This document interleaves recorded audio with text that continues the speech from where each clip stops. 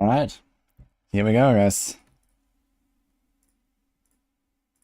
We are back home. Welcome. That was a journey.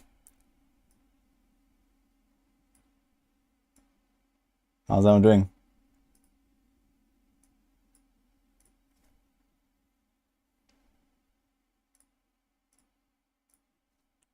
Hey, it's okay. Hey, left on. 144p cam. Wait, what happened? You want big cam?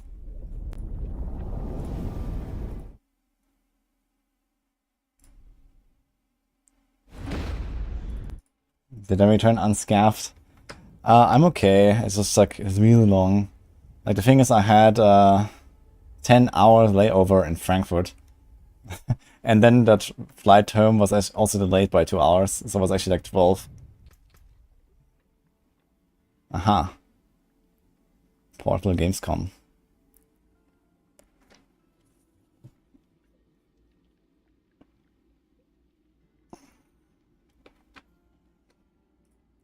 Okay. Yo, Daryl, thank you.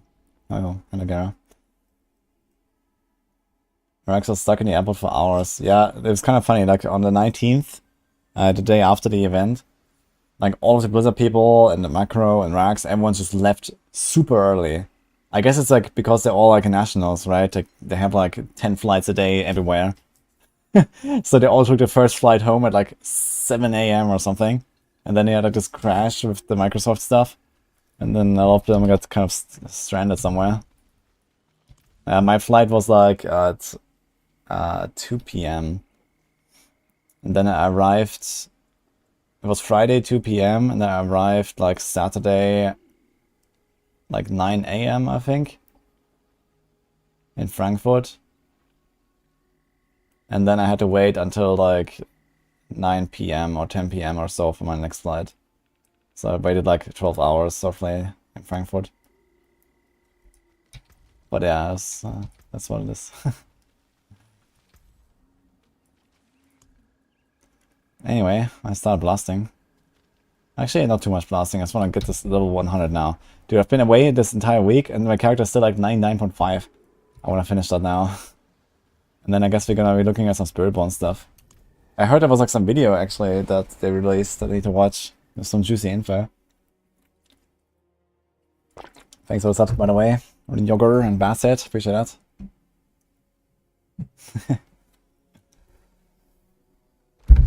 Yeah, also we had some subs last time when I was doing the Blizzard stream from the Xbox offices. I didn't have any alerts on, so I kind of like missed all of them.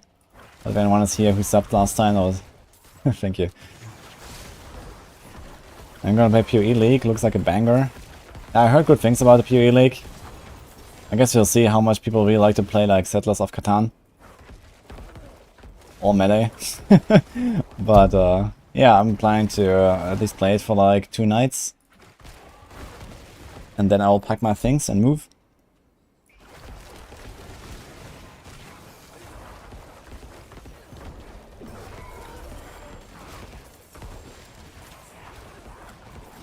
Not really info, I forgot to censor.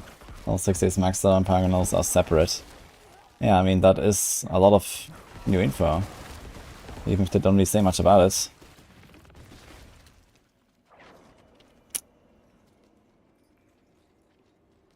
Yeah, I'm in Bulgaria, Bo. I had a shocking moment when you first saw Rax without his hoodie. I did have a shocking moment, actually. I didn't recognize him. Wait, did Rax show himself without the hoodie, by the way? Or not?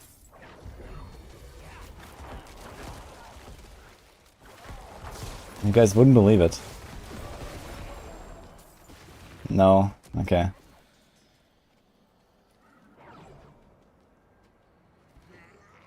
On Instagram.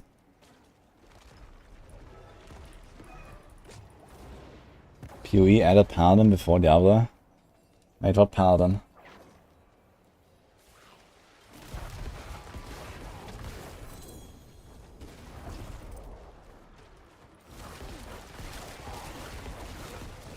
You all know he has long hair, but never actually confirmed. I won a PC, yeah, so I heard apparently.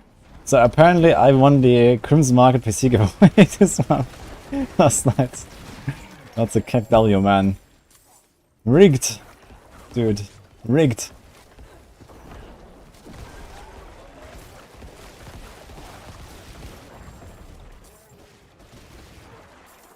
Yeah, I don't know what to do with the next PC right now, but I guess we'll find...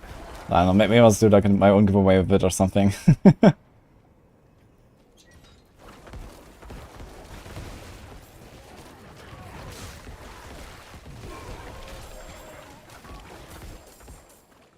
I mean, there may be a chance that I will actually use a second PC. Maybe somewhere else, basically not at home. So maybe that could be an option, so I don't know. We'll see.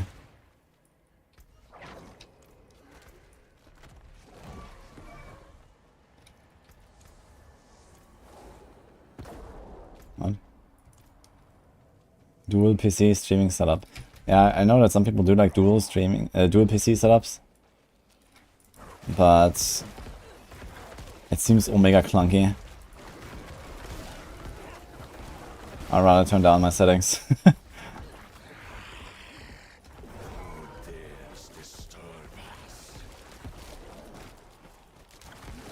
We don't want it, just saying. Okay, I'll keep you in mind. Oh, thank you, Alexander. I owe Rax a month of raids. I mean, I raid Rax like every 3 days or something. Like, maybe not that often, but I do raid him very often.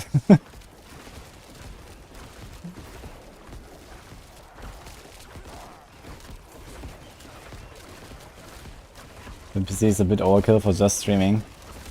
Okay, then if you're not streaming with the PC, then what else do you need it for? The question now. If it's overkill for streaming, then what is it not overkill for?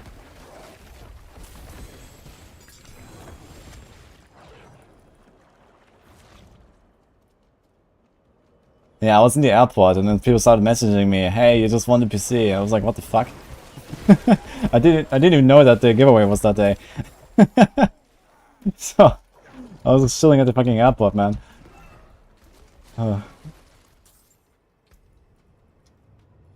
Funny.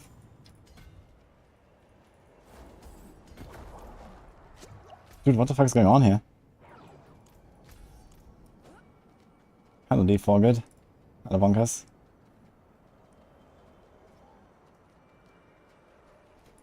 What I'm feeling pumped about the next phase of the game. Well, it seems like that Blizzard is basically retuning a lot of stuff for the expansion. It's not just, okay, there's a Spiritborn now in the new zone. But, you know, they are reworking levels, they're reworking paragons, they're adding a lot of other new stuff, new systems, new content, and so on. And, you know, the game is like doing like a big step forward. I'm not sure what I'm really most excited for. But yeah, we're getting into, you know, open the door. Yeah, I can't spill too many things. I have seen some things that unfortunately I can't tell you about yet. But either way, lots of cool stuff coming.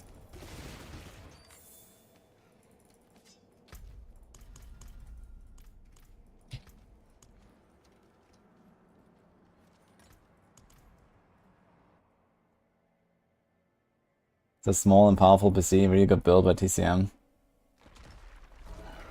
Yeah, like this small power package. It would be good. Maybe I'll take that on, like, you know, on a trip or something, and then I can stream from anywhere. How long is left for the world boss? It doesn't tell me now in dungeon. I can check after. 1 hour 16. Yeah, something's up with the timer on Max. I'm not sure what's going on there. Thank you, Alexander.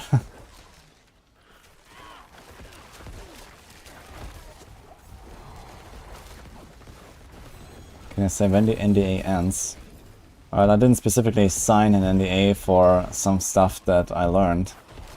You know, I have like a general one, but I cannot tell you, no.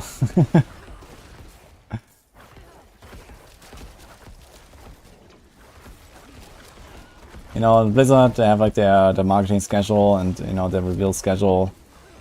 So they're gonna show off some stuff, you know, like 2 days ago, and then they're gonna show off some other stuff somewhere else.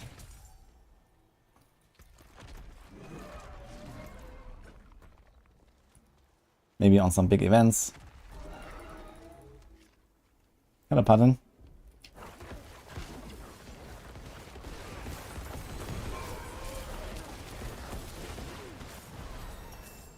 Crucible.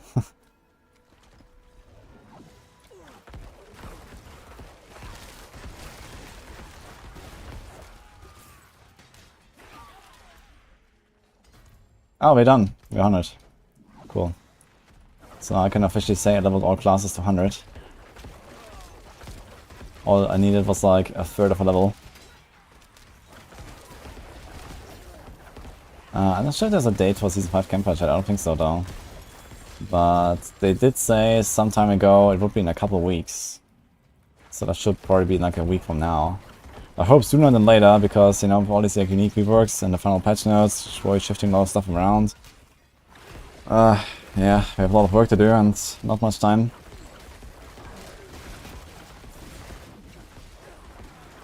I will still be playing Rogue in Season 5. I will play Rogue in Season 5, yes. Mod build will be good from 1 to 50. Barrage.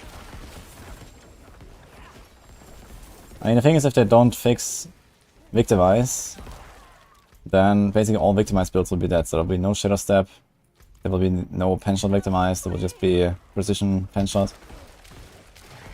And then there will be no Heartseeker. So basically Barrage is gonna pop off really hard. Rapid Fire. Andariels.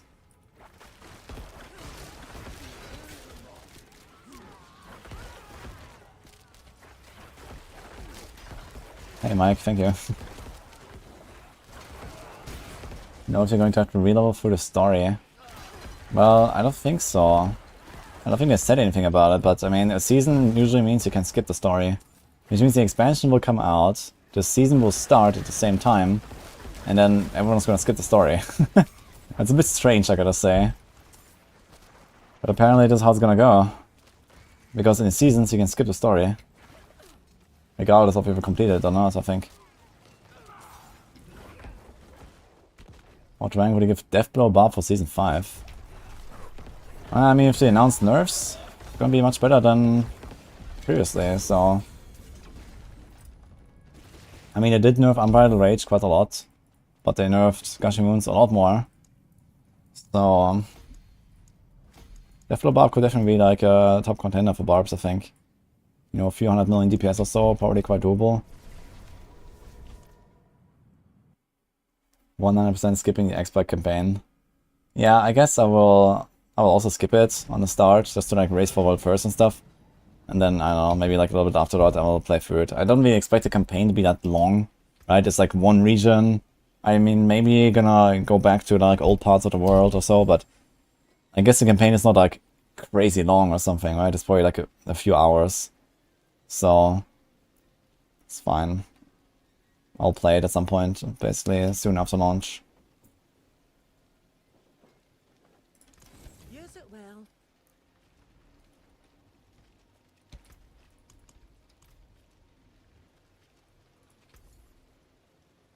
Shame that. Hello, shiny. Not a bad pull, that.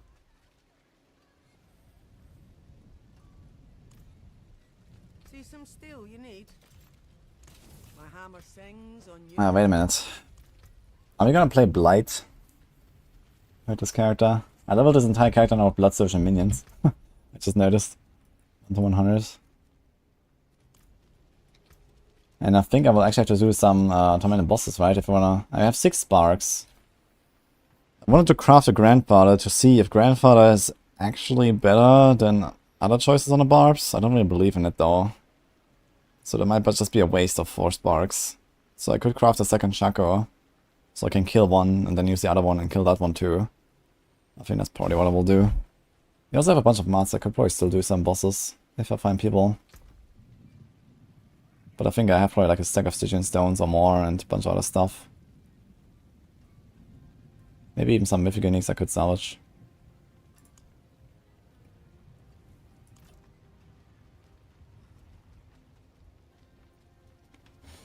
We need more info on D4 add-on, just 10 weeks out, we don't know anything. Yes, luckily there will be announcements for stuff.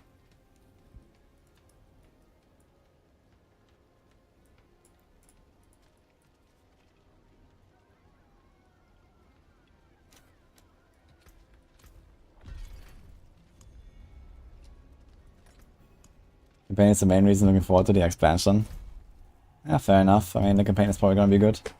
Like running around in this Nahantu jungle and looking at the you know, the different layouts in the zone, and you know, there's like certainly some, like I saw some things there that definitely look like they're campaign, like, you know, zones or like campaign areas or something that look kind of cool. So it's kind of funny to like walk around there and try to imagine like what's actually gonna happen there. Yeah, I still have to do my own like campaign playthrough actually for like the full RP playthrough with all cutscenes and stuff. I haven't done that yet. I should do that in the next days.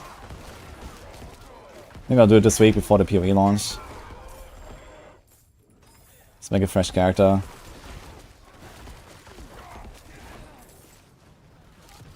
There's like one thing I wanted to try, which is the ball lightning Andariel Sorc. Remember?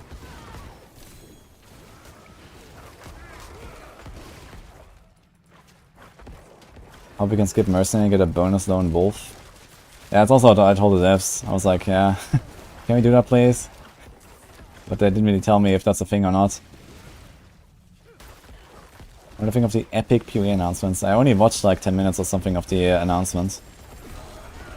So everyone seems very hyped about PoE. So that's good, I guess. I don't really know why yet.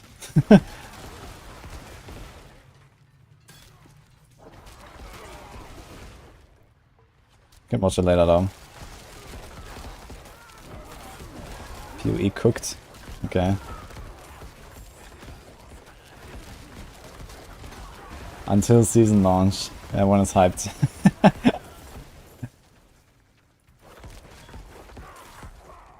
Okay, I mean I saw the trading stuff. And the league mechanic with the, you know, build your town kind of thing. But I can't really imagine a lot of people will enjoy this building your town thing, but who knows, maybe. Yeah, I mean the currency exchange is cool, but it doesn't really do much of the game itself.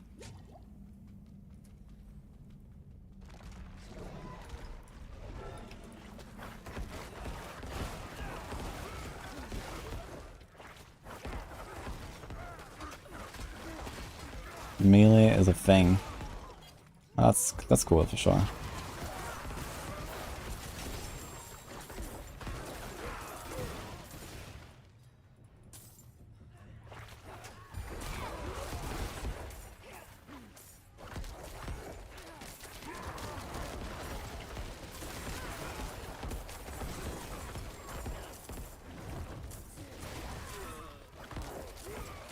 Building your own town will be amazing. I know, it seems like so anti-ARPG. Like this whole like build your town and then like, you know, send your guys out and I don't know, all that stuff, right? I can't imagine like the typical like zoomer PoE blaster actually wants to do that. But I don't know, maybe it's gonna be very well received.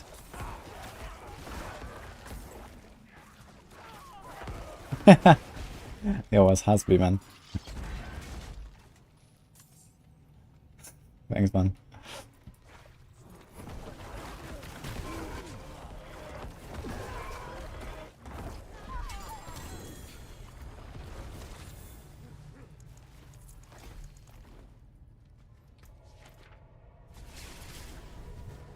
Light and Heist is also anti-RPG. Blight is okay. And I mean, Heist was only anti-RPG for like 2 days until they made it, just kill everything. So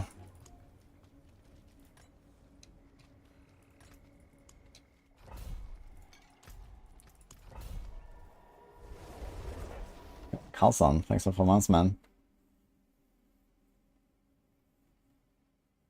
What time I finally got back? I got back like 15 hours ago.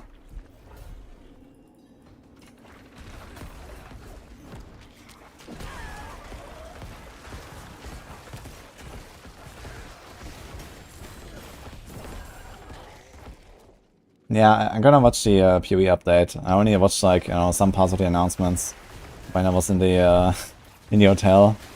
But this was like late at night and was sleepy, and then I just like went to bed. So we can watch that later. Actually, let's do it now. I want to watch the Spiritborn stuff, and we can watch the PoE stuff as well. I guess all people here are gonna play some PoE anyway, since there's not much going on here now. So season 5.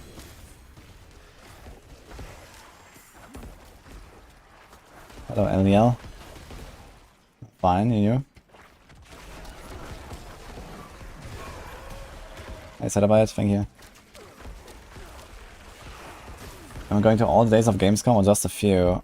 I think the first 4. I will skip the last day.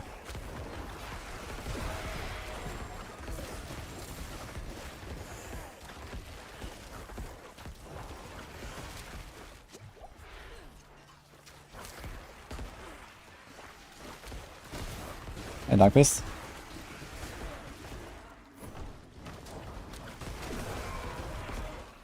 Possible TB can be top tier in season 5. TB is already really good anyway. And with Victimize being dead for next season potentially. Yeah. It's actually looking pretty good for TB, I guess.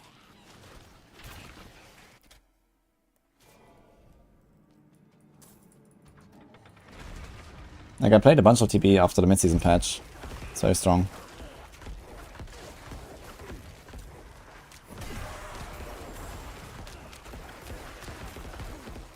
Especially like next patch with the changes to the Dark Shrouds. Like, one of the biggest downsides of Twisting Blades right now is that you don't survive so well. But next season you're gonna lose 1 Dark Shroud at max every 1.5 seconds. So many builds are gonna be way tankier now. Because you don't just run around with no Dark Shrouds.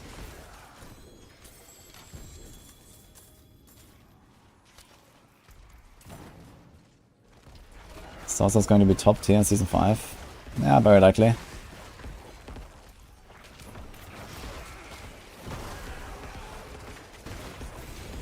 I guess it might be just like Sorcs and Rogues basically.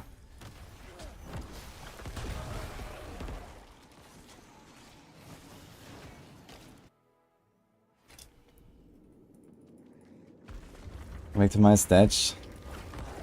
Yeah, I mean, they still have to fix Victimize. If they don't fix Victimize the way it was on the PTR, then Victimize is dead, yes. So, you have to see, but... What about Druids? I mean, it seems like everything is gonna be good anyway next season, so... They nerfed the Barbs finally. They're buffing a lot of stuff on Sorc, on Druids. I guess Necros are probably in need of the most help for now in season 5, so we'll see what they will do there. We can't really say much about like the overall like build balance though, because there's a lot of builds that have build defining uniques. Every unique is getting mega buffs. You know, some builds even have 2 uniques like Blood Surge or Fireball, and we have no idea how much they're gonna buff them. So.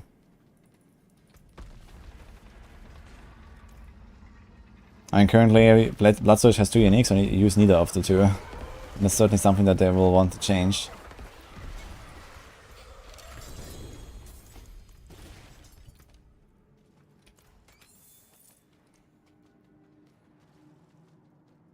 And change the Exile Gauntlet pants. Yeah, I mean, I have to because it sucks. Thank you, Wanderer. Without you, I'd be dead. Actually, what's my Angel Breath? From here. 2k. Please. Yeah. Take this. Leaf Iron 5.8k. So this is like roughly one build, right? Yeah, it's like roughly one build in the phone. Alright. I mean, the plan is that at the end of the week, well, not the end of the week, I guess in 4 days is when PoE starts, right? So in 4 days, I need to kill my rogue, my druid, my Sorc, and probably my Barb. And maybe the Necro. I'm not sure what I'll do with the Necro though. But at least 3. Why is the game director changed? They have not actually. It's just that they have a separate game director for the expansion, which is Brent Gibson.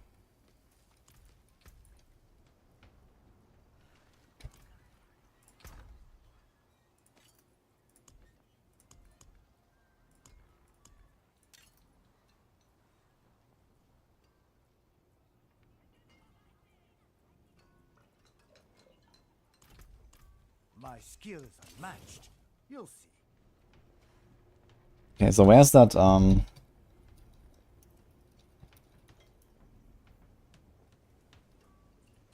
new Spiritborn class? I wanna watch that video with the Spiritborn stuff that people linked. Inside the game. Okay, this is the class trailer, right? This is the video. Oh, it's 5.5 minutes. Oh my god, that's loud.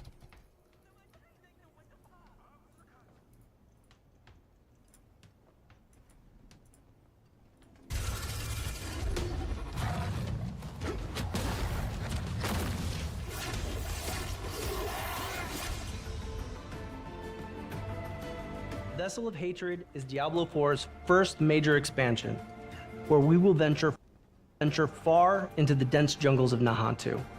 It's an ancient place with a deep connection to the spirit realm, and it's here that we find our new class.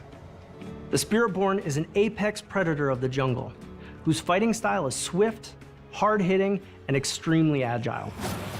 They are warriors with the ability to call massive spirit guardians directly into battle. Their speed in combat makes them one of the most mobile classes in the game, and their ability to blend powers from multiple spirit guardians makes them the most customizable as well. So without further ado, let's take a look at Diablo 4's all-new class, the Spiritborn. There's a whole story to tell with these spirit guardians. It's a class that's so rooted in the world of Nahantu. They're able to connect with the spirit realm in a way that no other people have. You call the spirit guardians into battle with you. They infuse all of your skills and you channel and fight alongside them. I remember early in development, the class team coming to me so excited about this piece of concept art. It was a hero holding this quarterstaff high into the sky, and this massive spirit creature was rising up behind him. And that's where the Spiritborn began. Yeah, I got home like 15 hours ago. The Spirit Guardians are the 4 main spirits that the Spiritborn works with. We have the eagle, the centipede, the jaguar, and the gorilla. It's kind of funny to like, you know, see the guys that were, you know, I was hanging out with, you know, this is Bjorn and the other guy, Brent. And, you know, we're like hanging out there at the office and stuff like that, and now seeing them in the video again. Based around precision and impact and movement throughout the battlefield. They're really good at taking down priority targets and getting in and out of combat. With the centipede, Spirit a lot Beyond. of that is about crowd control. You have poison primarily that helps slowly over time kind of take them down and feed that poison into them. The jaguar is a fire damage type, which if you think about fire, it's fast, it's ferocious, it's vicious. It's all about that hard, swift, slashing, hitting action that you would expect from a predator, a hunter. The gorilla is very defensive. When you think of a tank type of class or a fighting style, that's the gorilla. They're able to both take damage but also deal it back to anybody who hurts them. I think we're covering a nice spectrum of themes going from the gorilla to the centipede. It gives players a lot to choose from.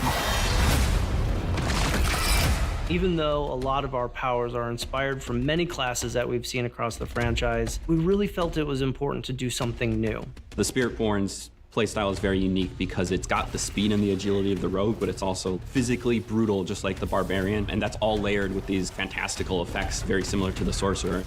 Combat feel is really important. It feels very different than any of the other classes, while still feeling very visceral and impactful. You can assign skills for any of the Spirit Guardians to your skill bar, like maybe something from Jaguar that you want to hit quick and you want to hit hard, but you also want to have an option to defend yourself and maybe take a step back, so then you would choose something from the Gorilla skill kit instead. The Spiritborn's class mechanic is called the Spirit Hall. Players can choose from the 4 spirits to empower their skills with a passive ability that allows them to further customize their builds with devastating effects based on each spirit's core themes. There's a playstyle to fit anyone. If the lightning eagle really resonates, you can go full eagle, or you can mix and match and do whatever you like depending on how you like to play. The ultimates are all pretty amazing because you manifest the entire spirit into the world and they destroy everything for you while powering you up. The centipede, for example, it bursts out of the ground. It's basically throwing poison everywhere, and it just feels really awesome, and it makes you feel insanely powerful. The Spiritborn's bringing 2 new weapons to the game. The first one was the glaive. It's a double-bladed staff weapon that's very focused around heavy damage. Eagle stuff is really cool. It's probably gonna be like what I will start with, actually. I think Eagle's gonna be very powerful. Fighting style that the Spiritborn has. The second new weapon I've that been the doing a lot of Spiritborn is Theorycrafting bringing already. is the quarterstaff. It's a very fast and very agile weapon. They're often punching or kicking their enemies, but if they want to extend themselves into battle, the glaive and the quarterstaff really allow them to do that. Along with these new weapon types, the Spiritborn will 524 DPS is now the max on a 200. That's like roughly 1/7 of current weapons or something. How much is this? Yeah, 3,677. It's like 1/7 pretty much. 277 life. The additive numbers are still the wait, no, that's actually half, right? For 200 weapons. 120 damage over time. It's not half. Percent damage is actually... Okay, the rebalances in general a bit. This is like 2/3. This is like 5/6. Life is way lower. Life is like also roughly a 1/6.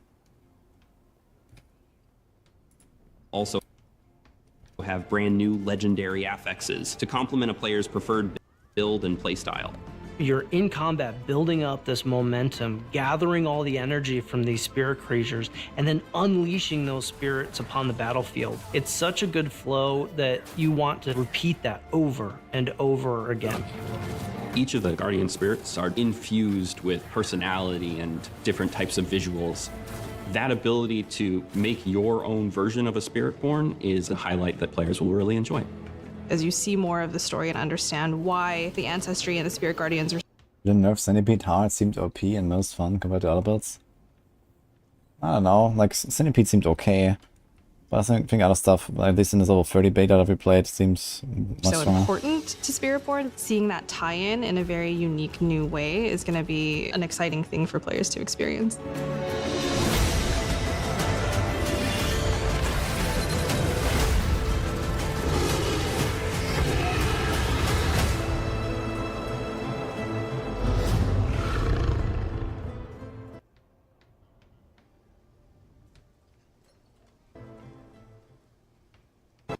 Okay, let's see this again. It was like a 330. Choose from the 4 spirits.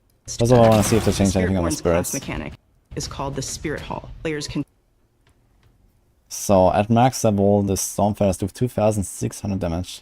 choose from the 4 spirits to empower their skills with a It seems to be the same. 10% of maximum life, 190.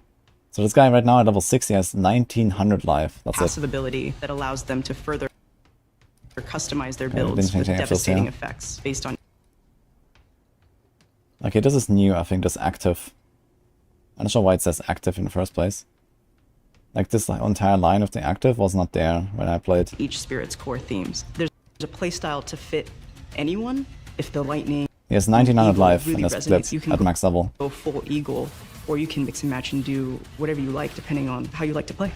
The ultimates are all pretty amazing because you manifest the entire spirit into the world and they destroy everything for you while powering you up.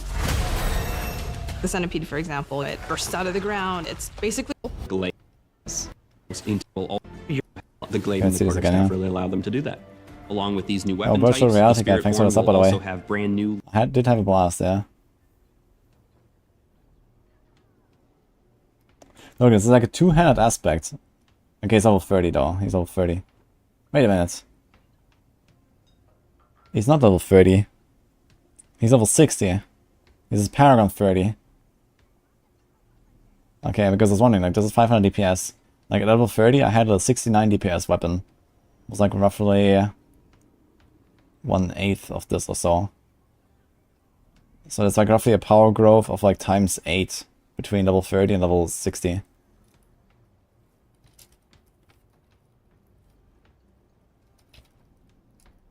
Times 7.6 actually. So I need to find like what is the 30th root of this. Can I do this here?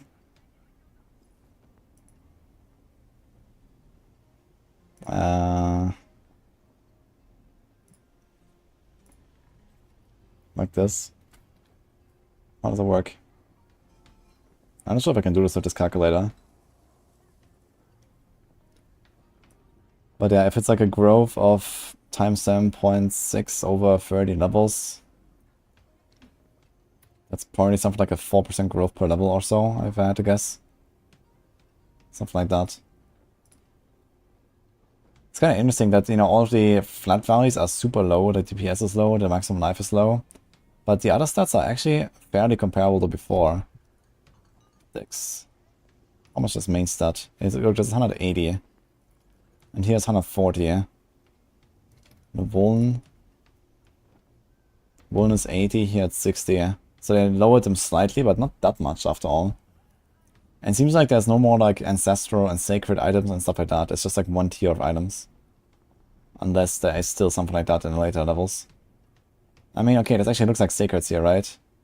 Yeah, there's actually, yeah, there's still sacreds. So maybe those still exist, actually. Everything but the weapon and the helm are sacreds. So maybe that's still there. Yes. It's not max item level. Yeah, there's no item power listed here, so we don't know. Like, item power is gone. It doesn't show anymore. Legendary affixes to complement a player's preferred build and playstyle. You're in combat, building up this momentum, gathering all the energy from these spirit Guardian, An Wasn't like this other Spirit scene? Depending equals Spiritborn's class. from Jaguar that So here, I wonder what they did there. There's no number you on want to the hit quick and you want to hit XP hard, bar. but you also want to have an option to defend yourself But here, again, there's like no number, but there's like the Paragon bar. and maybe take a step back, so then you would choose something from the Gorilla skill kit instead. The Spiritborn's class mechanic is called the And here we see 60, and then in parent basis 1.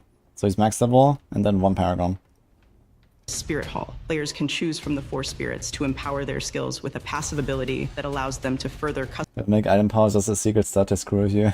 customize their Maybe. builds with devastating effects based on each spirit's core themes. There's a playstyle to fit anyone.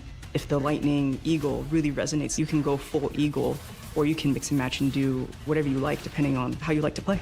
The ultimates are all pretty amazing because you manifest the entire spirit into the world and they destroy everything for you while powering you up. The centipede, for example, it bursts out of the ground. Criticism would be that the centipede was so much stronger than other forms. It's Yeah, I don't know, like Rex told me about the centipede like destroying everything one shot, and I was like, huh? Why did that not happen to me? But I'm not sure what he did there. basically throw I mean, again, there's like no level 30 stuff, right?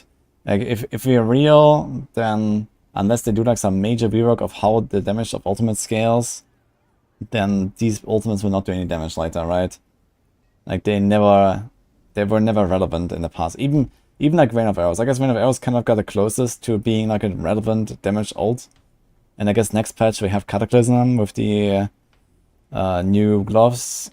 You can basically play a Hurricane Druid, but of Cataclysm. It's just like a scuffed version of a Hurricane Druid.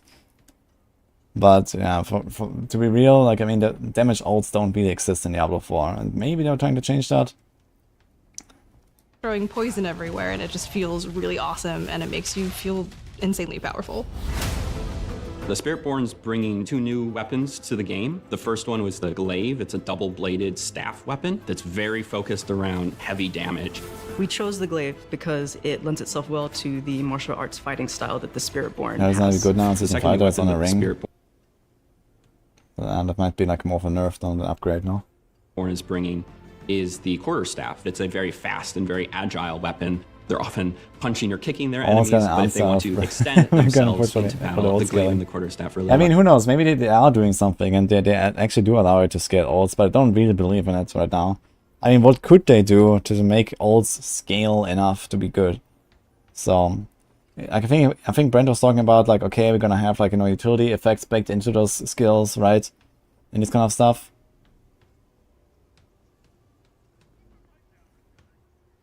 Oh, thanks, Gore Spiller, by the way. Yeah, Sandy Beat is probably my favorite theme, but the way it looks like now, I'll probably do Raise the World first as Eagle. But yeah, I guess we'll see if we learn more things or something. I think item power is gone for good. I mean, maybe don't put it in the items anymore, but maybe it's just like a hidden stat now. Imagining aspect of scale ult damage. Yeah, I mean, there could be ways to do that, right? But I feel like also like the ults are like all over the place. You know, most of them just do nothing, and then we don't know to what degree they do nothing, right? You know, some of them do more nothing than others. So, I guess if they actually want to try to start balancing them out, it will take quite a while to actually get everything in the right place. allow them to do Spiritborn that. core stat is Along dexterity. with these new weapon types, the Spiritborn will also have brand new So glaive goes up to 70 damage to elites. It's actually not that little, I feel. For example, here, if you look at like 925 polar arm, there's 32 vuln damage. Here's 105 overpower. 70 elites actually kind of noticeable, but I mean, quarterstaff will always win, I guess. Is 70 elite really relevant? I mean, if this is actually, you know, there can still be sacred and ancestral items, then these stats are gonna go way higher actually, and not lower than before. Which is kind of strange, because the DPS is way lower. But the stats might go way higher if you can actually get sacreds and ancestrals. So it's a bit weird. And this guy's already Paragon 30. It seems like they just have like screenshots of like completely different versions of the game. Like here, the 30 Paragon is displayed completely different as in the other clip. quarterstaff. How really to the mechanic is Yeah, here it says 60 and 1. And it's not like blue. called the spirit. The first And here it's just like blue, the Spiritborn will 30, and that's it. also have brand new legendary affixes to complement a player's preferred build and playstyle. You're in combat, building up this momentum, gathering all the energy from these spirit creatures, and then unleashing those spirits upon the battlefield. It's such a good flow that you want to repeat that over Sorc's ult's dead. Yeah, Sorc has very good ults. and over again. Each of the guardian spirits are infused with personality and different types of visuals. That ability to make your own version of a Spiritborn is a highlight that players will really enjoy. As you see more of the story and understand why the ancestry and the spirit guardians are so important to Spiritborn, seeing Different that builds as tie-in massive in a content very creators. unique new Yes. way is going to be an exciting thing for players to experience.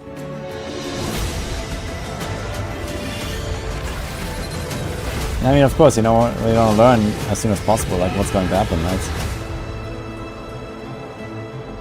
I also need to, you know, prepare stuff with max roll and so on, so, you know, if you learn earlier, like, you know, what is going to work how, and, you know, like, this is important, right? We need, like, weeks to prepare for this as well. Like, you know, if you're gonna, like, adjust how we write guides or build guide templates and stuff like that, so any information we get is important here. Spirit's core themes. There's a playstyle to fit anyone. If the lightning eagle really resonates, you can go full eagle, or you can mix and match and do whatever you like. You can go depending on full how you like eagle, to play. man. The ultimates are Never all go full eagle. At least get Russian claw, guys. Why does this thing have like 50% downwards, man? What the fuck is going on there? Interesting. New druids. Everyone says stuff about druids.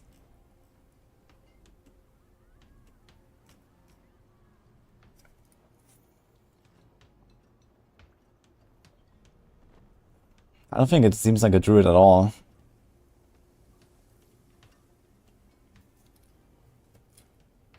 But 10% gets hate downwards on everything they post. Yeah, it seems so. It's kind of stupid. 50% people who wanted to play D4 Paladin. Someone said something about PoE Paladin. So what did I miss there? Where's the Paladin coming from?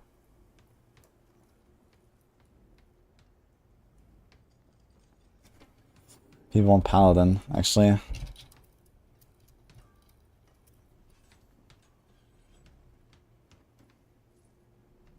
It's unreal how gaudy PoE is.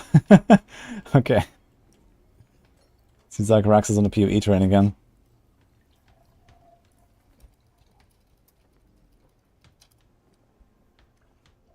Ah, here. So I made it to like roughly a third. So this is how far I watched so far, 18 minutes in. So I saw like basically the town building and the market and also it. PoE2 is getting the Templar. Ah, you mean the Templar that PoE1 didn't have? Okay. There's a Paladin NTX in PoE. Ah, okay. This one you to have a Yeah, I want to Once finish you watching meet this that here so I understand what's going on. Okay, this was the Gladiator rework. Kind of cool. And I think that's like the Raider reworks. That's I also want to see. Maybe I'm going to play a Raider. condition, you can unleash devastation on your foes. Here we have Eviscerate, which requires you to have a shield. Or for those who like to dual wield, Sword Storm, which is great for obliterating bosses. Here we have the Divine Retribution skill. This one has the condition requiring you to block. You can then unleash a devastating spell, causing lightning bolts to strike the ground in an X shape around your target location, doing huge amounts of damage.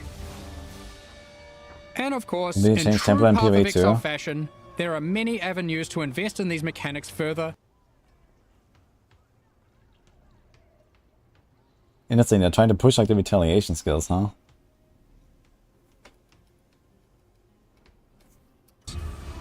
But I don't think it's gonna feel good anyway. Here we have the Divine Retribution skill. This one has the condition requiring you to block. You can then unleash a devastating spell, causing lightning bolts to strike the ground in an X shape around your target locus into the passive tree, and a new support gem. That's a passive You tree, are able yes, to on increase the PoE. leeway duration after meeting the condition, reduce the cooldowns, or just increase their damage.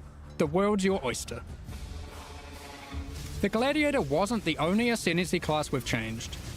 As we develop Path of Exile systems, we often find ourselves reusing mechanics, increasing their depth, and allowing more avenues to invest into them.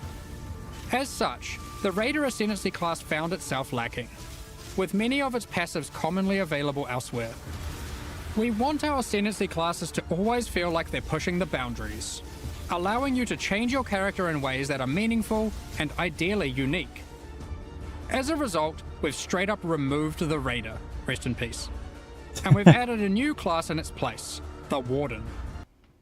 Which has the same artwork, but a different flavor text.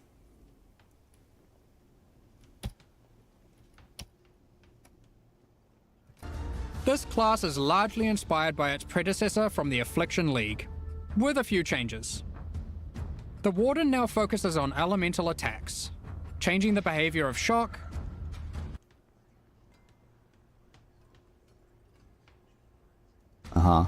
enhancing freeze, All force increase freeze duration, enemies are 20% per stack. Facing enemy removes all stacks of All Frost from them. All Frost lasts 10 seconds, refresh the duration of existing for All Frost. Okay. Interesting. and replacing Ignite with Scorch.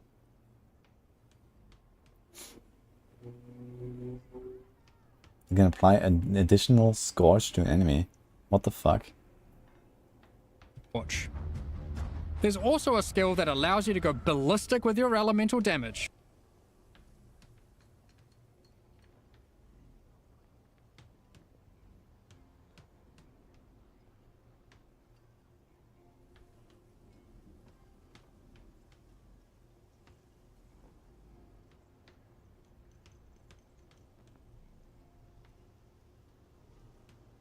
Okay, I need 100 Unbound Fury to use, and it's gonna be unbound for 10 seconds. So I need to generate 10 Unbound Fury per second.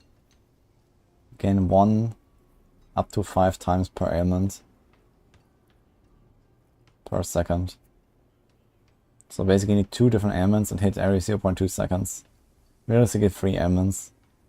I mean, you're always gonna include Scorch, you're always gonna include a Shock, and you're gonna include like very high attack speed. Then maybe, or maybe not, Freeze. 80% more ailment limit while unbound. Okay. Periodically.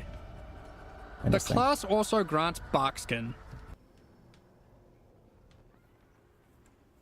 Attack reduced damage from physical attack hits, the more bark builds up. Higher chance to evade when less covered in barks. Which is a skill that can be used to mitigate physical damage from hits. After taking a number of hits, it increases your evasion, making it a great defensive choice. Finally, the last thing the Warden can specialize in is tinctures. Wait, they get tinctures as well.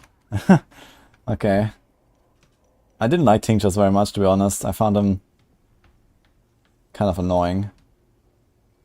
But okay. It's not that bad to remove buttons to press, I guess.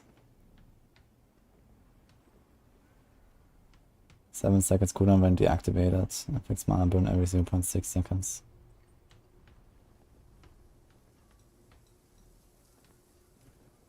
These are an alternative to flasks from the Affliction League. We're bringing them back with adjusted mechanics. From the Affliction League, we're bringing them back with adjusted mechanics. Dude, this has like so many nodes. It's like actually the Ascendency with the most nodes. 1, 2, 3, 4, 5, 6, 7, 8, 9 major nodes. It must be the one with the most.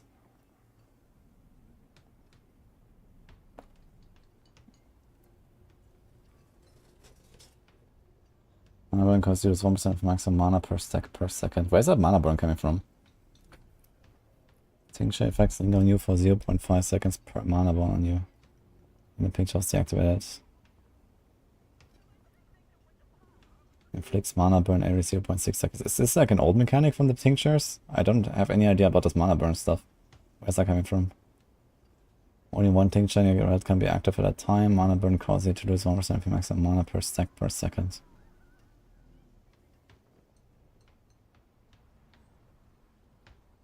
Okay, so you just activate it, and then you get like more and more mana burn until you deactivate it, and then reset it basically. To flasks from the Affliction League, we're bringing them back with adjusted mechanics.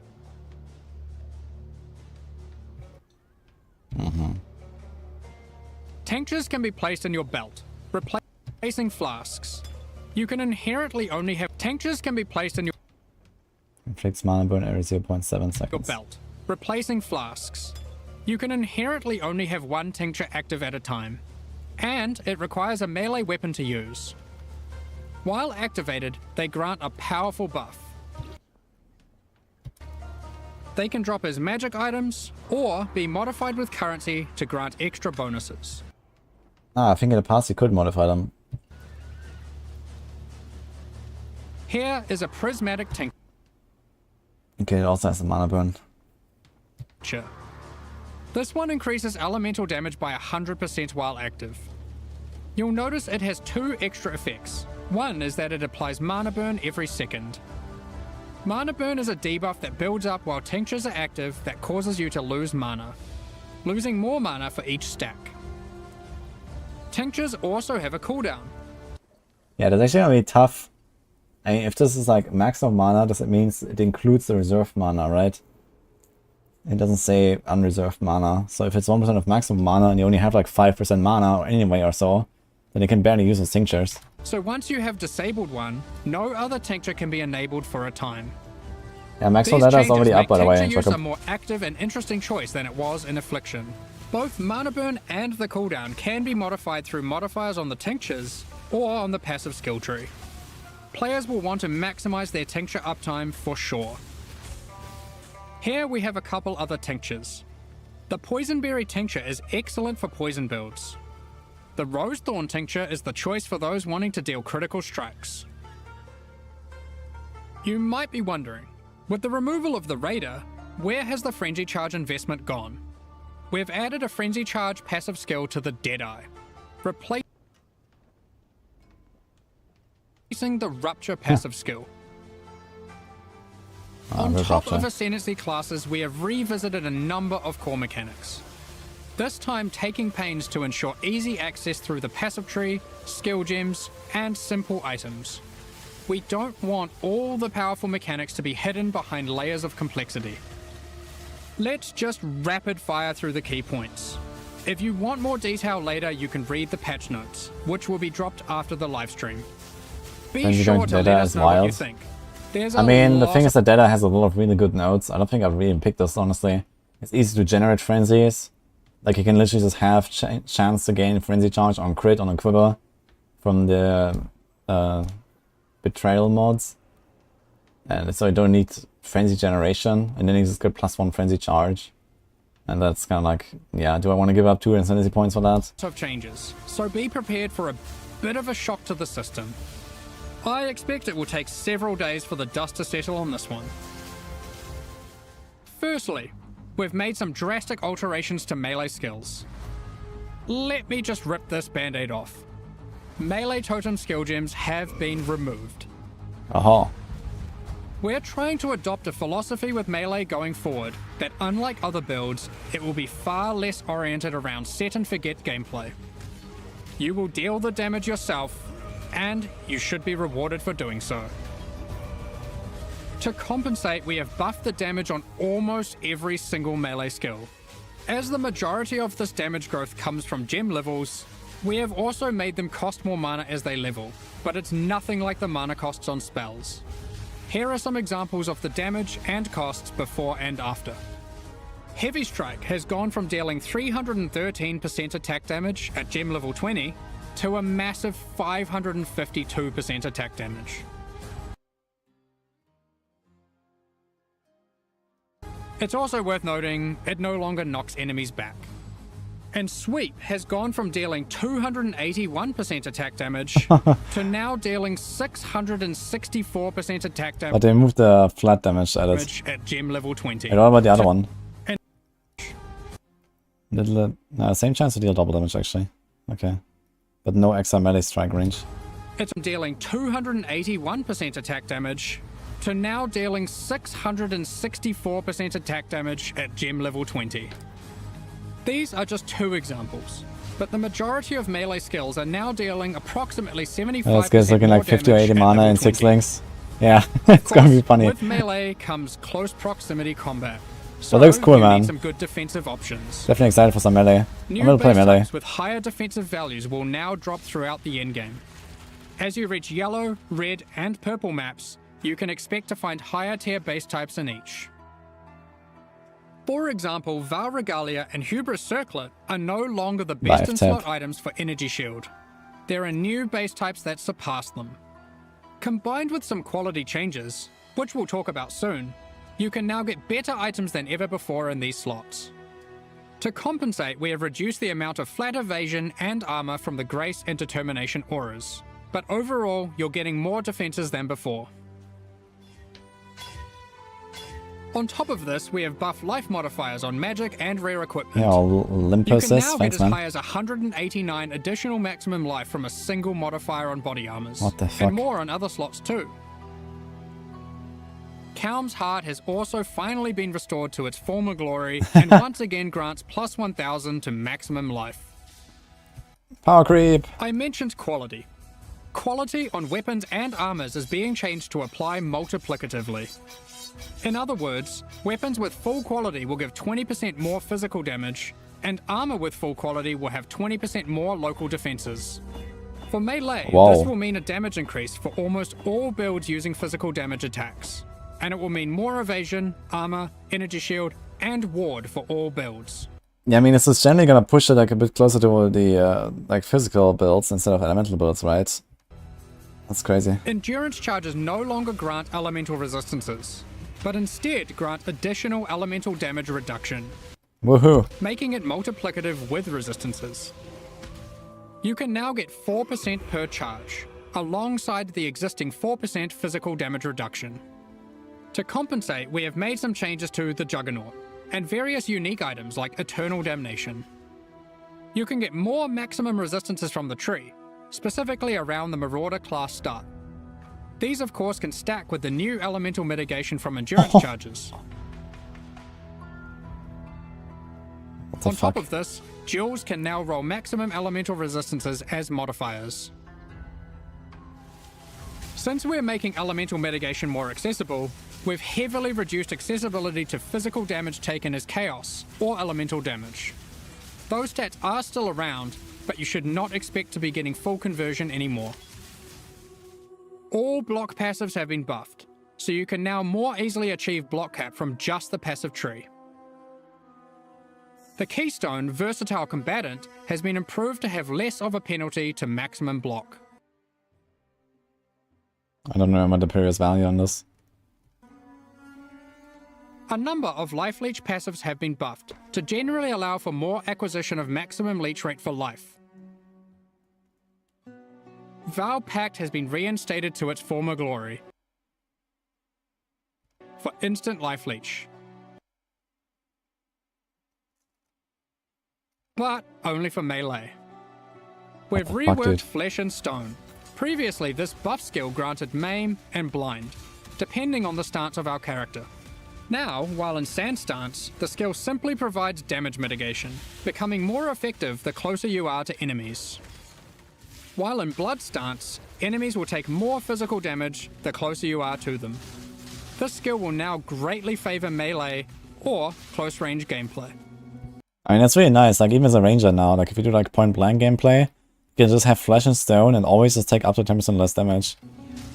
That's actually very good. Given we're doing a Kalguran League, Ward has also received a bit of attention. There are new... Yeah, there was, like, I saw something of, like, some incredible ward, like a new unique or something. It gave you, like, I don't know, like, 50% of your maximum life as ward or some shit. Like a chest. That seems completely broken. Uniques that grant Ward, and the base restoration of Ward is now faster. To compensate, Olroth's Resolve has been nerfed, but Ward loop builds will still be possible. Nah, this is next PoE Lake, it's starting on Friday. That was most of the purely defensive changes. I didn't watch Now let's look at some of the offensive and utility-based ones. There are more and better ways to deal with mana as an attacker on the southern hemisphere of the passive tree. It's really like a lot of physical stuff though, not really elemental. Wands, daggers, scepters, claws, and staves now have higher critical strike chance values than ever. Wands can go as high as 10% without modifiers. Sandstorm Visage has been made rarer to compensate, instead of reducing its power. For you wand attackers, Sandstorm Visage? wands now have higher Is that attack the one speed from than ever to Sanctum? compensate for their low damage. Wand exclusive skills such as Power Siphon, Kinetic Bolt, and Kinetic Blast now have faster attack times. Impale passives have been revised and in general buffed. Yeah, I guess you're gonna have to play some physical mini Buffs builds. granted by war cries are now simpler but more significant and more universal to builds. Okay, Rattling Cry. So attacks deals more damage per affected ally. Buff grants added attack damage equal to 3% of the damage of your main hand weapon. Okay, intimidating. So attacks deal double damage. They also now apply to allies by default. Banners have been reworked. Instead of having a reservation cost, they are now free. However, they don't grant a permanent buff. Banners now need to be placed for the effect to be active. Okay, so banners are basically replacing the totems now for the boss fights. While you have no place burning gain Valor, has a more area of effect and aura effect per Valor. You must gain Valor from melee combat to use this skill. You should consume all Valor to place a banner within an aura. Aura will be larger and more powerful the more Valor was consumed. Banner lasts for duration, will end early if you leave the aura. Or use the skill. Okay, so base duration is 10 seconds. So it says you gain Valor from melee combat, but it doesn't really say like how exactly. Banner grants source and more melee physical damage of melee skills. It says 5% more aura effect and area effect per Veiler. So let's say you have 20 Veiler, it's like double. So it's like 8% more. You have 40 Veiler, it's like triple. You have 12% more. Seems like he has 48. It doesn't say what's the maximum Veiler. But let's say it can have at least 50. So it can have 250% more aura effect. Which means 3.5 times this, which is 14% more physical damage. That's pretty good. However, once placed, they are far more powerful than before. Yo, Necromans, there thanks are for the new prime. ways to prolong the effects and more ways to invest in them than ever before. Plus 30 to maximum. Here. Veiler is gained while you have a banner skill and augments the power of those skills. Ready for to gain one Veiler on melee kill or on melee hit against rare enemies more than once every 0.5 seconds up to a maximum of 50. Okay, so if you add 30 maximum Veiler, you can go to 80, and then you get 400% effect extra, so you have 20% extra instead of 14. So if you actually manage to get that fully stacked up, well, it'll be a 5.2% damage increase for 1, 2, 3 points, if 4 points like this, if you don't go to the left side. It's not that crazy, and you have to stack up the Veiler. Rage has been made more fundamental and discoverable. Rage is now multiplicative attack damage, but no longer inherently grants attack speed or movement speed. Damn. That's insane. It has a new cap, and you can find many new passive clusters that allow you to invest into the mechanic. The goal is to make Kinda sounds like you don't even want to use Berserk anymore. Rage more powerful as a baseline and less gated behind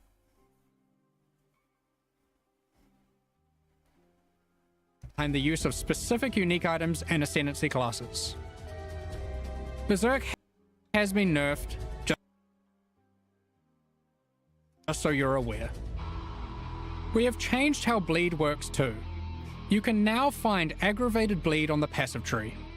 When applied, all bleeds on the enemy will deal damage as if the enemy is moving for the remainder of their duration. That's cool. The skill Ensnaring Arrow no longer interacts with bleed, so no more will you have to apply bleeds and swap to a bow.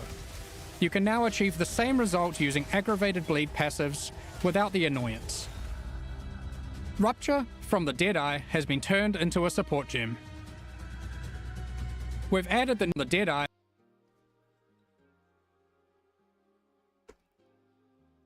has been turned that's into a kinda wild. support gem.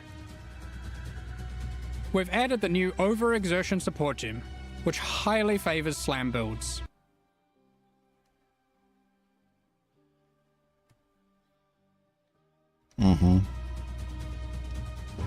Now, it's time to look at a hot topic, Magic Find.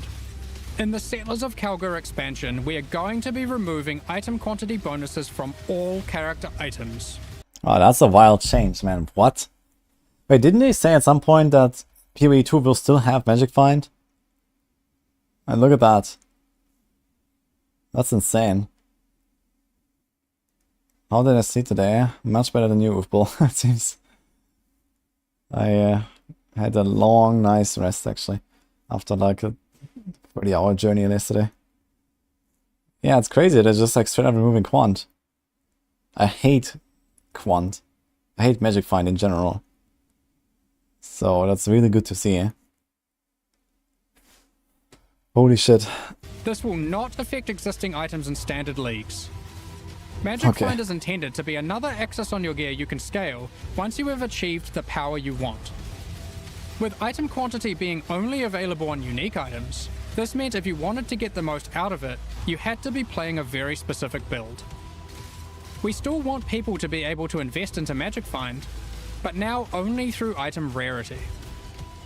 This can be obtained on a number of rare item slots, and by a much larger number of builds. What about Ventor's Gamble, you might ask? Here it is now. This is one of the might ask. Increase mana they put mana reservation efficiency on it. In addition to the rarity. Interesting. Here I guess they can also have like negative mana reservation now, right? So you can get like more now. cost of your mana. This is one of the biggest balance patches we've ever done. I can't promise that existing builds will all be safe. Even we aren't able to predict all the outcomes here, nor have we even gone into every single change, just the major ones. I don't know, man. Balance is hard. But the sheer number of new, viable options is exciting, especially for melee. And we're determined to drag the game in a better direction. Be sure to read the patch notes after this, it's going to be a ruckus. In 3.24, we overhauled the in-game experience by introducing a new tier of maps and reworking scarabs. We want to continue to improve these systems and introduce more exciting in-game content every league. 3.25 is no exception. Let's check out the myriad of changes coming in Settlers of Kalgur. First up, we are changing many scarabs. We won't go into too much detail. Yeah, I mean, I have not played the previous league too much, so I don't actually know all the scarabs by heart. But that's kind of interesting.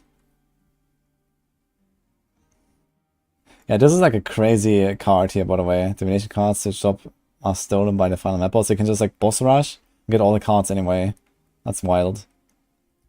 Here to avoid getting lost in the weeds, but here's a few new ones. Be sure to check out the patch notes after this for more detail.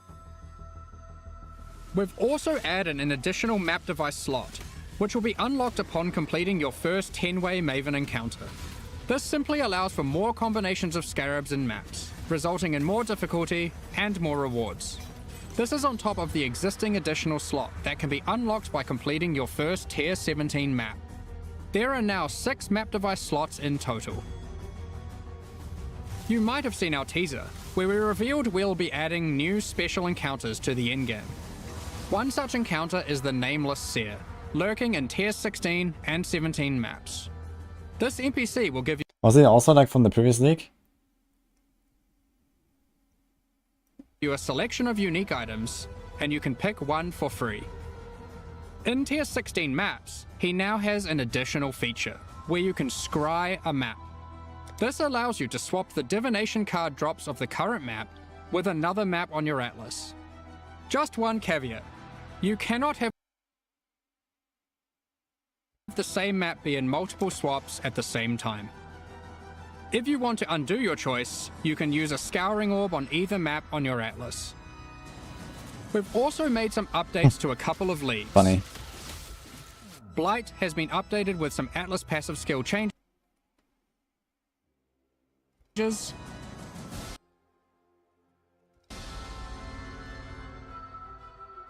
And double anointed amulets can now drop in Blight Ravaged maps. Oh, that's cool. That's really cool. I like that. We've also introduced a new type of oil that can only drop from Blighted and Blight Ravaged maps. Ritual has also been updated. You can now find one new and many reworked base types, new unique items,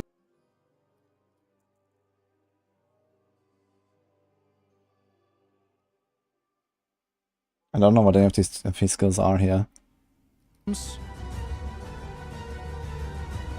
corpses you can use to raise as specters, and occasionally a fragment, granting access to the King in the Mist's boss fight from the Affliction League. He will drop a number of unique items that were familiar from the league. This is also new, right? The boss HP bar. This looks like very PoE 2 like. The boss HP bar. Max rolls but down. Not that which was taken, as it is now that which was taken away. I'll see if there's any update on that. However, he now drops a different modular jewel that you might recognize from the Necropolis League.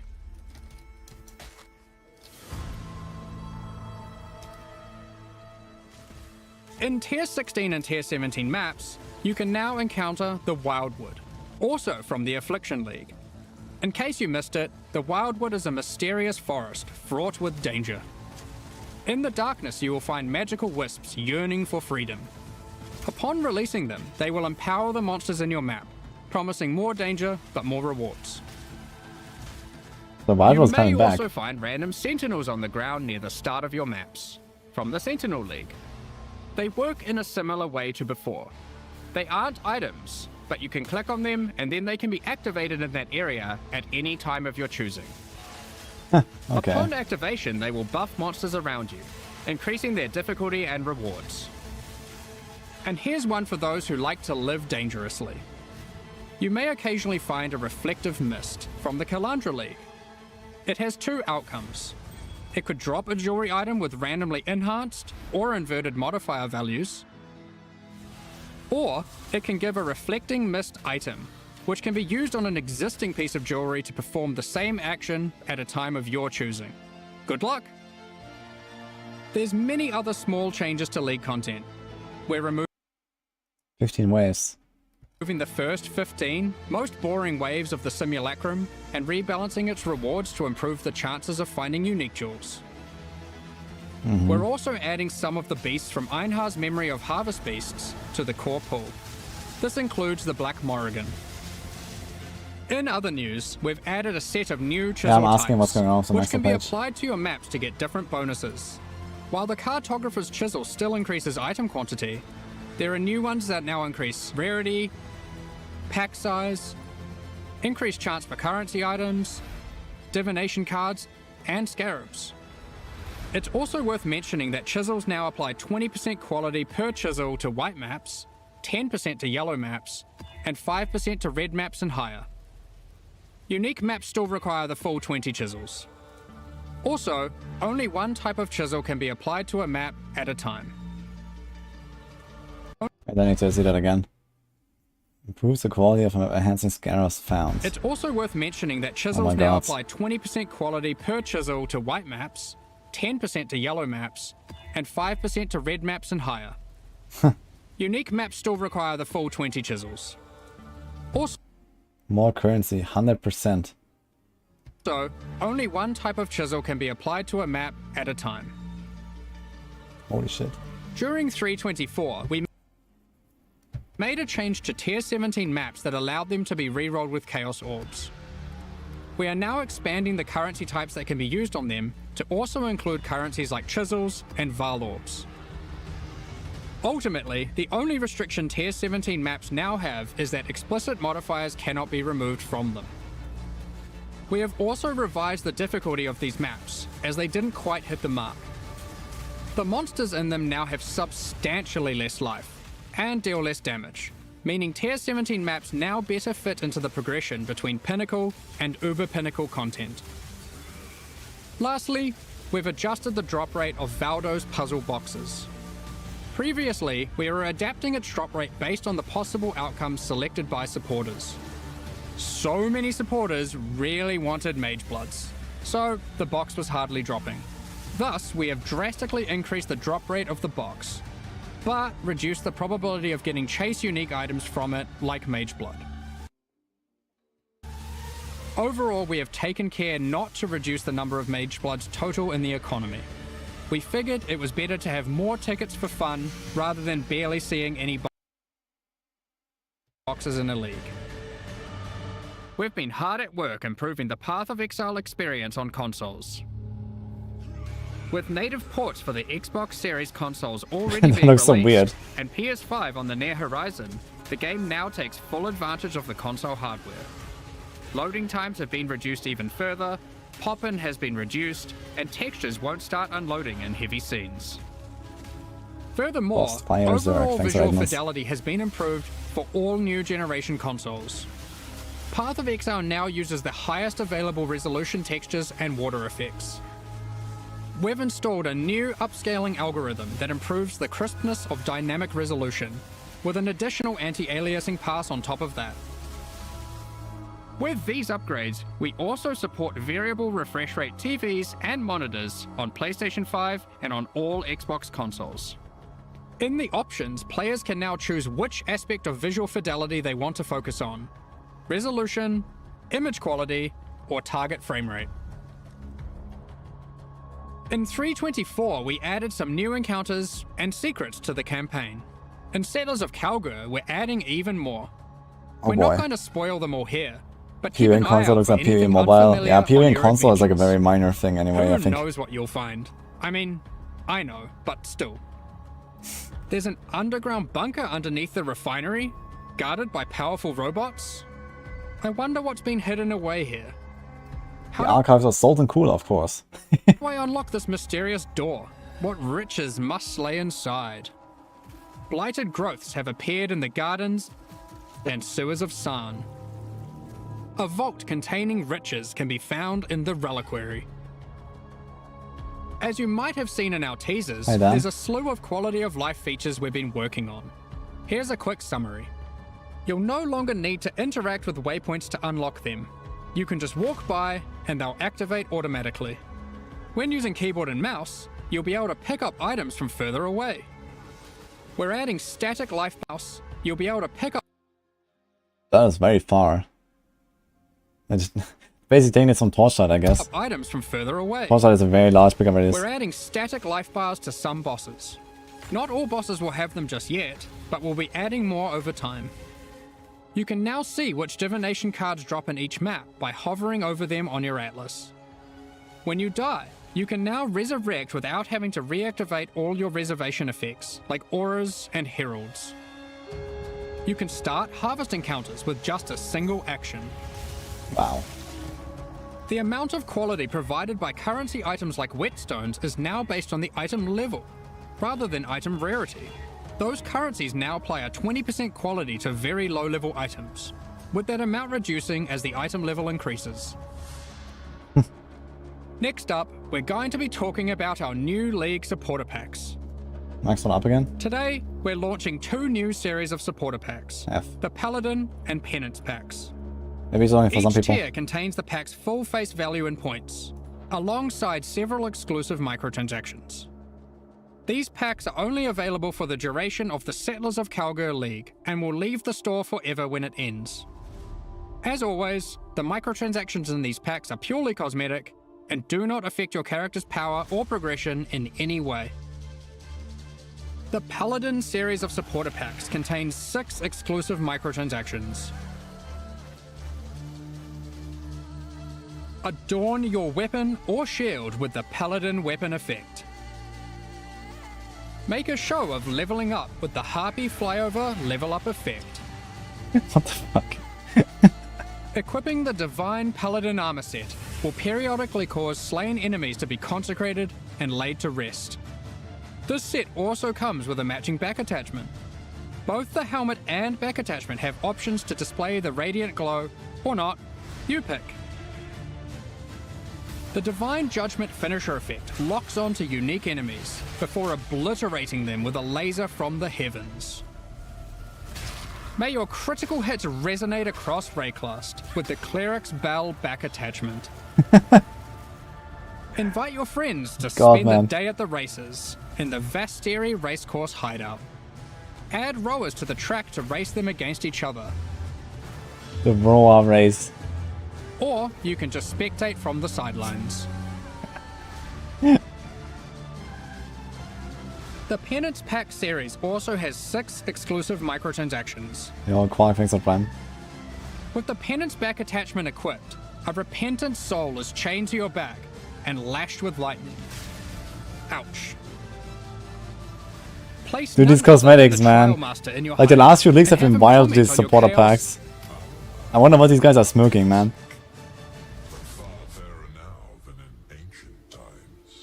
And Val crafting attempts.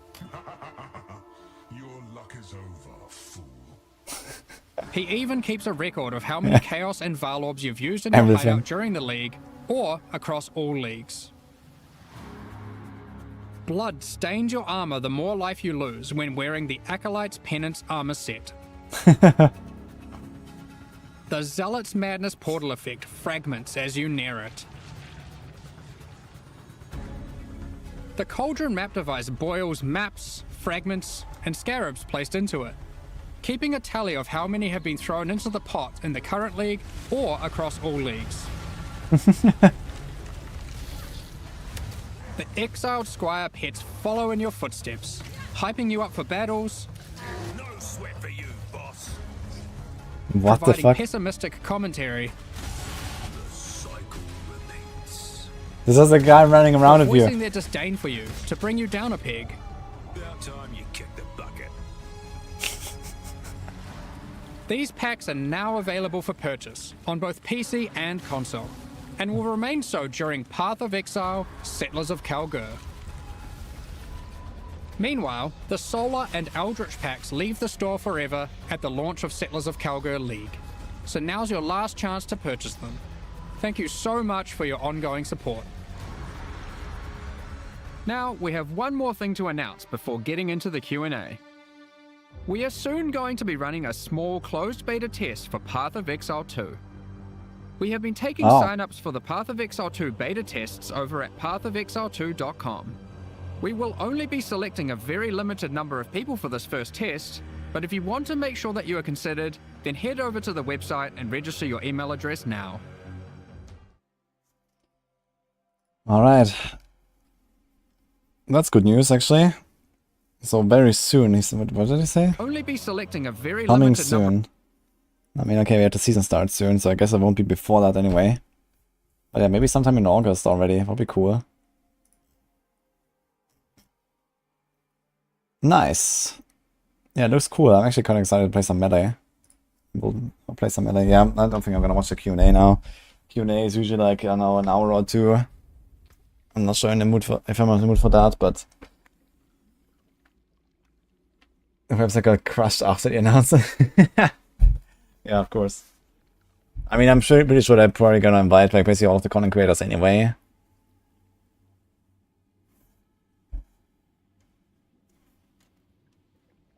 Need a pet like this in D4. Just a normal guy falling around, constantly shouting D4 bad. You imagine you could pay for that. Melee League, sounds fun though, no totems. I mean, the totems didn't really bother me, but just like generally buffs to all of the melee skills and then baked, like basically the totem power baked into the melee skills directly. I guess for most like, I mean, there are some of the benefits like to especially physical builds, right? The quality changes are huge for melee, for physical builds. The rage changes seem relatively large. So there is definitely like some overall buffs to melee, but mostly physical builds it seems. Which is a bit strange. But I'm not sure if they were like, you know, if elemental builds were like massively more powerful than physical or something.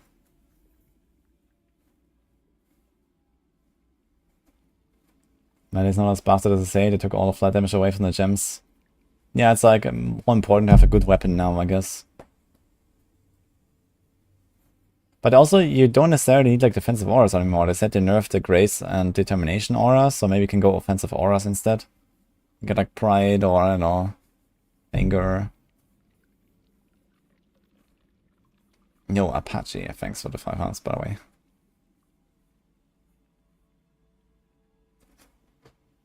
After this league, you want to play. I mean, the thing is that PoE 1 is like a very massive game. But it wouldn't hurt to like play some PoE 1 to get ready for PoE 2, because you're gonna recognize a lot of things way easier if you have seen them already in PoE 1. So that's kind of a big advantage out now, I think. Fizz needed totems. Yeah, the totems affected Fizz and elemental builds though, no? There was like attack speed and more melee damage. I don't think they were like physical.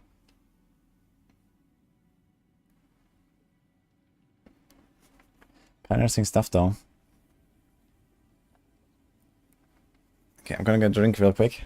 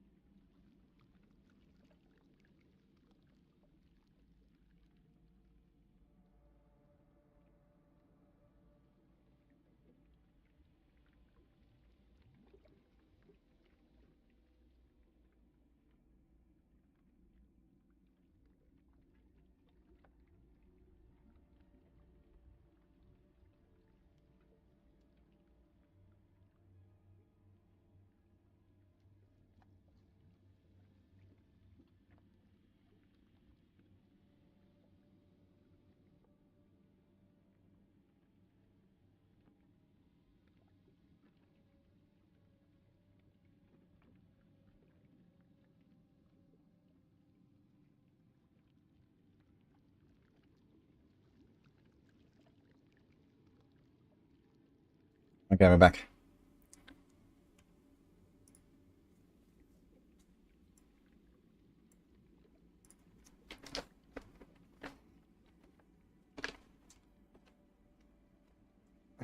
The airport security allowing you to bring back any leaks?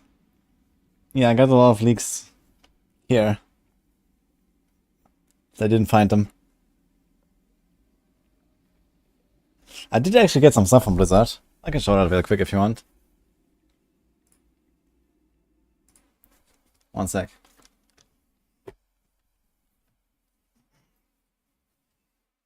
So...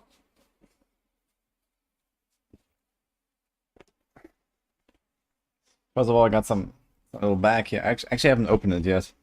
So you can see. Here's a shirt. I think it's also the same shirt that these guys were wearing at the presentation. It's the Spiritborn shirt.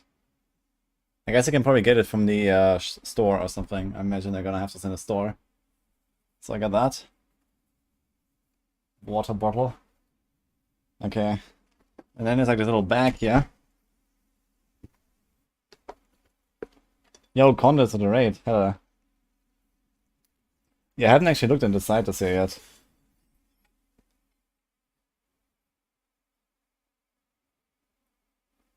Hydra flask, it says. So this is like hydro flask. Straw parts and assembly instructions. Dude, that's a big flask. What the hell's this?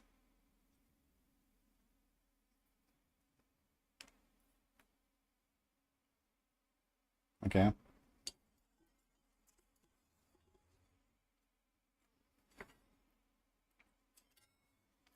I guess the straw goes through this?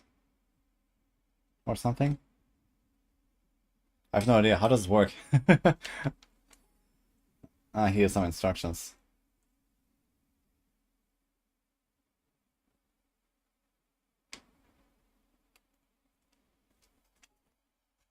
Okay, so I guess you're supposed to like kind of put this through. There's like an opening. Okay. So I guess you can kind of just like stick this through there. Like this. Look, you put this together and then you can put a straw in there. And I guess it's like so that it doesn't spill. Cool. Stay hydrated, guys.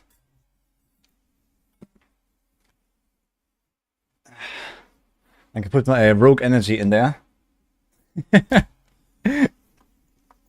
was actually going to make one now. Okay, what is that? Greetings. Okay, let's look at this thank you card. And we have this.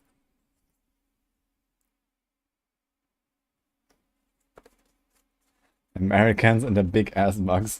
Is that normal in America? This mug? It seems like half a liter. It's more like 1 liter actually. I think it's like a 1 liter.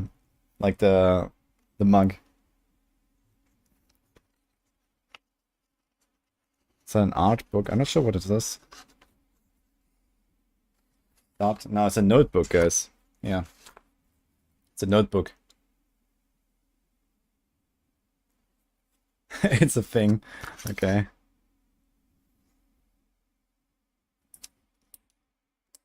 It's a very rectangular pen.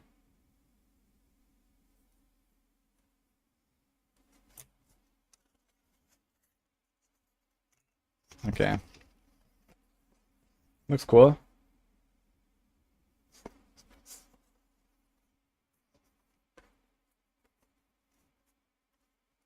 Let's see inside. Very normal.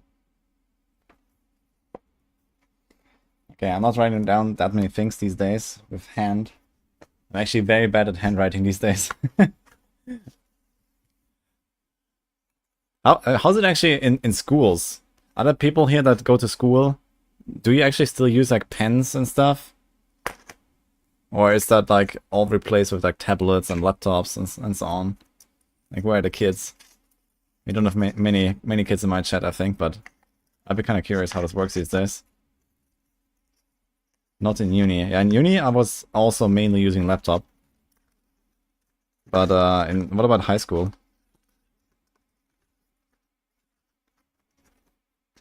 kids study these days? I mean, someone needs to pay your pension.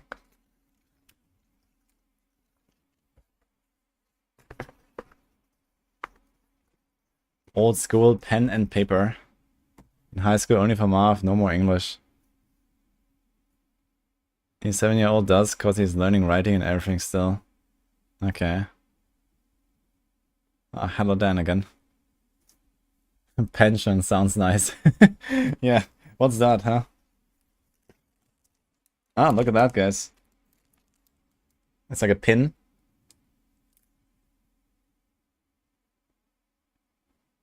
Very cool. Yeah, you can stick it on something. Okay, what else? I think this is it for this bag.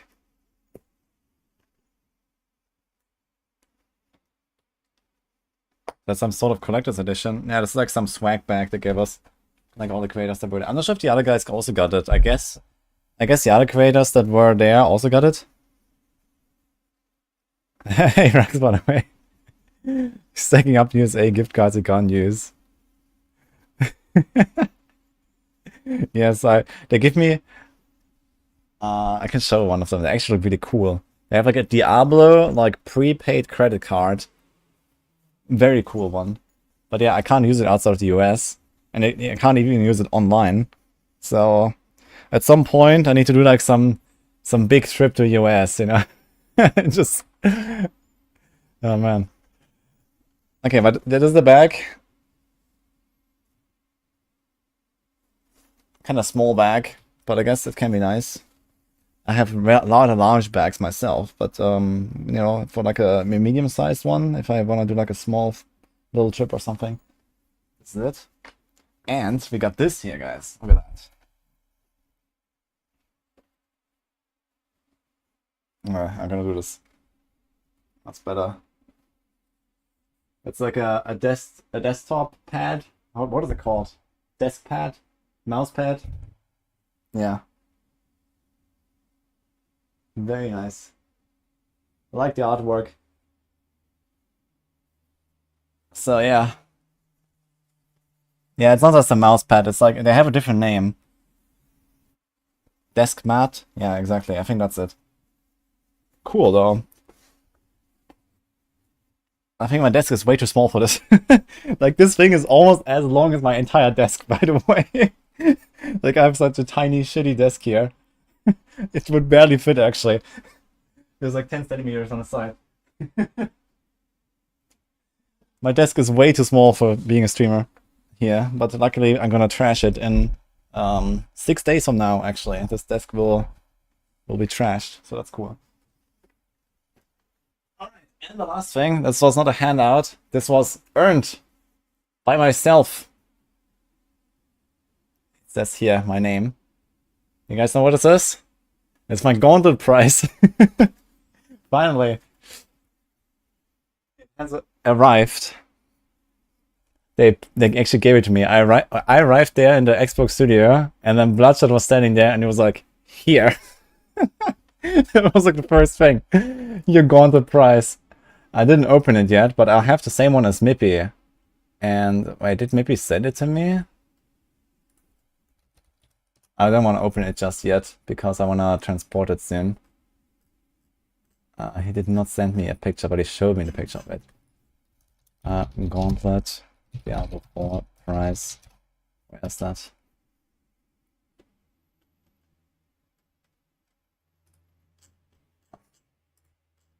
I'm trying to find it. Does anyone have a link for it? Yeah, I don't want to open it now. Because I heard that other people had like trouble. And it was kind of like deformed a little bit and stuff when it arrived, and I don't want to touch it now until I move, because I'm moving in 6 days. Don't trash a desk, sign and sell it, OG merch. Dude, I have like some 25 euro desk that I nailed together in an incredibly bad fashion. I'm not gonna sign and sell it to anyone. Dude, where's that link? Diablo 4 Gauntlet competition. This one. Yeah, I can't find the link. I can't show you how it looks like. Maybe someone else can find it. Anyway, so you know, the Gauntlet, this was in season 3, and I got the rank 1. Like for the first 2 weeks, all the rank 1s got a prize. And I got the rank 1 in the first 4 weeks on hardcore. And so I secured a prize, but I never received it. It took them like 4 months to send it out, and I think Mippy got his ones like two weeks ago or something. It's like when they got it. Or 3 weeks ago, and they finally sent it out. But I hadn't received mine, and I asked them like, "Hey, what's up?" Others have already received theirs, and they told me, yeah, they had some trouble shipping it to Bulgaria. And then I was like, "Yeah, okay, what now?" And then they said, "Yeah, since you're coming here anyway, it's gonna give it to you." Yeah, so I arrived there, and I got my prize.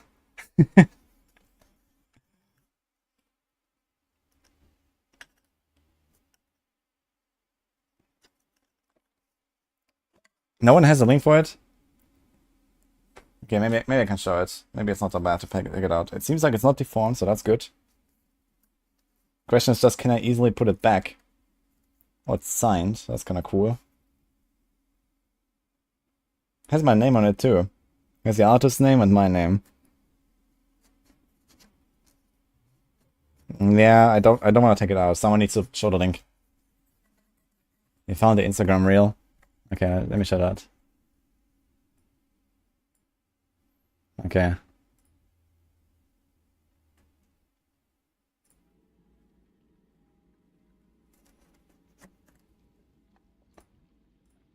Wait, is there no, like, controls? Like, what is this? Okay, they show how they made it. I know there was a link somewhere where you saw them. Like, where all of the previews of the,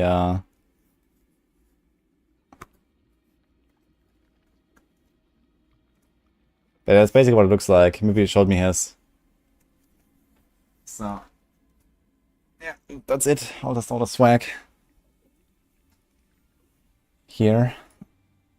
Okay, let's see the other link. Yeah, I think it looks like this. But they have like a different version for each class. So there's like the Necromancer one with the scythe. And for rogues, there's like a bow sticking out here and stuff like that. And there's like some small tweaks, I think. But yeah, that's what it looks like. I just need to frame it, basically.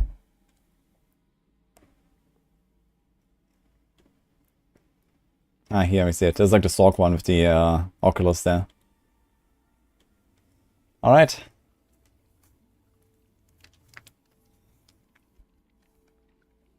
Now I need to find a place for all this. I mean, the desk mat is kind of cool. So I might use that. Instead of like my mouse pad, you can just like, you know, have like your keyboard on it as well. I guess I would have to like move my screens further back though. So I need like space on my desk to actually move the screen further back as well. But yeah.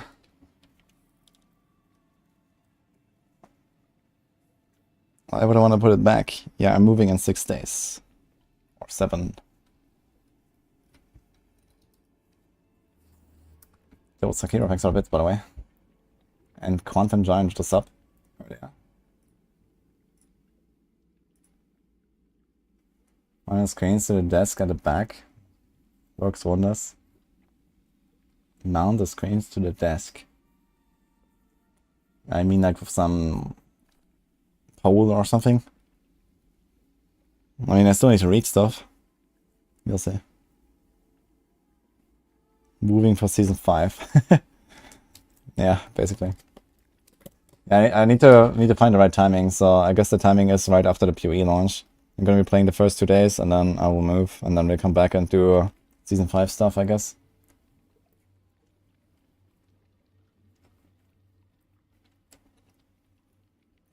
I am allowed to speak about the new class right now. Problem is I have not received my own footage yet that I recorded while I was there. So I hope I can do something about that.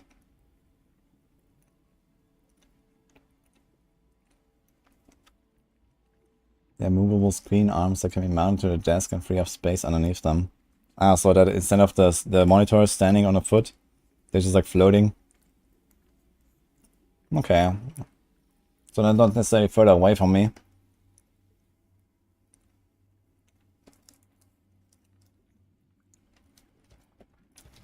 Oh, it's working again? My max level is up again, it seems. Okay. Works for me. Anyone else has issues still? Yo, wow, thanks for the sub.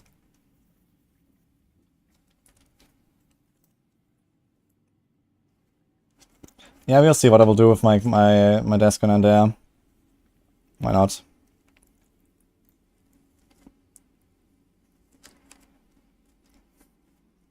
Yeah, that will be very nice actually. Because you know these feet on the monitors, they actually do take up like half my desk.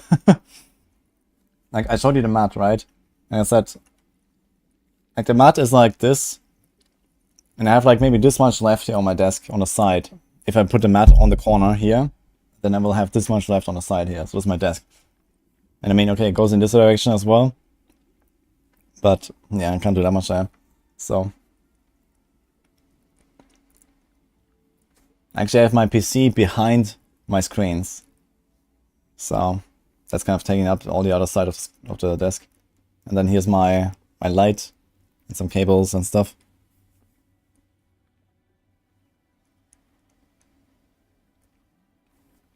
I have a new PC to place somewhere. Yeah.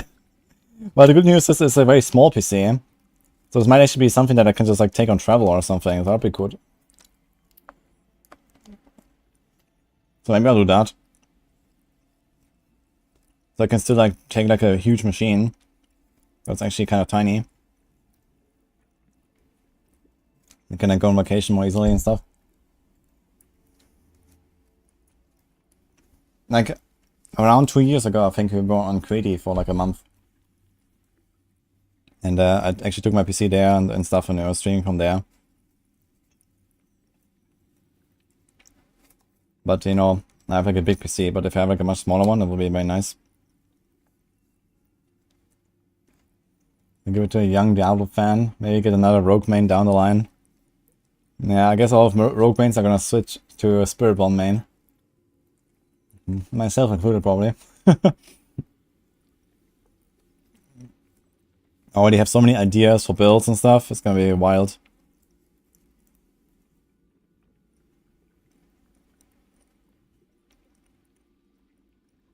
Thank you, Sora.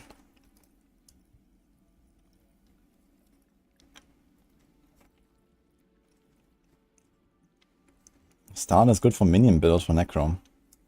It should affect the minions. You just need to like spam curses or so to proc it. Do the old classes get new skills? Yeah, in general, I think there's gonna be a lot of really big updates in the expansion.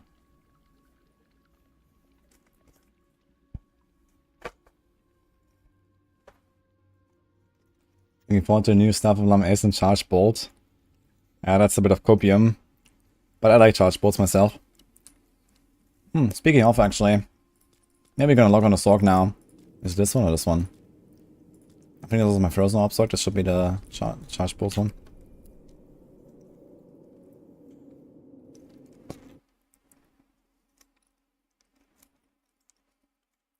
Is it that good? I mean, regardless of balance or anything.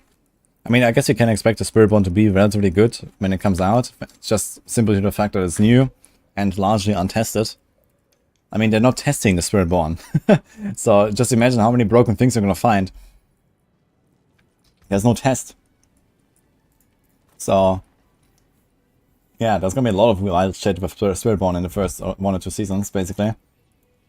But outside of that, I mean, it just looks like a cool class.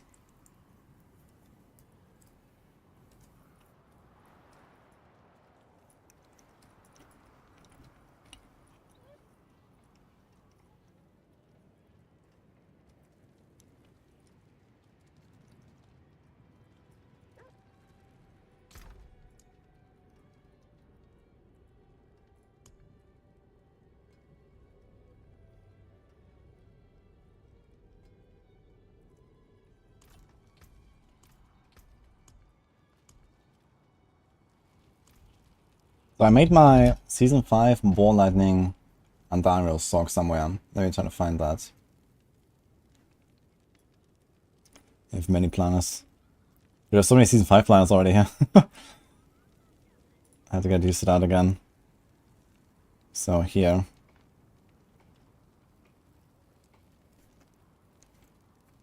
So maybe instead of trying to play a pure Ball Lightning, I'm just gonna play this now. I'm gonna be pushing and stuff.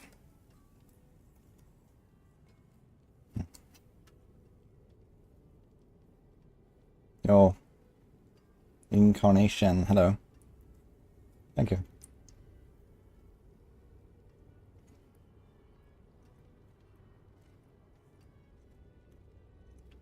The only class that has a lot of attacks is Druid, and half the attacks don't work, so safe to suffice. It's going to be a clown show. Yeah, I really hope they up their QA a little bit for the expansion. Can be broken in a bad way. Yeah, it could also be broken in a bad way and stuff doesn't work properly. We'll see, I guess. Either way, when the expansion comes out, I will almost guaranteed play Spiritborn for the start. Try to get world first and these kind of things. Try to make some cool builds. Yeah, and then I guess you're gonna go to the rogue and to the other classes and stuff.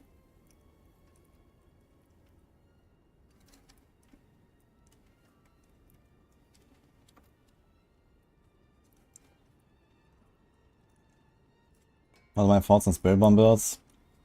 It's one god to go for a hybrid. The builders I was pushing for hybrids, but the hybrids of most people is for one type.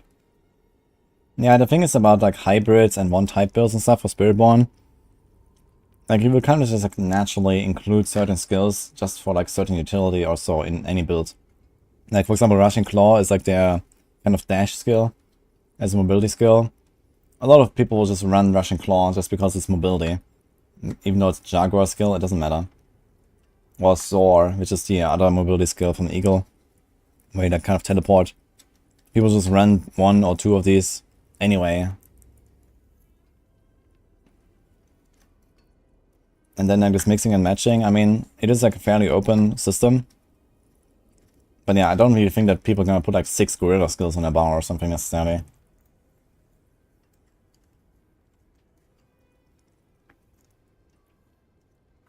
Drop the 4GA Silic. Ask me anything. Nice, congrats.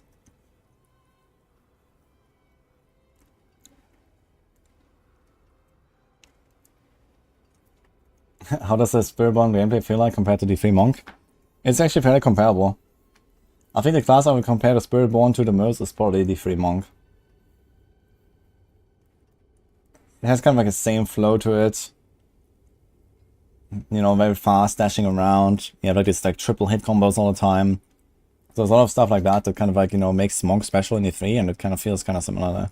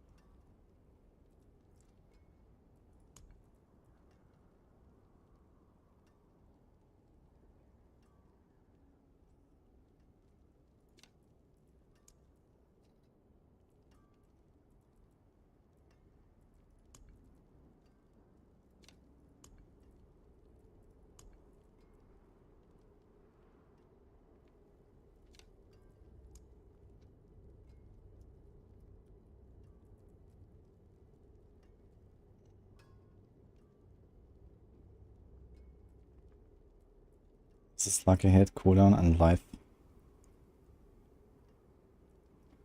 Yeah, I don't think I'm actually gonna do like any of this. Ball lightning stuff I wanted to do originally. I also have this. Triple GA. Do we need cooldown that much? On silver curtains and stuff, maybe. But maybe we can get away with int instead of like a hit, for example. So I guess you can try that. I only have 650 million gold, not that much. It's also lucky hit cooldown, basically the same thing that I have currently.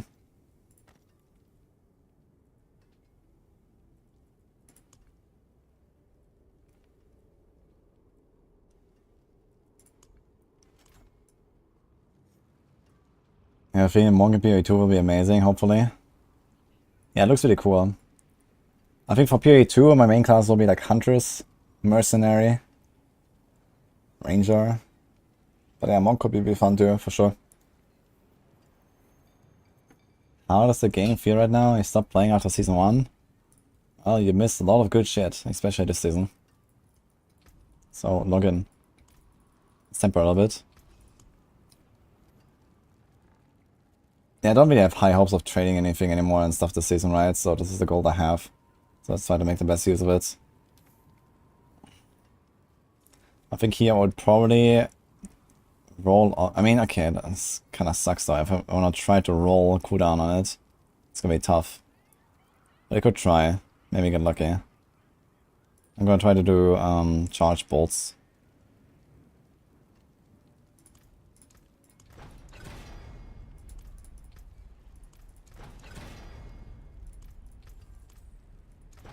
Yes, ball lightning cast twice. Could try that too.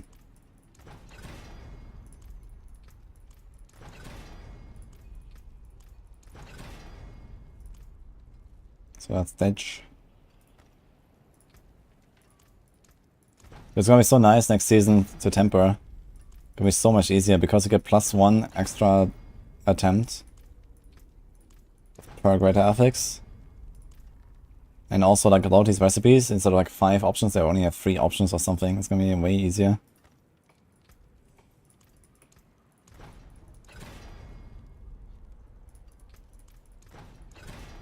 How was the travel? Well, I traveled more than I stayed, so that's cool. But other than that, it was pretty nice.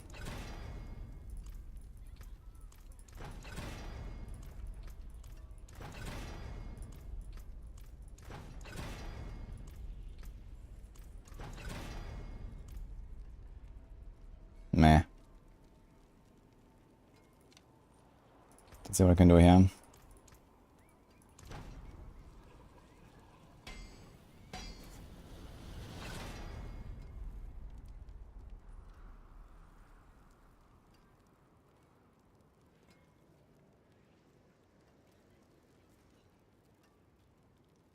Great comment on the QA and such. Yeah, I mean, QA is important, and Blizzard, like at least 54, they have been very bad at it. And it just comes back and bites them every single season. So I hope that they're gonna improve this in like the long term.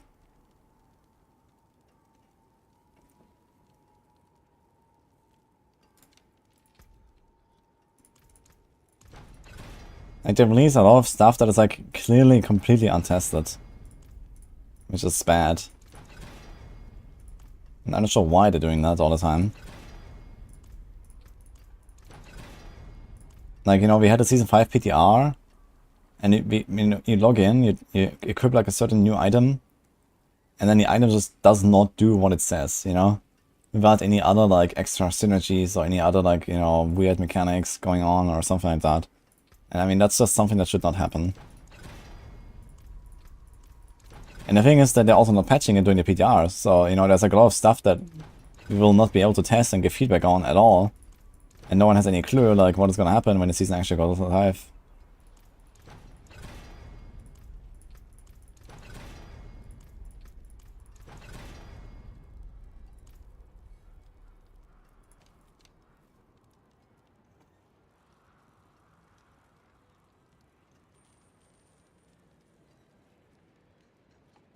Feel they have pressure and get overwhelmed.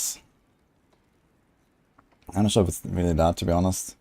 It doesn't really seem to me that they're like really working in like some super high pressure environment or so. There's no real consequences to it happening. Oh, there are consequences.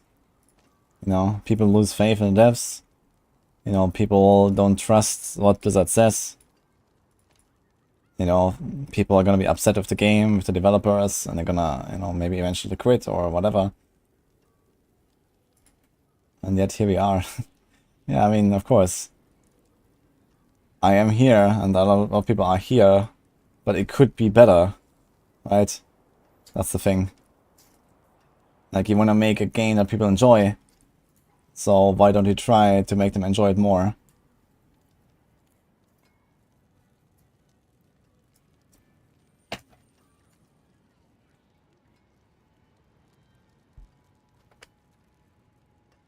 Thanks, Undeath Metal, by the way, for the sub.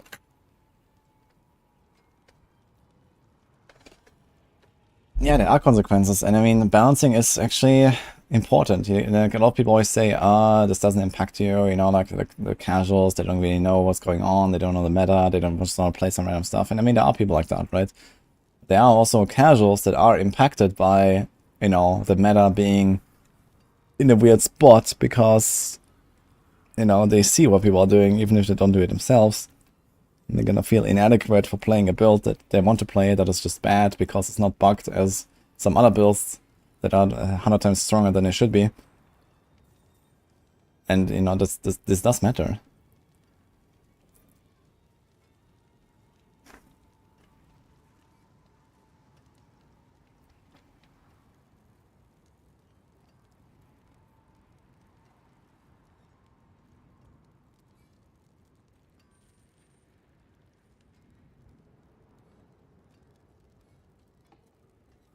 Yo, Finkity. Got the Edge Guard, the variant bounties. Why do you use a Fear bow with sentries? I don't use them. Wait, let me see that.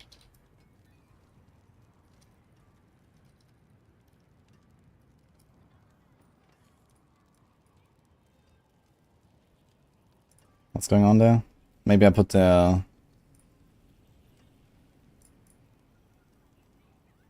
wrong power or something. Yeah, 2 additional sentries, this is off. This should probably be for this ballista.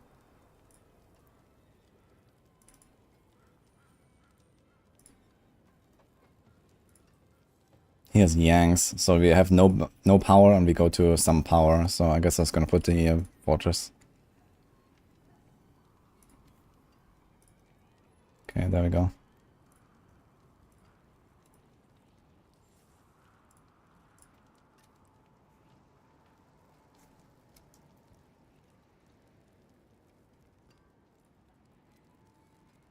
Yeah, Fears are already out. The Season 42 female Fears.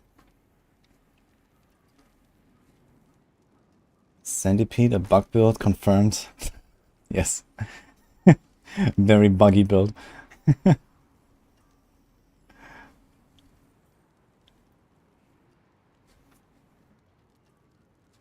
Imagine if the Fears were in D4. That'd be cool. The Fears could be kind of interesting. But I think people would be very upset about like just slowly losing the item as you use it, right? Like when I played Diablo 2 as a kid, I never really used ethereals because I never really wanted to lose the item. So there was like this one build where I was playing like a two-handed, what is that? Zeal? Is that Zeal? Where you like hit multiple times? I was playing like a two-handed Zeal Paladin.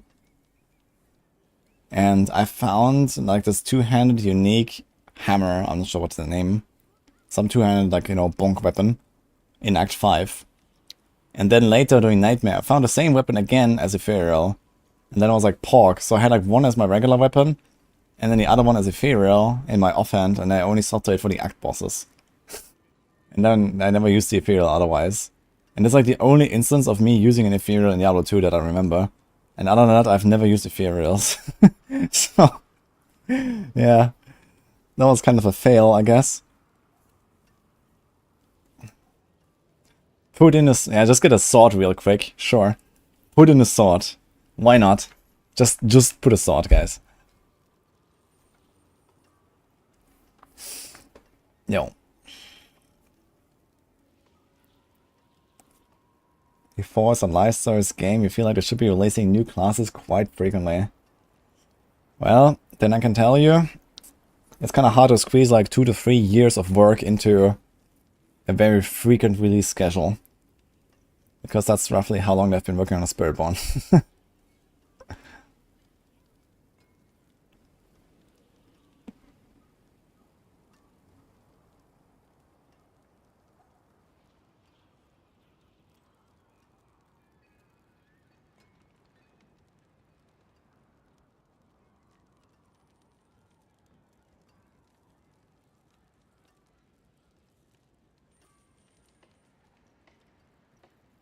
Fear grandfather indestructible. Paul gear. Apparently, grandfather actually makes all of your gear indestructible, which is kind of interesting in Diablo 4.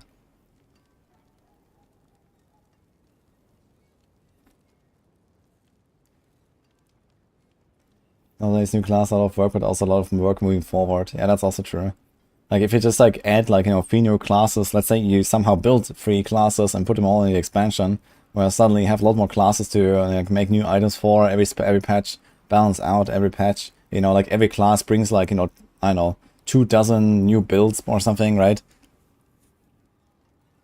I mean, on Maxwell alone, we have, like, you know, some classes have, like, nearly a dozen endgame builds, and that's not even all the builds you could make, right? We don't even have stuff like Flesh Render Druid or some random bullshit like that. But those builds do exist. Right? So there's a lot of stuff. Talking about the PoE league. Yeah, I'm not really happy with the league mechanic, but the rest looks pretty good.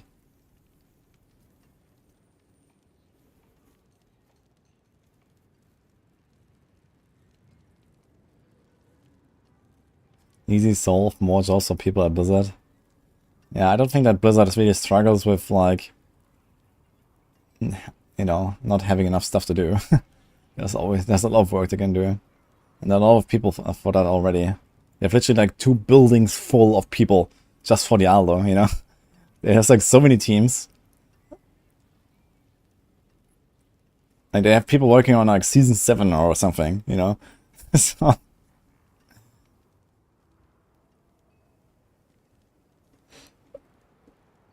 we had Spiritborn. I hope this pal Aladdin is working on the new class.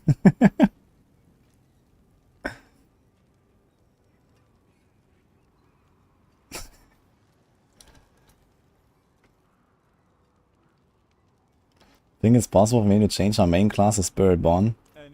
It is possible. I don't think that someone will try to hinder me. And even if they try, I will oppose.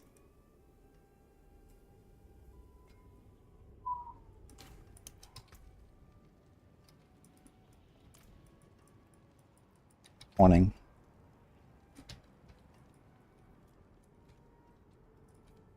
Okay, so what did I change here? Do we have starter skies in this setup? I do have starter skies here. With crit and core. Ugh. I should probably remasterwork this to the lucky hit. What else do you have here? This one has a lucky hit bonus, but it's only 8. Yeah, I might have to redo this. Enter Russia. It says resource cooldown. What else do we do? Shredding blades. Some swell.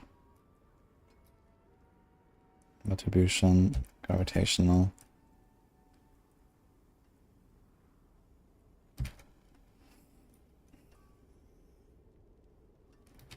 How's the ball lightning situation here anyway?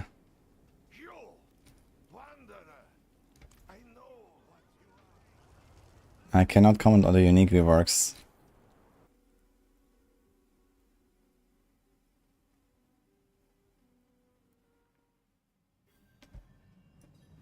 Yeah, Sorc's gonna be really good in Season 5, I think.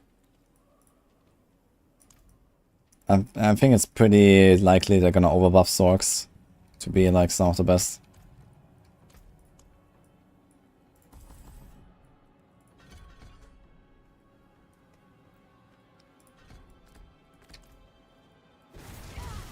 Oh my god, dude. Ball lightning costs a lot of mana.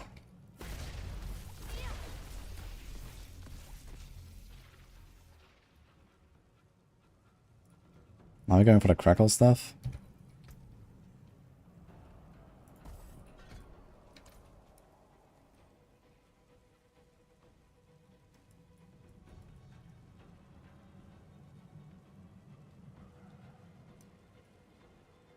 And since we are playing some Chain Lightning Sorc next season anyway, maybe I'll do like the charge bolts stuff now. And basically play the same build but charge bolts. Gonna try both a little bit briefly. Let me see that.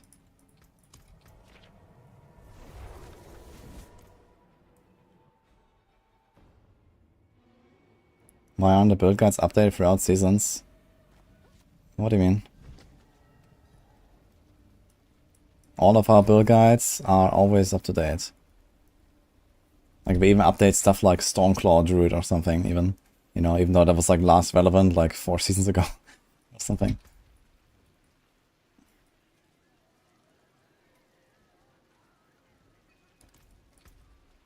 Like there's no build on Exile that is not a Season 4 build.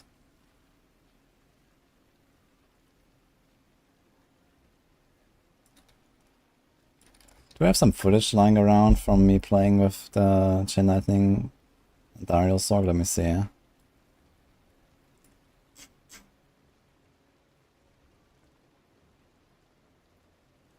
think I moved that already to my other hard drive.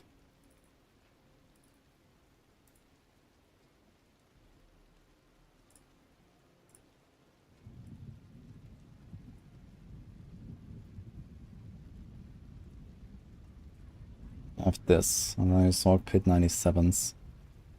This was from 1 month ago. Was this like wait, was this post mid-season patch? When was the mid-season patch?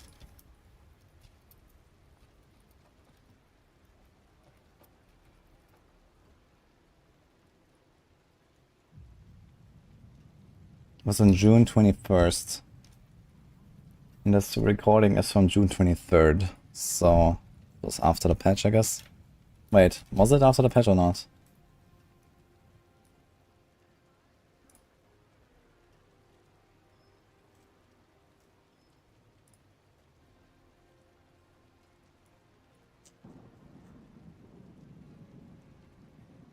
June 17, yes, okay. So here I was farming like 97s.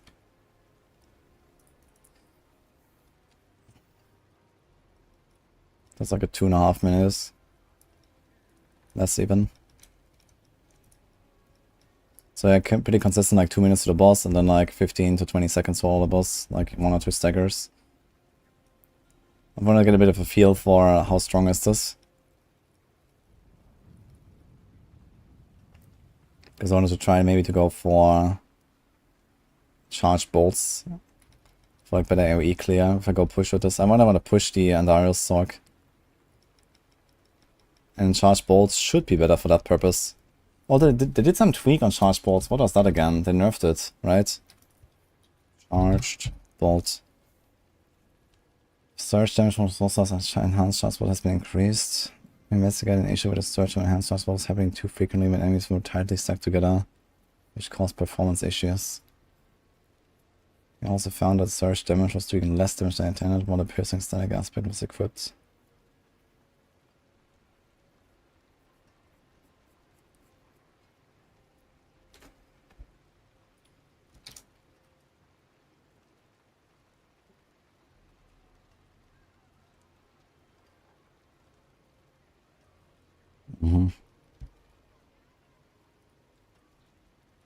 Do we need piercing static? Charge bolts pierce but deal same some less damage to targets after hit first.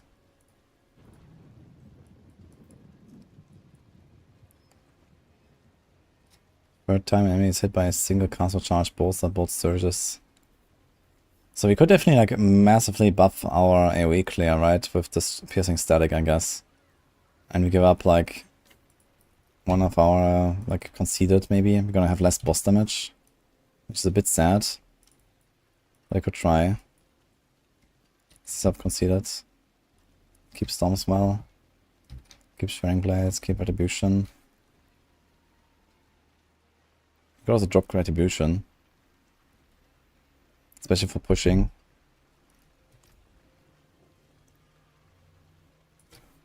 Hey John Delson, thank you. Don't worry, it's gonna be a lot more Spiritborn content soon. I'm gonna work on some videos and all that. So what I do is just kill more. What if a class had an advanced level and the current level was a base? What does that mean, Mika? Need for charged bolts is also changed. Yeah, we don't have any preview of charge bolts yet, but every unique is gonna change.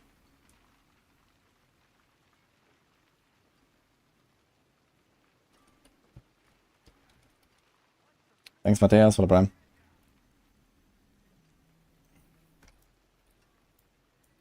Well, Longy, about the mid-season updates and stuff. I mean, some builds just weren't really affected by mid-season patch, but I don't know, changelog. You can always see here what happened.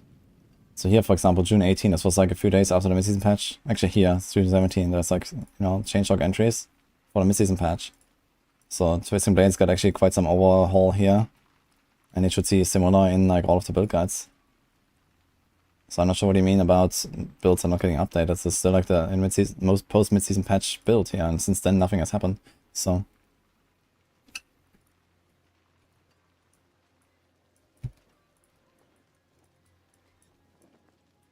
I have a preview on Wowhead. Wait, Wowhead has some new uniques. Where's that coming from?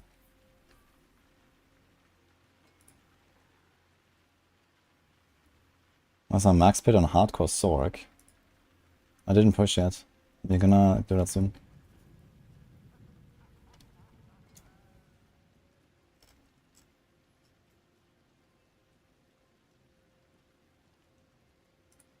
Wait, is that from today or something?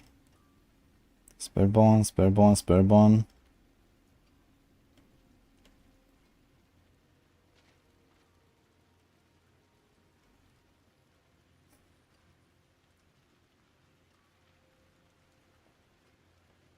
I don't see anything. What?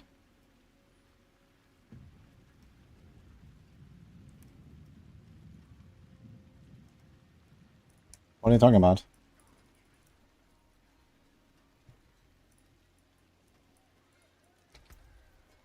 Yeah, I haven't pushed Hero, so I was only farming. I can farm like 100 once in like around 2 to 3 minutes on this build.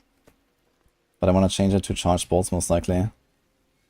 Instead of chain lightning, I think charge bolts might be a bit better for like the AoE clear for higher tiers.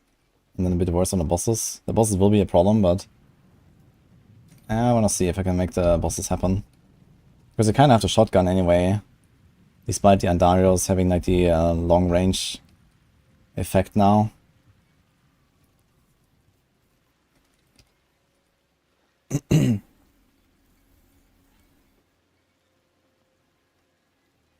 I'm not sure when you can start expansion campaign. I imagine after doing the rest of the other campaign, but I don't know. Maybe you can just jump straight into the campaign for the expansion.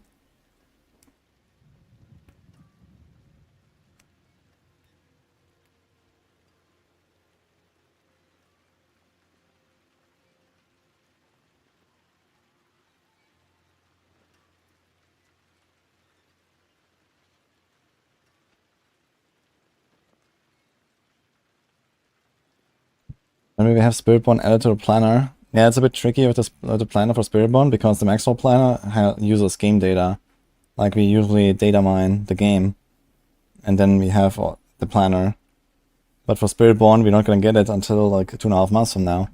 So we will actually like hand build a fake planner basically for the Spiritborn, it looks like. And then we can use that to, you know, make embeds and make the guides. But you can see some Spiritborn stuff coming soon. Okay, let's see. Additional changes preview from Don the Crown. Ah, okay. This is like the in the 8 stuff that... Okay, Don just showed up. Okay. I see. Yeah, there were like a few tweaks to some of the existing items, but I didn't know that there was Charged Bolts unique. Where's that? Staff of Lamason. Okay, chances for Charged Bolts cast twice, users cost Charged Bolts. Here's a chance to be attracted to enemies and last 3% longer. I have no idea, it is like really good enough to be used instead of normal weapons. But it seems like they also gave it inherent lightning damage, that's kind of cool. So yeah, it might be worth it. Because you get to 100% chance to cast twice, you get lots of int, lots of lightning. I mean, lightning, okay, this doesn't help you if you play, let's say, for example, Andariel's Charged Bolt Sorc. This cost reduction is kind of helpful. Lots of ranks. Yeah, it could be nice. Maybe you're gonna use this. It won't make Charged Bolts a really good build, I guess, suddenly.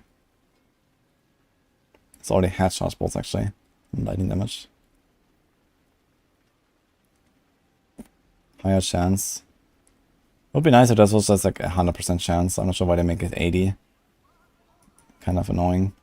Because then you could actually play this like properly at range, basically. But then you just have to accept that 20% of the time you don't actually proc it at range. Wait, they're buffing Fractured Winter Glass.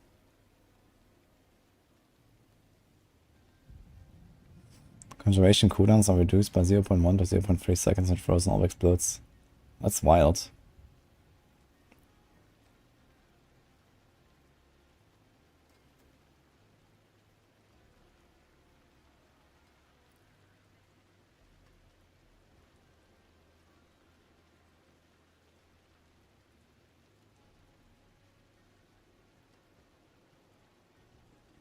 Well, stuff looks quite good. It does look good, but is it really better than 2 legendaries? It's not like resources is the problem of charged bolts. But yeah, I guess it's kind of hard to get to 100% chance to cast twice, and with the stuff you can, right? Because chance to cast twice goes only to 17.5. Times 2 is 35. So this actually has double the chance to cast twice. So you will hit 100% with this, but you will not be able to hit 100% with this. So I guess it might be the best installed option for charge bolts. Question is charge bolts good? Yeah. Even with this thing. Charge bolts needs a lot of help. So it depends on like what they're gonna do otherwise.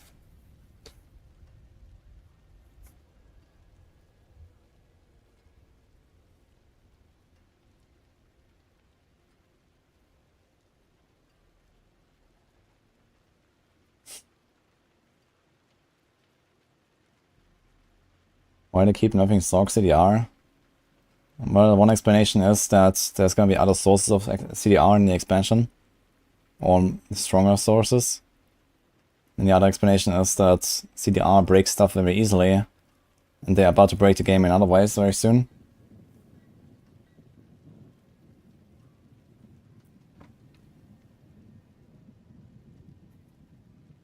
Spiritborn has a 40% CDR while moving aspect. Spiritborn is not exactly the same. The CDR while moving, it's not CDR while moving, it's just like it cools down faster, basically. It's not exactly CDR.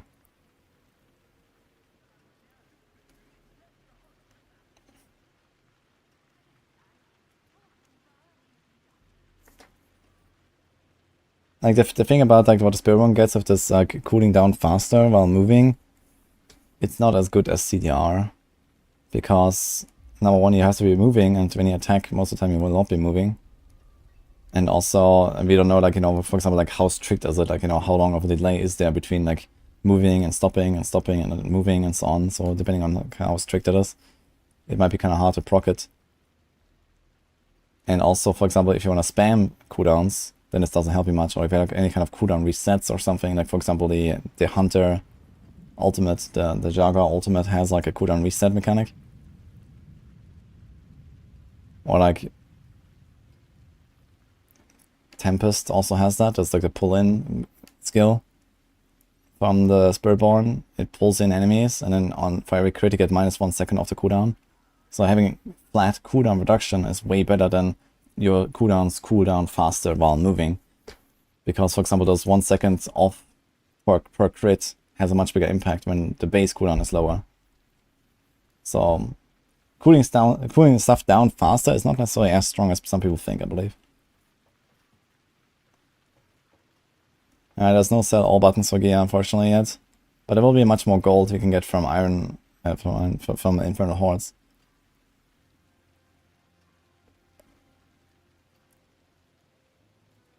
Yeah, some of these eyes are actually pretty big. So it seems like you're gonna run Blue Rose now in the future. So you're gonna run Blue Rose and then all of the aspects for Ice Spikes, and that's it, right? Because they made it mandatory to include all aspects now. They nerfed one of the others and moved like one of the effects around. So now you have to run all of them, plus Blue Rose, and then probably plus Starless, and then that's Ice Spikes build. It's kind of funny. Yeah, I didn't expect a buff to Fractured Winter Glass. Kind of crazy to see this. That's kind of wild. Chance of Frozen Orb to cast twice on the neck. 3 to 4 to Conjuration Mastery, that's also pretty big. It's actually insane, man. Frozen Orb is gonna be pumping, man. Just with this amulet. Nothing else. That alone is already such a buff. Axel Corner fixed an issue when the explosion was doing much less damage than intended. Okay, that could mean anything.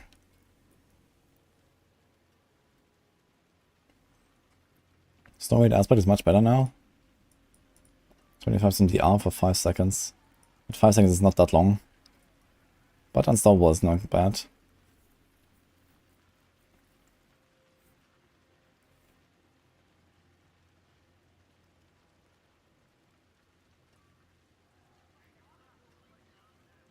Wait, what? Damage increased from 10 to 25 to 25 to 40. They buffed the splintering energy. Wait, that's a lot. That's a huge buff for the Lightning Spear. I wonder if that is their solution though, or if they're actually fixing the behavior of these Lightning Spears. Because the problem with this build is that the Lightning Spears just kind of dump on single target and they fly off into nowhere. Seems like they might not be changing that. But this is actually a pretty huge buff. It's like an 80% buff or something. 60% buff. That's pretty wild. It was a pretty good build already. Yeah, I'm definitely gonna make a Lightning Spear Sorc.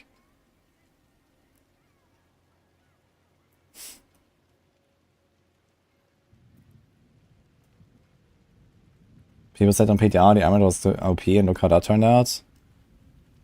I mean, the Amulet is OP. Like, even Season 4, the Amulet is pretty OP compared to, like, anything else you could put into a Frozen Orb build.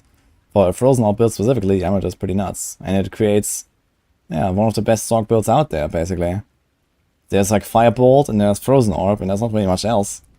In terms of good builds right now. There's, like, Blizzard, okay, and there's, like, maybe Andariel's stuff, okay, but generally, it's a very good item. And they're making it way, way stronger.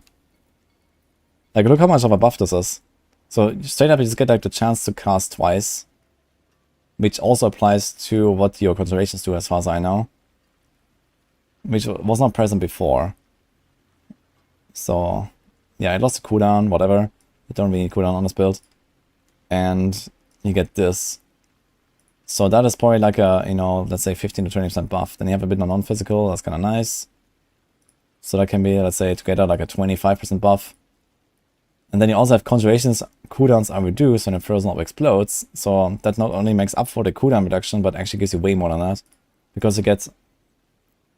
If that includes the double cast explosions, and the Conjuration explosions, and also the triple explosions from the aspect, then each Frozen Orb will give you like almost -1 second on your Conjuration cooldowns.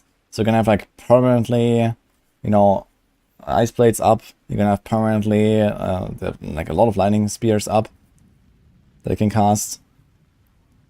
You can spam them if you want. And then you also have 3 to 4 Conservation Mastery, which is like way easier to scale them as 1 to 2. So that is probably also like another 10-15% buff or so. So that's like an overall buff here of like 35 to 45% or so. Plus you have better affixes here. 6,000 chance to spawn a random conjuration.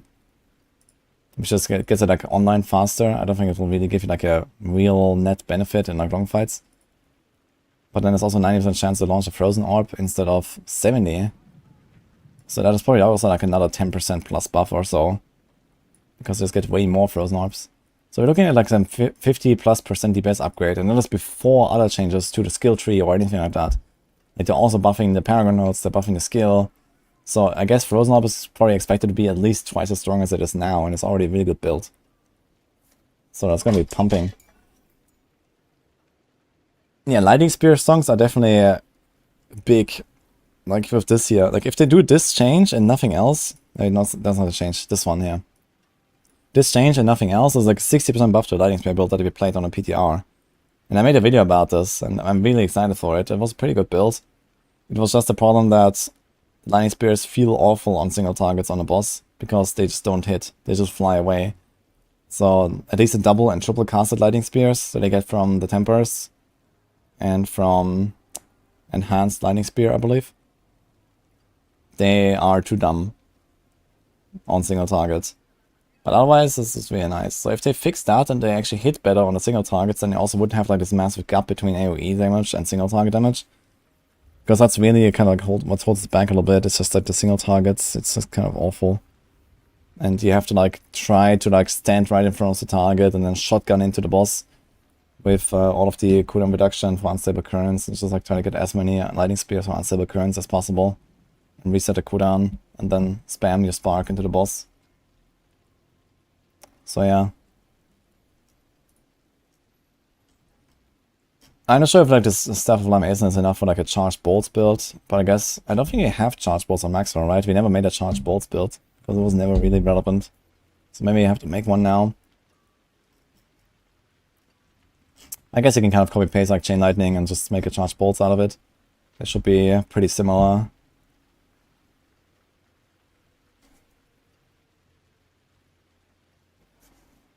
What about Druid item changes? Yeah, I don't think there's really much here yet. Barbarian class changes. Commencer. Yeah, we don't really have any info on that yet. This is just like the stuff that they leaked from the previews.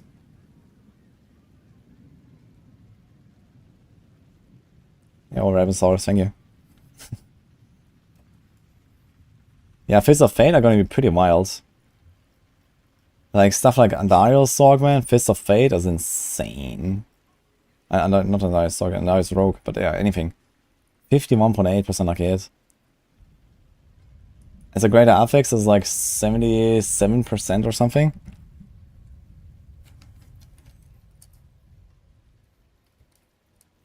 Your Turbo Masterwork does is like 140% lucky hit. It's like, okay. And there's attack speed too. So as attack speed and lucky hit is like the two things you want for typical lucky hit builds.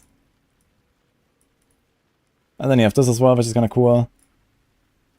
And I think it still has the 200 to 300%, right?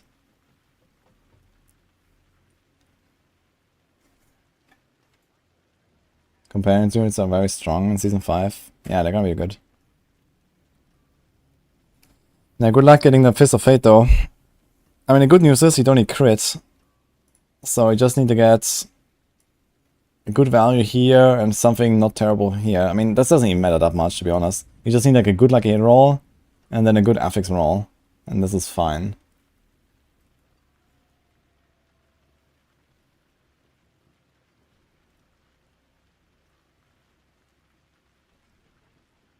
It's beautiful.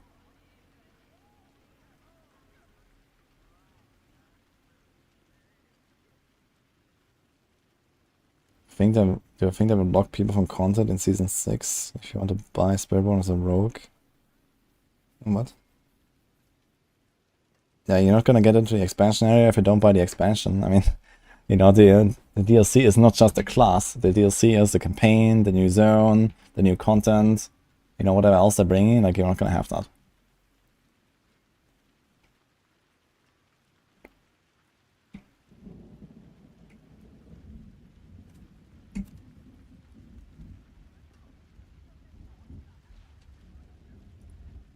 Yeah, Landslide is looking like best Druid build for Season 5. At least from the PTR, I also played a bunch, it's very powerful.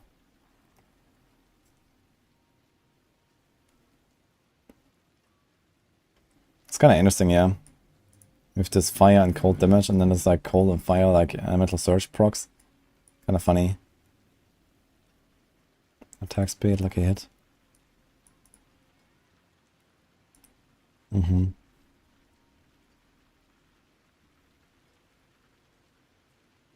Interesting item. They didn't give us core skill ranks. I wonder which builds would actually run this. Because the thing is, if I wanted to play like some elemental surge build, then I guess you can still play Face of Fate for that. Because it actually buffs your elemental surge and you have like this insane lucky hit. But yeah. It's an interesting item, but I'm not sure where it will fit. They're buffing Flicker Step as well. Evade grants movement speed and 2.5 evade cooldown. So you just need 2 attacks to get it. 300% ultimate damage, that's a lot. Lightning rest for some reason. Damage actually more close. Actually nerfed damage reduction.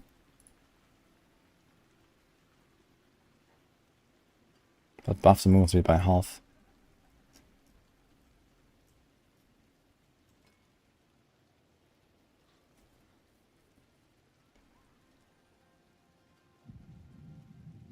Fields of Crimson.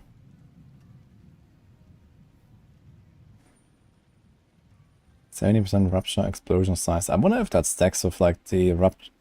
I think there's a temper for that as well, right? I'm not sure. Is there a temper?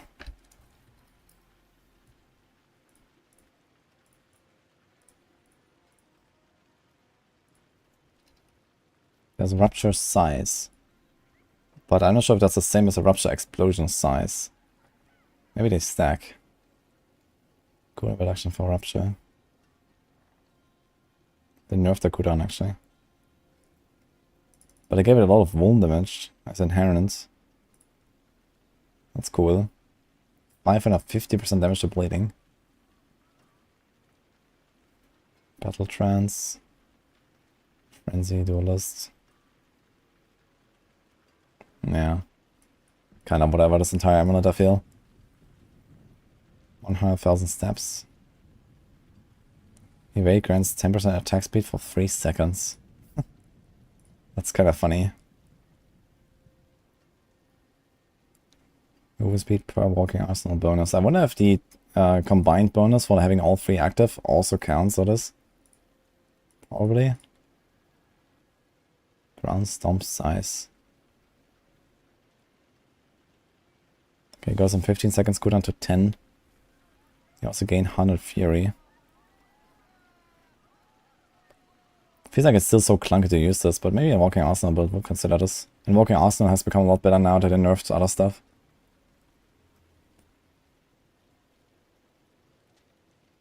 This is season 5 stuff, not expansion. Great stuff of the Crone. Bunch of crits. Bunch of close. Storm Strike chains to 2 targets. 2 to 4 the basic skills. Instead of just claw, it gives you like slightly less ranks, but for both. Claws now, Storm's gonna cast Storm Strike at 200% normal damage. I mean, this doesn't seem like anywhere close to enough. It's definitely a decent buff to the build. But I feel like the build is like so far down in the gutter. I mean, how much of a buff is this? It's not even such a big buff. Sure, a bunch of additive. Let's say like 15% from that. They chain to 2 more targets. I mean, it helps a bit of very clear, sure. A few more ranks. Maybe a 50, 60, 70% buff. Not a small buff, but still. Adol's Glee, on the other hand, this one looks pretty powerful. So, depending on how this Lupine Ferocity's damage bonus works.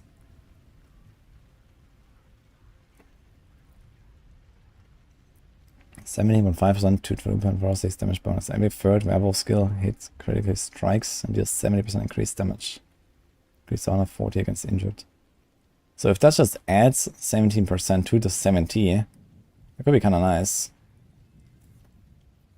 So with a bit of masterworking, you're gonna get from like 170% damage every third hit to 200, let's say.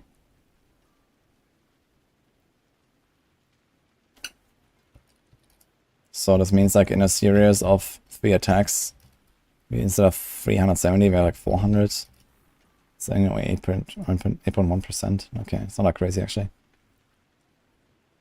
But they have like bigger top end damage. You have more life, more attack speeds, more speed, and 2 to 5 ranks instead of only 3. Is that good enough?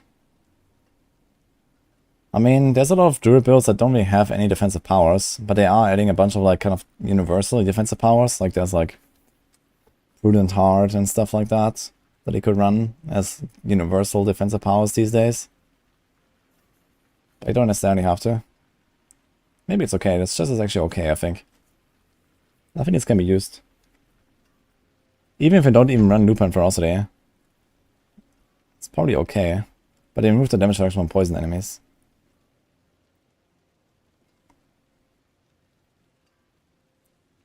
Sadly, Lupine sucks for multiple enemies as it's per hit. Every third werewolf skill critically strikes.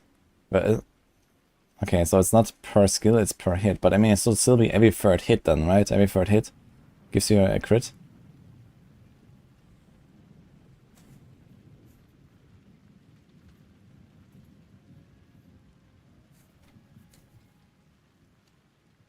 Shred still sucks. We don't know about that.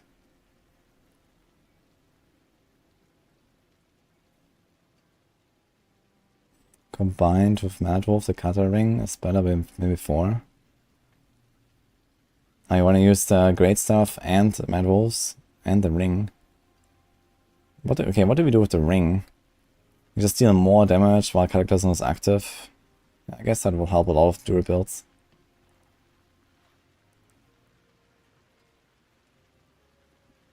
Yeah, the stat switch is definitely needed. I'm quite happy that they're doing it, Longy.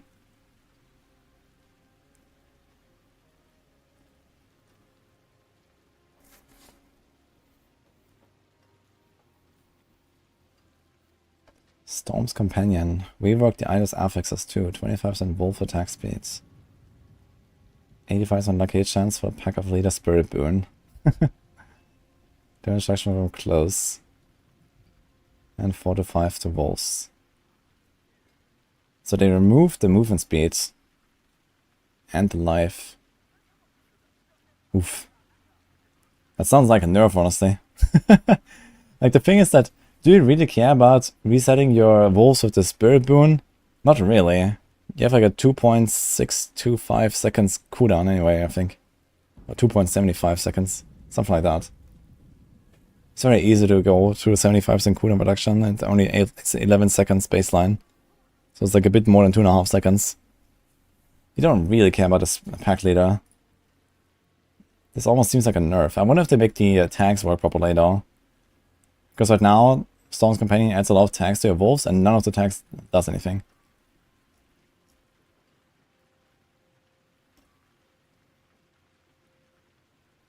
Buffing rune workers.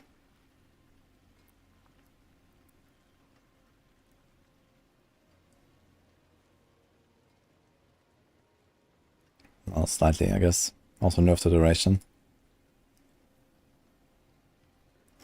Is there anything for Rogue here?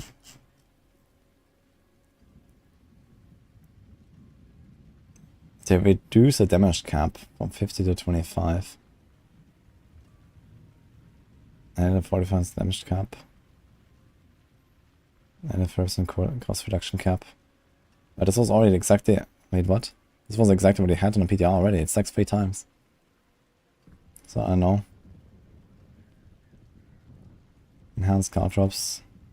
I mean, there's nothing really here. It just says unique item is being changed. Cool. Why is that here? Okay. Wind Force. Barrage cast twice. Barrage, Malice, movement speeds. So they added movement speed to it, which is kind of cool. This kind of goes in the direction of something I suggested. They're also removing the knockback, which is also something I talked about in my feedback. Which kind of like removes the identity of Wind Force, which is sad. But at least it makes Wind Force somewhat useful. So you basically have 50% chance for double damage. Which is relatively decent to have on an aspect on a 200, I guess. But it's nothing crazy. It's like a typical aspect, a bit better than a typical aspect. Got Malice, okay. Impetus is completely gone. Got Ranks of Barrage instead.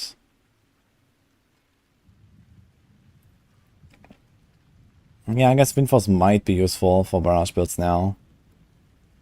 If you don't want to put like branching volleys or something on the 200. I mean, nothing here really matters. They actually nerf Flurry, which is weird. I would like them to do actually a bigger cap instead of 50. I wanted to see something like 100, for example, but per enemy and not on the player. I think that would have been a good solution here, just to give Flurry comparably better boss damage. Because it didn't really solve the single target problem that Flurry has. You still have shitty boss damage, no matter what. It's just like generally better build.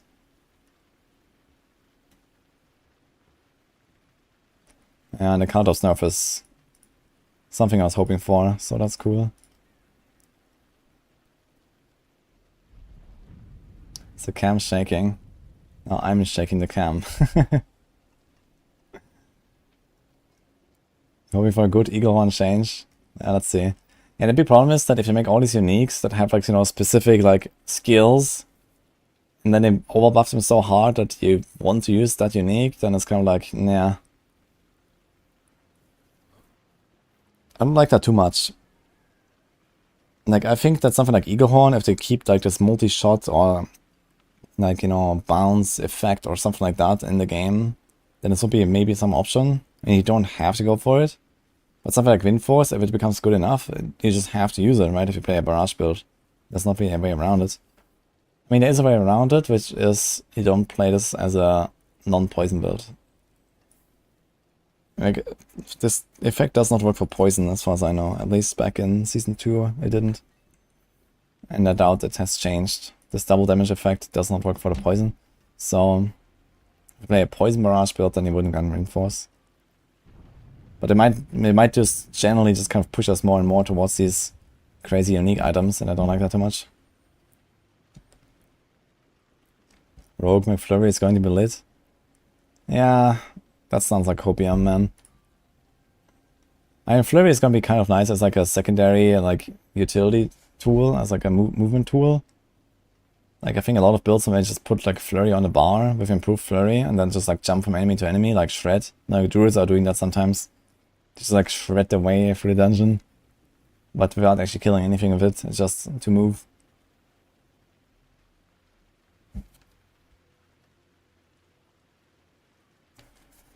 What's the point of a unique that no one wants to use? Yeah, of course you want to make uniques somewhat desirable, but on the other hand we have so many unique items and it's just gonna get more and more and more. So it's fine for uniques to not be like universally useful, even for like a build that, you know, like if like a certain unique is like for a certain build, like he has like a barrage only weapon, right? You cannot use this on other builds. But I don't want every barrage build to run Wind Force.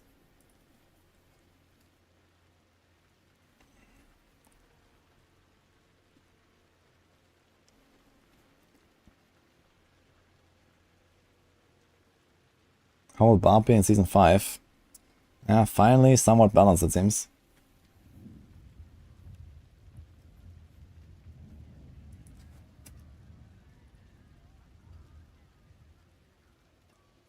I mean, the buff nodes are pretty noticeable.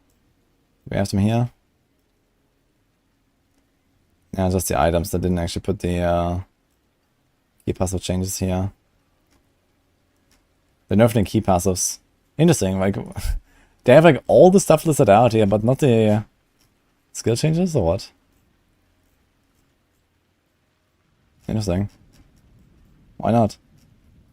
Like everything is here. Just not the Barb key passive changes. Which is like basically the biggest impactful changes in this entire patch that is coming here. Okay then.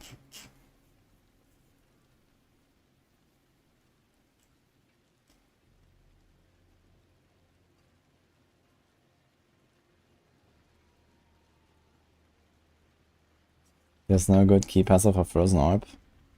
There is. Basically every build can just go with Veer's Mastery now. Just for damage reduction and the extra chance to like zap enemies. Just need to try to proc with a shock skill somehow every 5 seconds.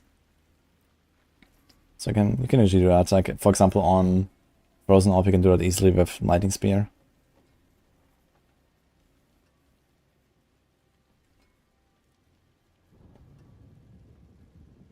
Yo, Panda, they have different lists based on creator sharing.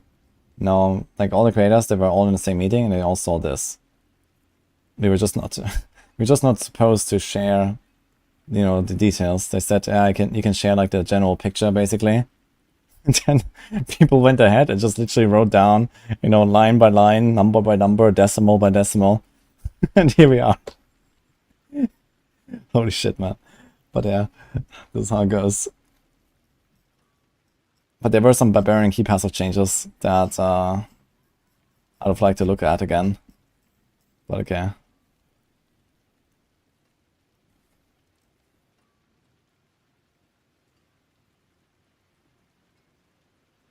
I'm planning to play for the next 2 weeks before Season 5. Well, first we're gonna kill like 3 to 4 characters in the pit. Then we're gonna play 2 nights of PoE. Then I'm gonna play Chevrolet Spark for 14 hours back to Athens. Then I'm gonna move a lot of stuff around in the home. And then we're gonna probably start prepping for Season 5 stuff. Probably gonna do like a leveling run for all the classes. I wanna try like maybe do like some kind of like play along kind of leveling to, I don't know, World Tier 4 or something for all the classes for season start.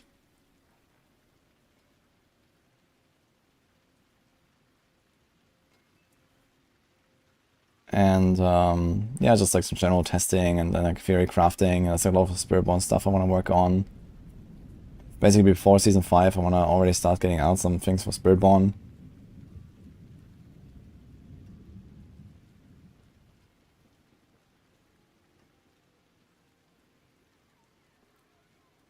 I don't know if you have to replay the story, but usually in a season you don't have to play story, even if you haven't done it.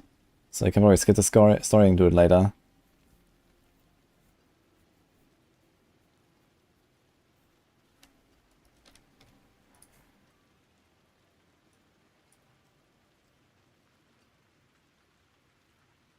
Wait, they have like... What? They have like 2 articles on the same stuff. Season 5 additional changes. Season 4 5 changes preview. Posted 5 days ago, posted 4 days ago. That's like the same stuff. Okay, let me see.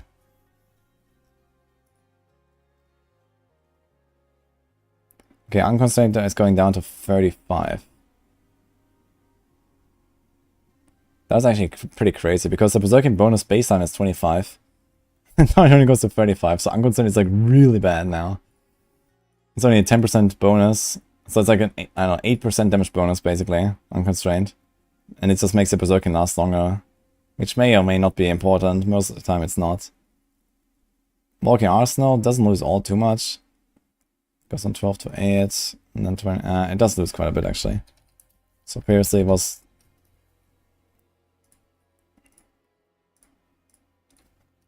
1.12, then 1.2, so it was like a 68.5, and then the attack speed, let's just say the attack speed is like 15.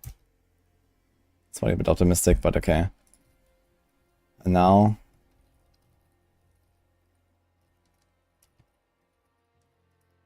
yeah, it's quite a loss actually.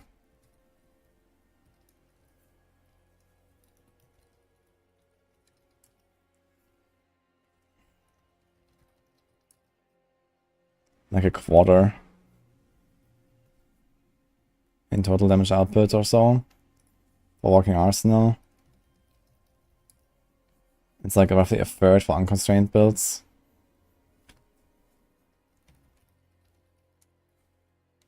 A bit more than a quarter for Unbridled Rage. And then, I mean, for Agashi Wounds it's like minus 90+% or so.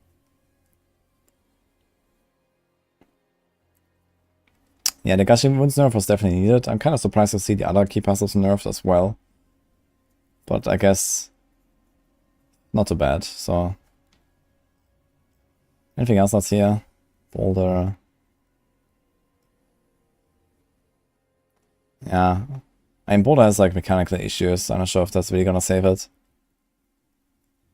Perfect Storm is getting buffed though, which is kind of cool. That's gonna help enable like tornado builds, for example, earlier. You can just run Perfect Storm, get the resources.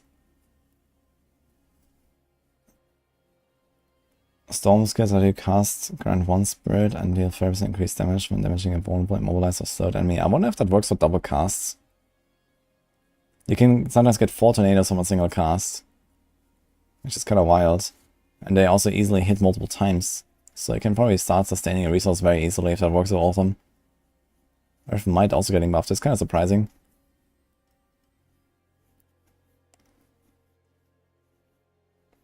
I wonder if the ring of, like the Bjornfang's ring actually has the same stats with core skills and whatever.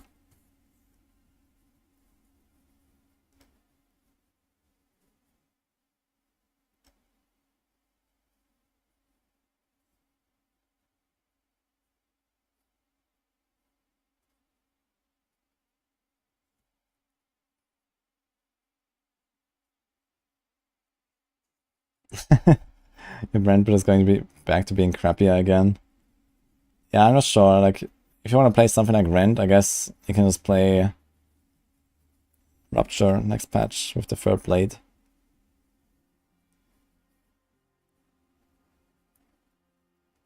Will Temerity be buffed? Well, Temerity is a very good item if it wasn't bugged. The problem is just it's bugged. If it wasn't bugged, I would actually use it in a bunch of builds. I don't think they have to really buff it or anything. Yeah, Temerity is bugged. It scales with your base life and not the maximum life that you have. In fact, for flat healing effects, it actually doesn't, it not just doesn't scale, but it also actually removes the barrier again from flat healing effects. It's kind of like, it lowers the number, it's kind of funny. Yeah, they did not fix that, no. They fixed something else, I was bugged with it.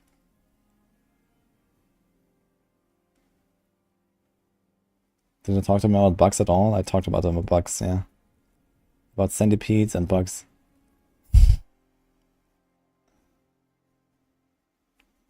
T-bolts and flicker step. What about those?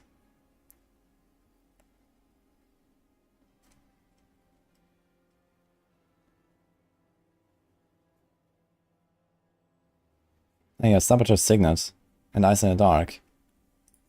So I'm kind of confused. So in this post here, from Don, that was 4 days ago. Like, I'm not sure what they were doing here with these two posts. Aren't they like all from the same meeting? But for some reason, like, both of them don't have the complete information. It just says unique item is being changed in Ice in the Dark. And this was after the post from here, where we already had the details. Like, what the fuck is going on? Okay, Ice in the Dark. 1400 life, 300 ultimate damage. 50% yeah, and +4 to Aftermath. That's kind of funny, the Aftermath stuff. Damage reduction from trapped enemies. Yeah, I'm not sure if I still want to use this. But 4 to Aftermath is pretty big, honestly. The problem is it doesn't really help you much most of the time.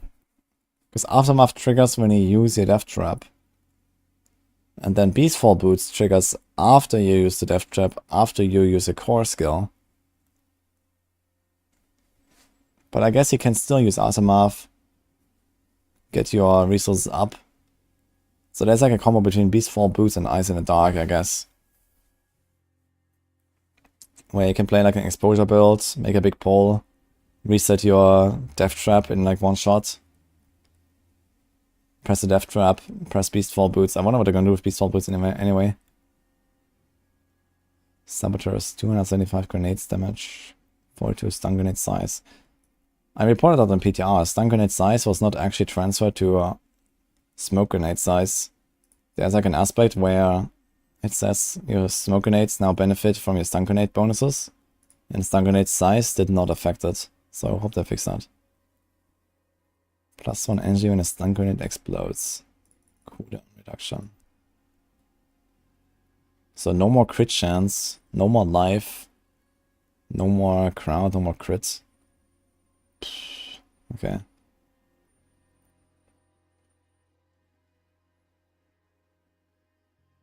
Exploit weakness no longer executes elites. So it seems like they're not actually like... It's still gonna execute like everything else. Okay. Weird. No witness cap buffed. So basically any of these new unique items here, like Ice in the Dark has like 300% ultimate damage. Any of these will just kind of like cap out no witnesses, which is relatively strong. I think like exposure, death trap builds are gonna be relatively good. I mean, Shadow Clone is not getting fixed, so that's kind of dead. And then there's Rain of Arrows. It's also kind of dead, I guess. But who knows what they're gonna do with Word of Akan.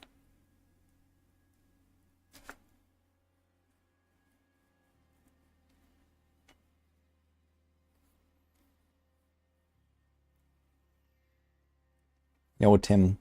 You need new items, that's why.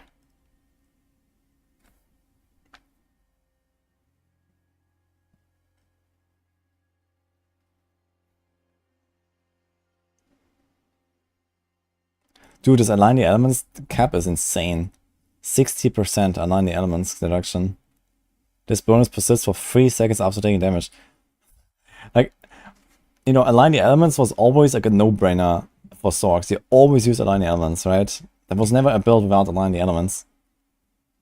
And now, not only did they give it like, I think at some point they made it like last for like 1 second or 2 seconds after taking damage. At this point it's 3 seconds after taking damage. And now they're also buffing it to 60%. Like, what the fuck, man? That's insane.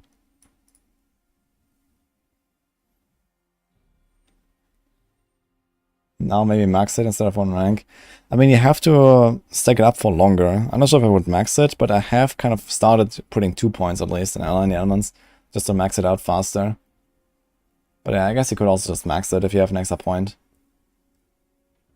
I guess any expansion, at least a lot of builds will do it when you have extra. It looks like we have 11 more points. For some reason 11 points and not 12 more points. Which is kind of weird. So we saw that people had like 69 points. Currently we have 58. We get 10 more from level ups. We should get 2 more from Renown, but for some reason it was only 11 more points, but maybe they had spent 1. Actually, where was it in the video? People told me that it was in the new video, but I have not actually seen that clip in the... Let's see that again.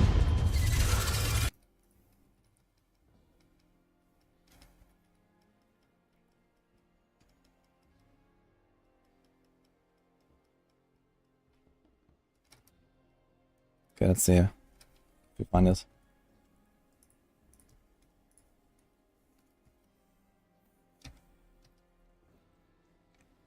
Looks like a funny tree here. Just like everything on red.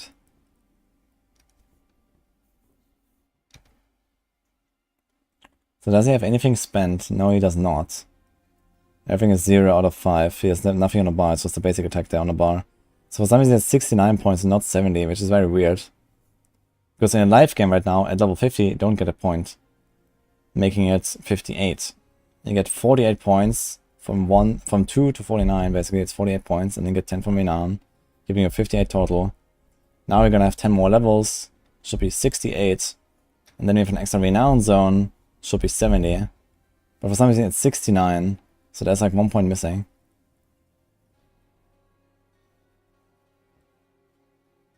Yeah, my past broadcast won't really help. I think I had 41 points there, if I'm not mistaken. If I respect everything, I had 41 points out of 30. So if you get like 29 more points from there, that would be 70. So maybe there is 1 point I have put somewhere here, but it's not on the bar. 58 points. Yeah, they might have just spent 1 point somewhere and it's not on the bar. Yeah. You can't see it if they put 1 in Rock Splitter, for example, because you can only see the upgrade there. So maybe it is 70 points.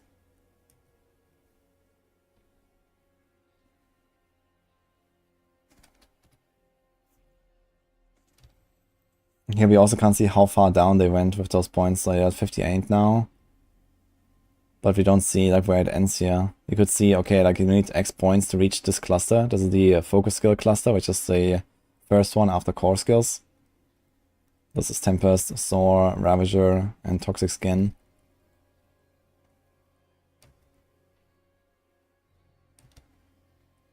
And here, same story. So they've spent probably 15 points. But you also don't see how far they went down here now. So if they had just unlocked this, for example, then you could see, okay, how many points does it take to unlock the third cluster? This is the next cluster, this is the defensive skills. It's Outhide, Concussive Stomp, Counter Attack, and Scourge. And then comes the next cluster there. That has the potency skills.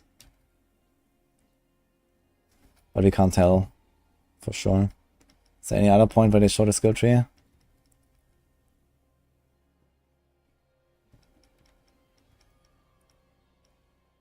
No. Yeah, so my guess is it might just be 70 points. Because as I said, if I remember correctly, I think I had 41 points spent in the level 30 preview. Plus 29 would mean exactly 70. So I guess they had 1 point spent in Rock Splitter in this clip. And it's actually 70 points.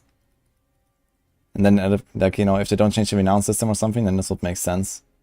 You just get like 1 extra zone of 2 skill points from renown.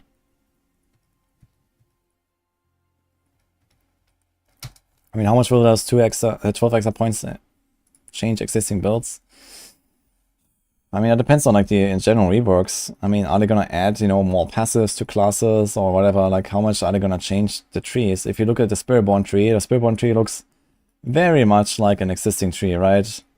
4 skills there, 4 skills there, 4 skills there, 4 skills there. You know, it's like all the same stuff. And then like a cluster of passives here, cluster of passives there. So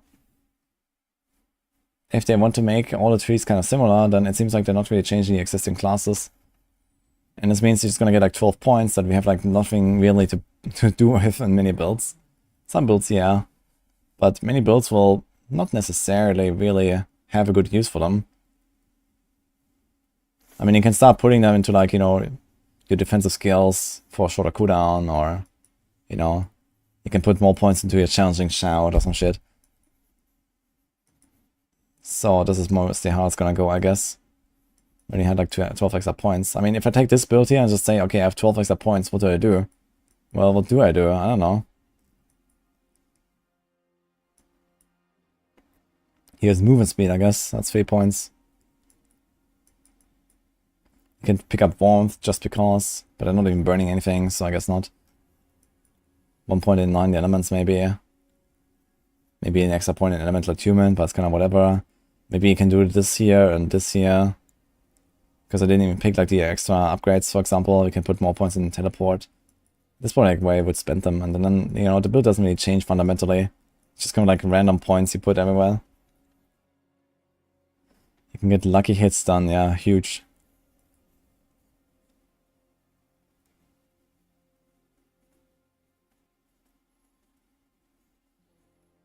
Rob Azaveda claims you might be getting 10 more skill points.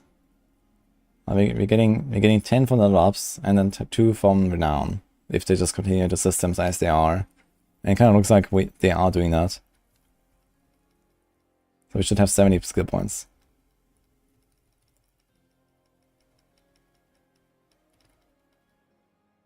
Yeah. Yo, Nodo, thanks for 41 months, man. Look here, this guy has 69 points right now. And he's max level.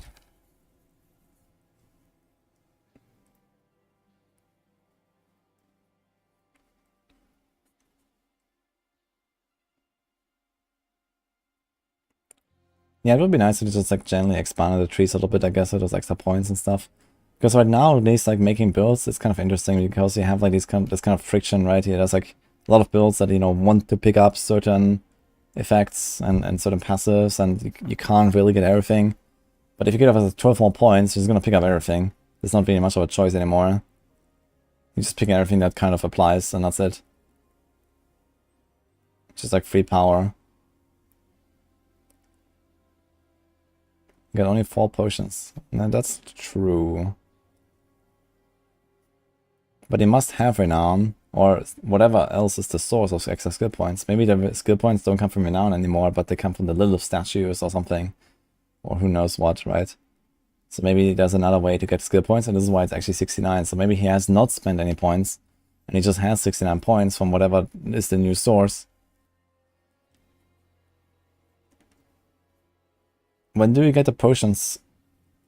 Potions is the second upgrade, right? First is skill point, second potion, third skill point again.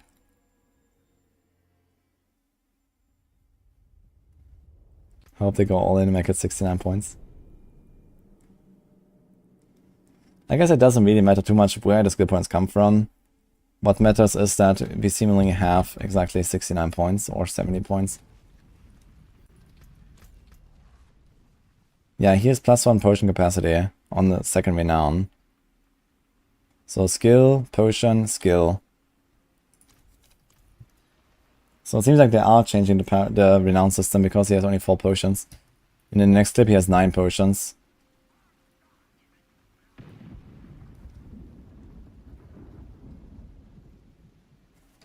Would be surprised if they remove Renown.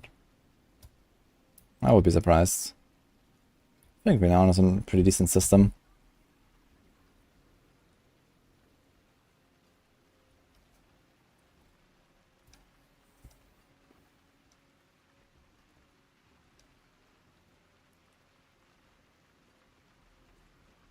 One of the number of paragons is changing. Yeah, almost guaranteed. Yeah, there's 60 and 1 now. It seems like 60 is just the maximum paragon, maximum skill character level now, and then there's paragon. It seems like a changed paragon system here.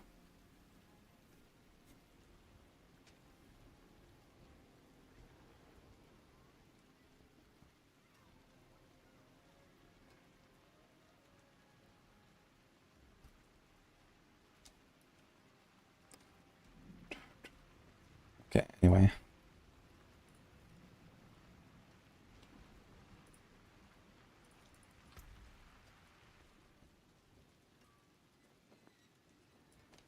So we have this thing here. Should try a little bit. Charge bolts, cast twice, channeling cast twice. We have 0 tempers left. This is kind of broken. Rip triple GA. Here's close, ball lightning. Pretty scuffed, but I think I wanted to try it. Things have to solve resources somehow. One way to do this is with a resource pot. Did I have a safe one? But if you don't really want to do this, we have like advanced elixirs. They're pretty good. There is magic in all things. Let me show you.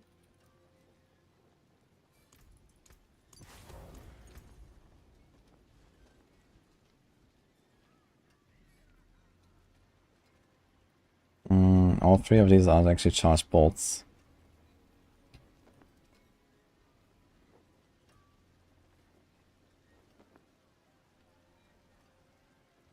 Two tempers, 4 tempers.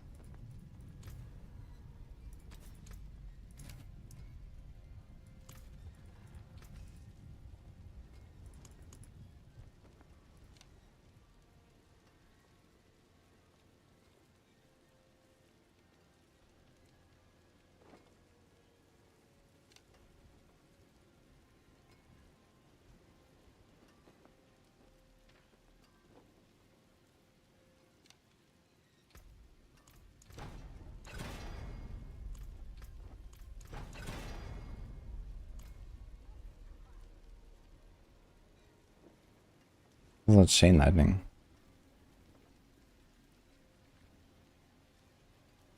So I could also use that. Chain lightning if I want.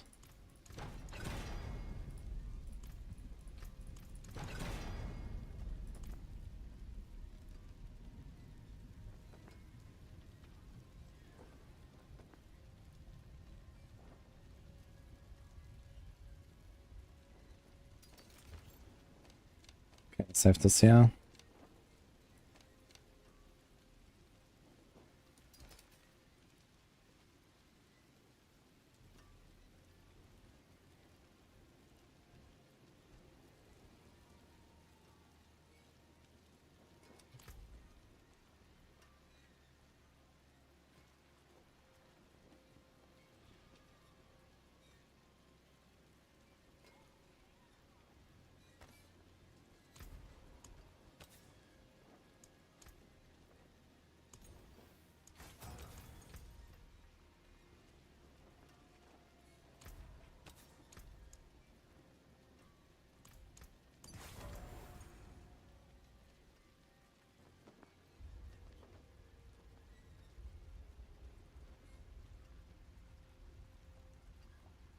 I guess I can keep the retribution here for now.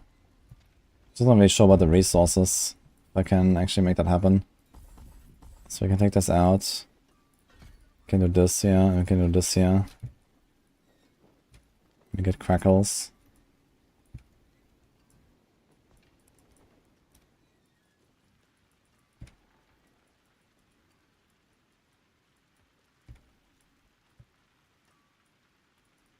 Did I change something here?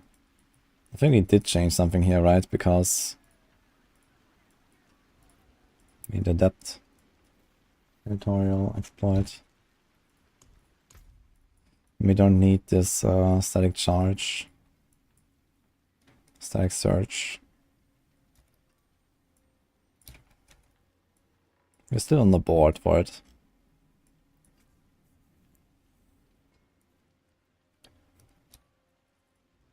Okay. 1, 2, 3, 4, 5, 6 boards. Which is almost the same here. What do we have? Control, exploit, enchanter, reinforce, charged, elementalist. Here we have unleash, which is actually pretty large. 25% mana regeneration. That currently does not exist. It's only 7 and I don't have it leveled. So that's like a season 5 thing. I wonder if I can somehow try to make this work and see how it feels playing this with ball lightning instead of chain lightning. Adapt. We need adapt though. We have it though. Control territorial. Okay, which glyph can I replace? I don't really want to replace any of them, but I kind of want to have the extra mastery skill radius. Maybe replace exploit or control.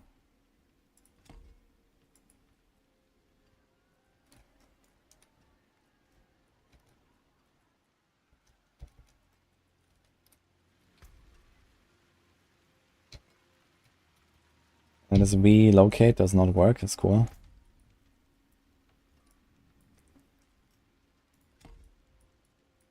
Guess I can just right click it.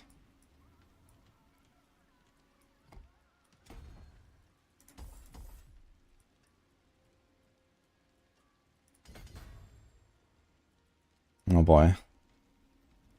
Okay, plan B.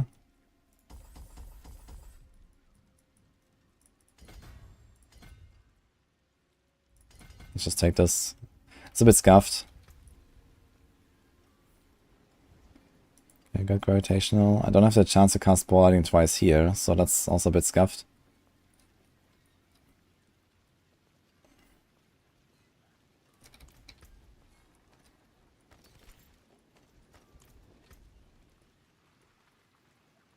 Okay, armor's fine. 43,000 life, that's an advantage. Anything else I changed here significantly? We have like mana per second. We have 8 mana per second there. We don't have mana per second here though. They probably want that. Let's see, mana per second. There's a helm. There's a chest. We have a perfect int roll there.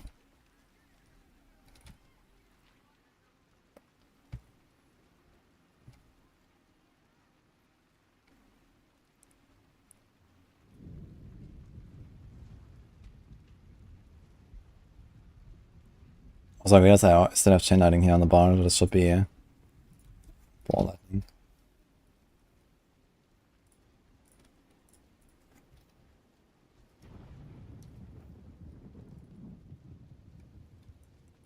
Okay, let's see how it goes.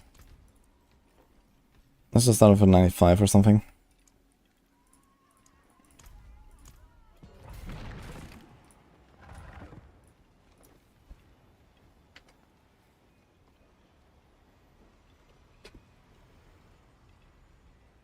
When they add rune words and rework nightmare dungeons, they probably play again.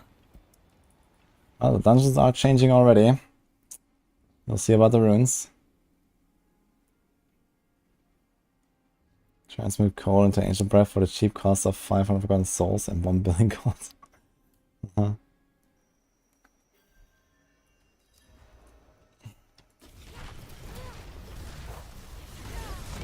man.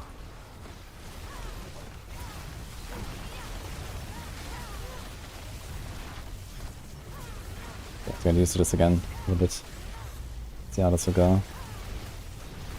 Yeah, if I had the Unleash Glyph now, I would probably have enough mana Although in AoE we can kind of spam.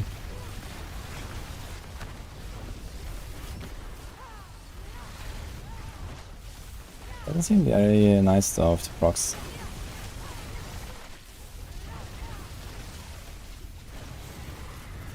Oh no, the bosses.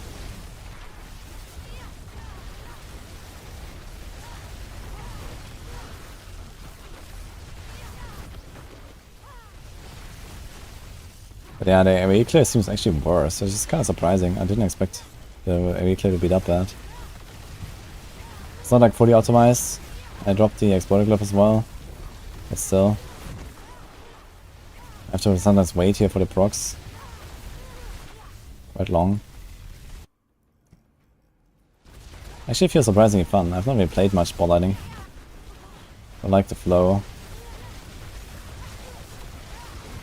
God, the numbers though, I don't see anything.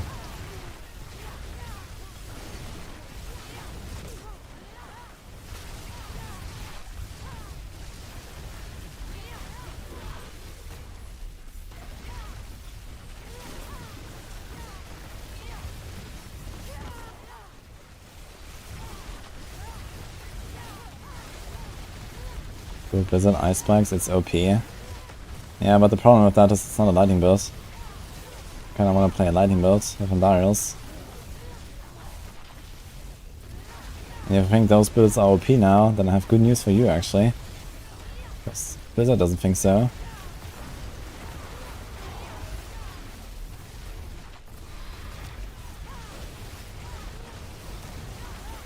Okay, so we actually did reach the boss in like 20-ish.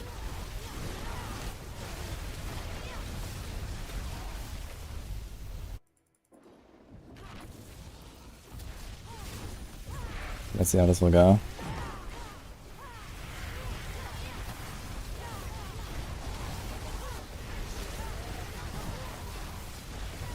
Yeah, okay, single target seems really bad actually.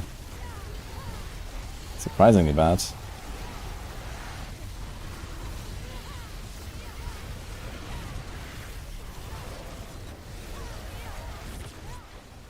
Like, the boss will be dead now, easily.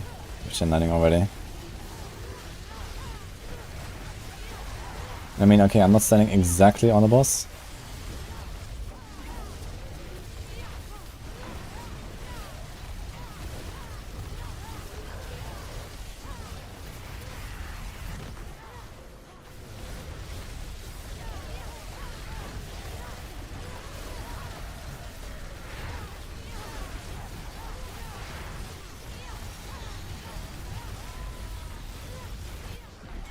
Yeah, this was very long.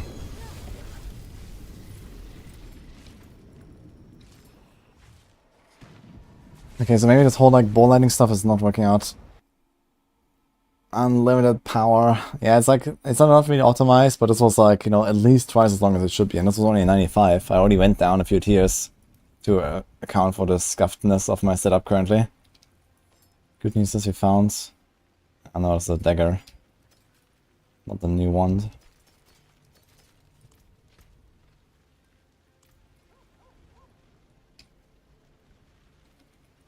Crazy. It's crazy that Sorc doesn't have a single build that's good for a single target. Yeah, it's definitely a struggle. I guess Firebolt. Firebolt is a decent build for single target.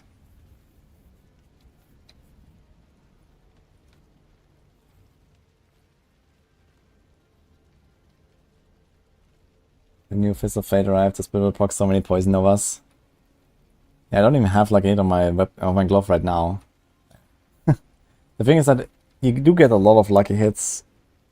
I like lucky hit bonuses already as a Sorc, but it will help to have the Fist of Fate for sure. And it's also like a decent damage multiplier on top of it. Plus all of the random crowd controls, you can stack up bosses much better. So yeah, Fist of Fate is gonna be really good for all these like lucky hit proc builds. Like I can equip the new Fist of Fate and it just straight up have a better glove than what I have here.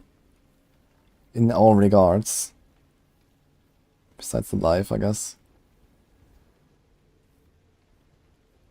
Yeah, I think the Andarius build will use Fist of Fate for the most part.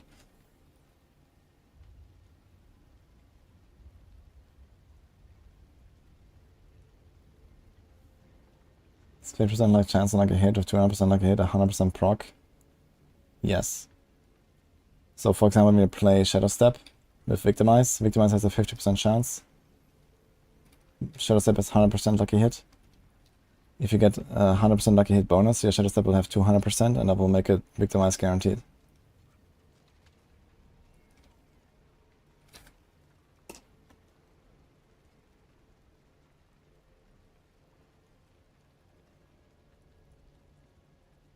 Let me try some charge bolt stuff.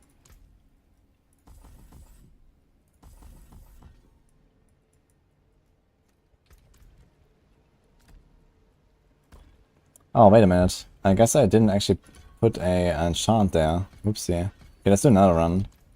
I didn't do any enchants. So how often does this proc? Critical strikes have a chance to spawn a static ball lightning. Okay, let's do this again. Before we change. And also we have to remember I didn't have Masterwork here. I guess I can take it to 4 at least.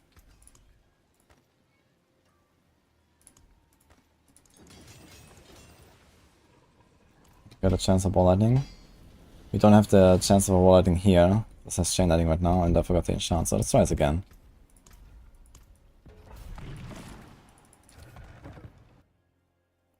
All the changes will be applied to both realms, but you can't use your character in the season. You can just play Eternal with the patch, probably.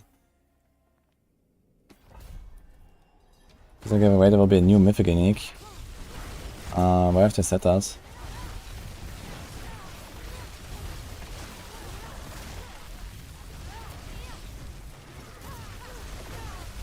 I mean, they will probably introduce mythic uniques, you know, regularly. In expansion is certainly a time for that, for them to do that. Especially for a lot of the mythic uniques being weapons. Not really surprised they want to make something that also, for example, works for Spiritborn, which currently can't use any of the existing mythic weapons. Although Andariel Spiritborn, man, that's gonna be a thing. There are some pretty crazy poison synergies there.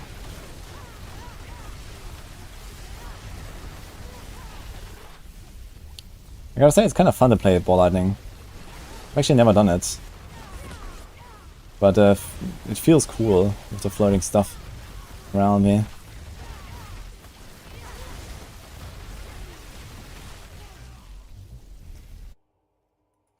Give a hint of what it will do. Okay, where? When?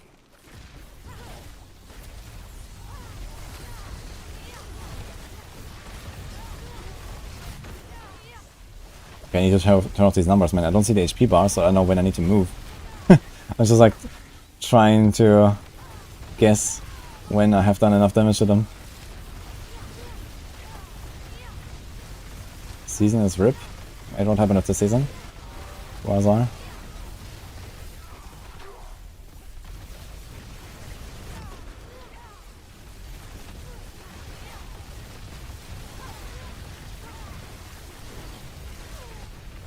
I activated my unstable currents maybe a bit early. Maybe it's fine actually, 18 seconds.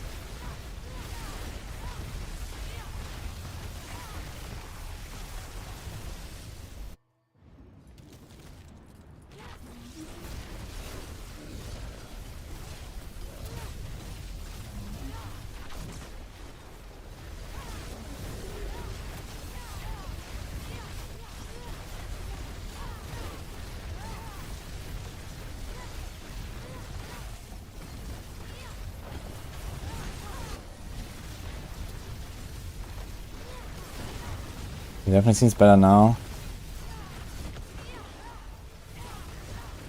But it's kind of hard to like walk exactly on the boss.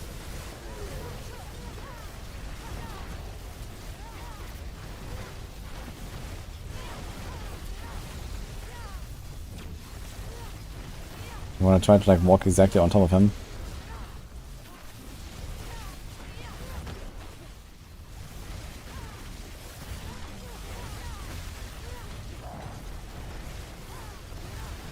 The damage still seems kind of low, man. So, especially when you have to like move around and can't stand exactly on the guy. So I'm not sure this ball lightning stuff will really work out. Let's try the charge bolts.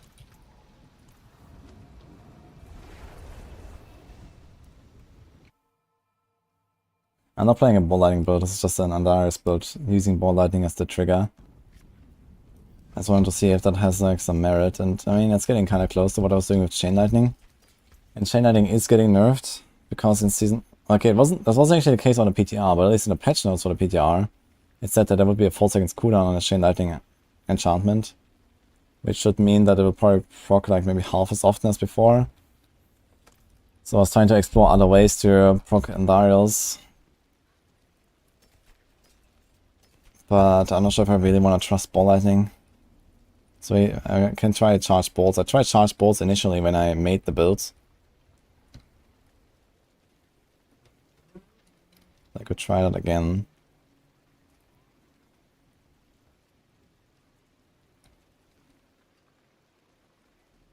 We actually need an offhand. Let's realize 30 minutes. Does it have tempers left? This one has tempers left? Okay, this one has tempers.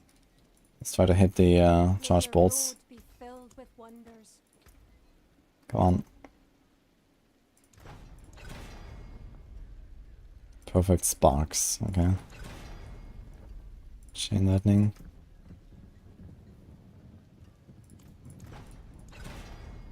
Teleport.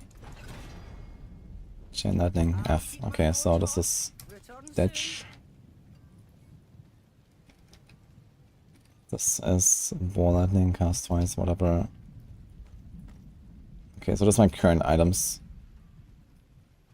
I mean, before I go ham on trying to get such an item, I can also just try charge bolts a little bit.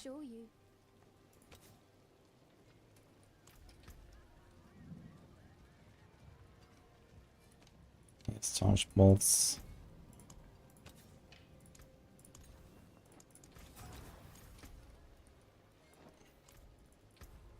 So instead of conceded, I guess we go with the charge bolts aspect. Piercing static. Keep Stormswell, Shredding Blades, and Retribution. Try to make everything vulnerable. In this case, we also remove this glyph again. Could exploit again. Basically do exactly the same stuff. That was control actually, not exploit. Exploit we kept, yeah.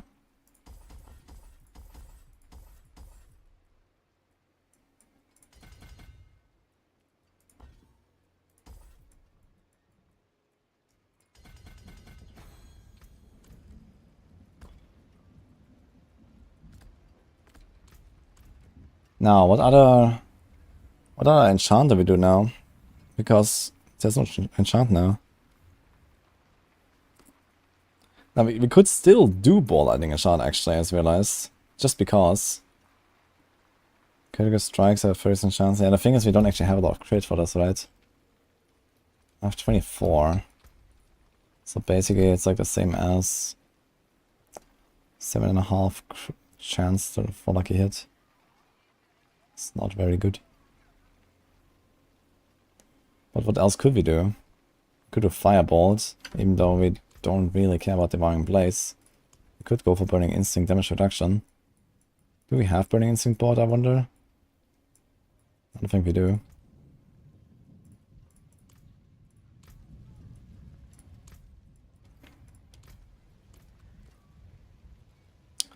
Yeah, charge balls is a kind of shitty one. When you use a cooldown, enemies around you are stunned. And that was the Arclash. A stun enemy, there's a 48% chance to release 3 charge bolts. I mean, you can still do it for more AoE clear, I guess. Do we stun? Got freeze, immobilize, stun. Got 1 stun.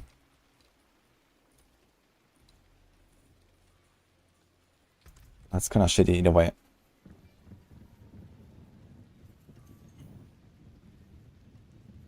Something that would be kind of cool with maybe Ice Armor enchant.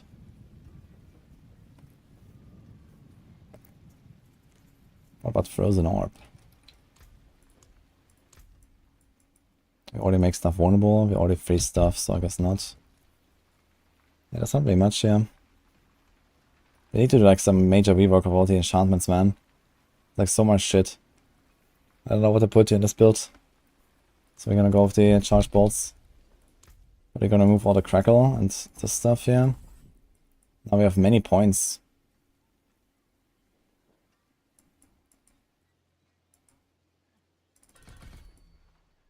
Oops.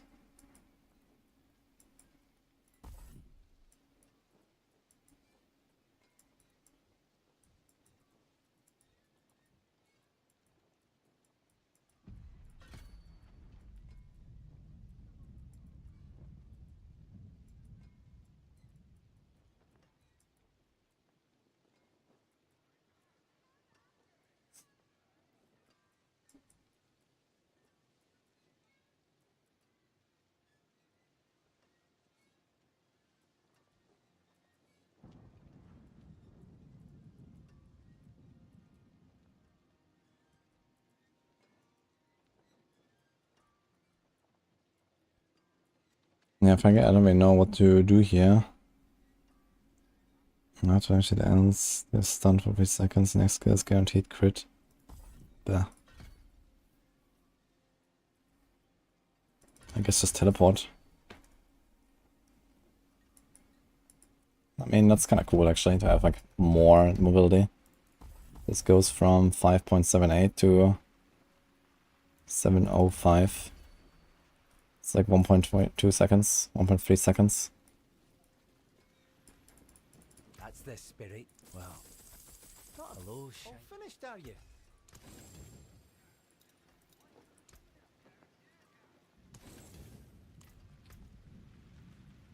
Okay, again, we have only charged bolts on one weapon right now.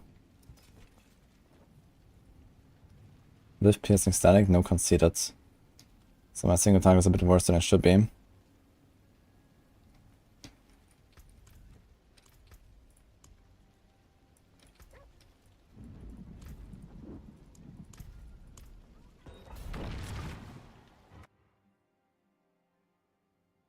You want to try Diablo, but the gameplay always seems to be on ×2 and you don't vibe with that.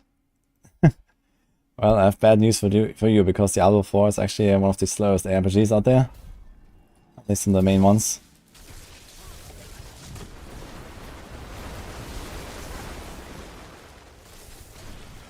Yeah, it seems to like immediately just like blast a lot more in these packs.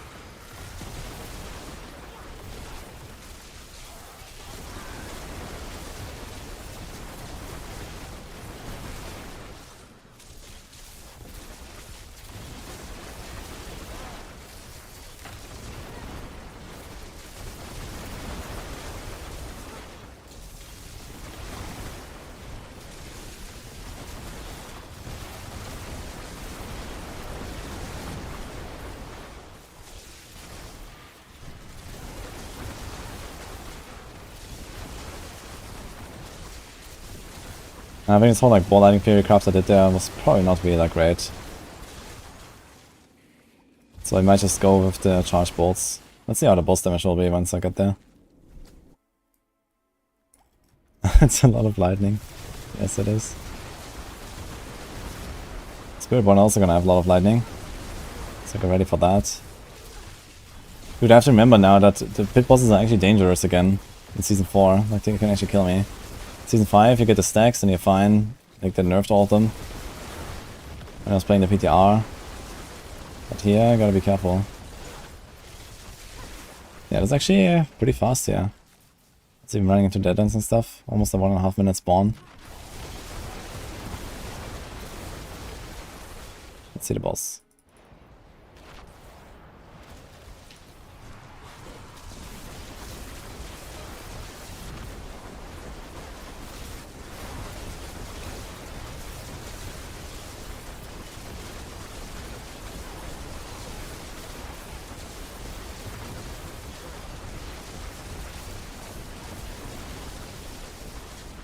Wait, do we have to charge Cliff? I'm not sure actually.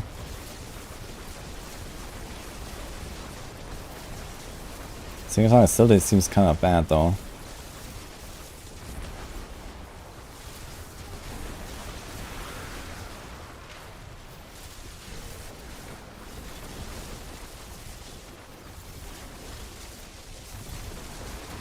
So it's 3 rounds. Or Sea Hack though, which is a relatively tanky boss.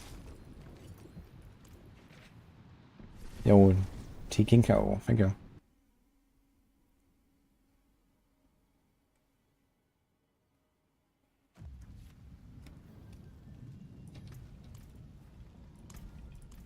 Let's go higher.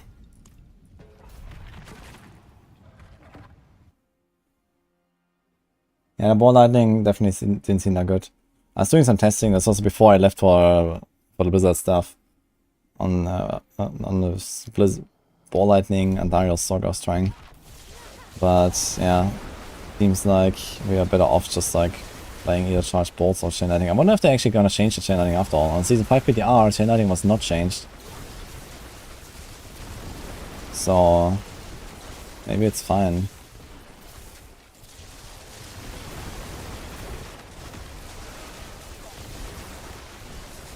But I don't know, I feel like chain lightning feels cooler to play.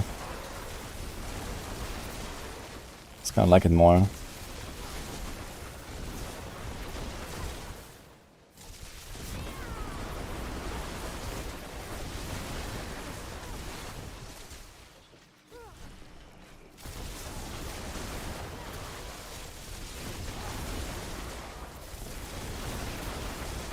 Who's gonna waste $70 on the expansion? You'll be ready to give your money to GGG for PoE 2. Alright, I have two good news for you actually. Number one, the expansion is 40, not 70. Number two, PoE 2 is free.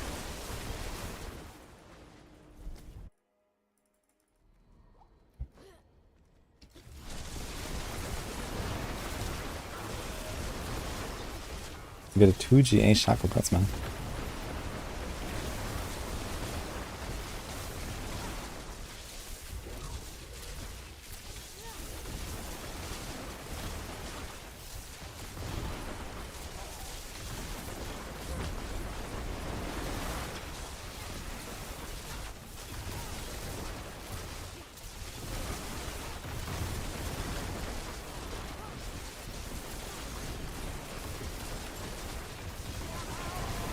I think that boss damage would actually be comparable if I was not running the piercing aspect for the charge bolts. But I wonder how the how the A clear feels. What if I just go like, I don't know, 15 tiers higher?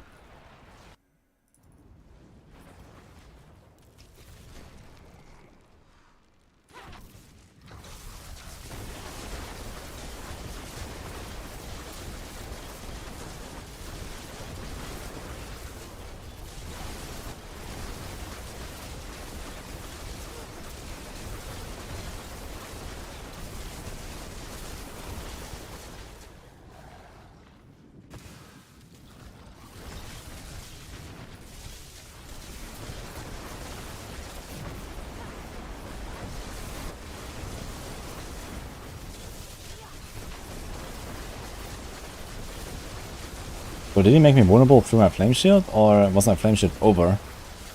But he didn't get through my barrier. Can you get vulnerable from this through your flame shield?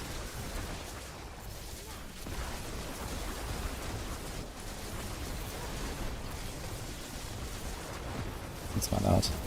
No, so my flame shield was actually over and he hit me. But he didn't get through my barrier, so that's kinda good news, I guess.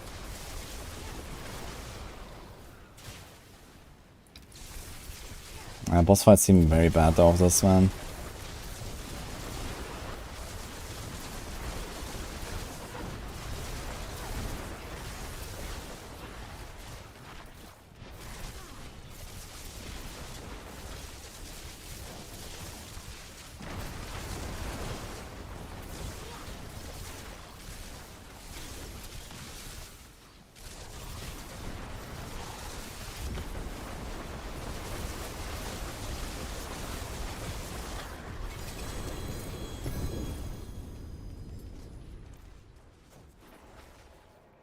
As far as I've considered.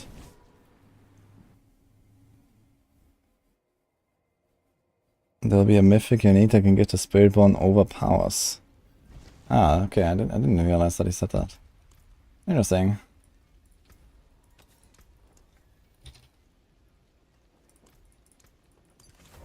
I mean, you can already give Spiritborn overpowers just by using Banishor's Talisman, for example.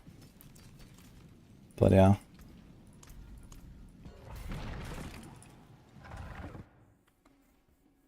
What happened to GA uniques? I have spent so much time to get on Eternal.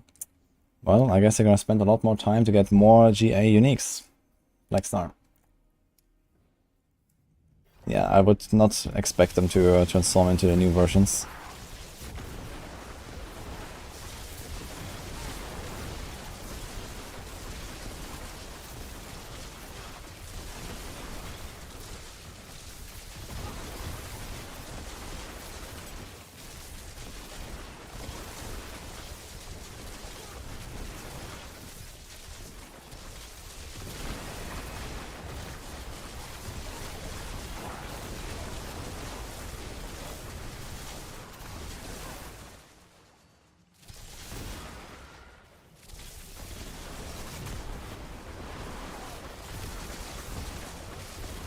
Yeah, well, this piercing, we don't really have like the AoE that I would like as well, so it's kind of like... Sometimes it procs nicely, it's not always though.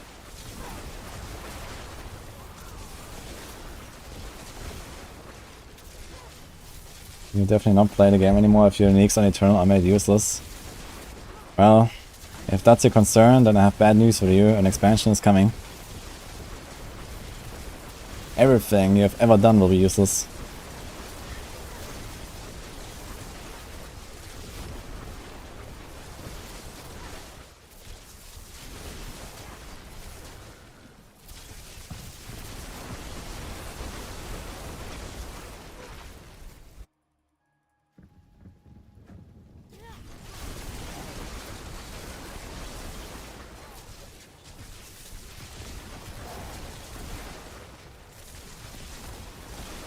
I'm busy blasting and doing the interview. I mean, the thing is that, you know, I only had like 2 hours there, right, to show off the Spiritborn and stuff. Didn't want to just like sit there and like speak to the guys for like an hour. You know, I still wanted to show off some stuff, you know, from the Spiritborn gameplay and so on, so that people can also watch that in the background while doing the interview. But yeah, like sometimes I was also like trying to read chat, trying to like see what's going on.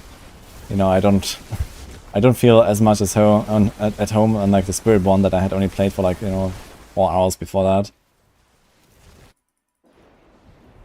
Wouldn't the Raymond chest help? Yeah, you can pull stuff together and then get the explosions. But then you're playing with Raymond chest and I don't really want to do that. Like, I mean, I'm playing a build that's just like does AoE all around me, which is a nice advantage to have. And I don't want to use Raymond chest to kind of like ruin that advantage basically, if you will.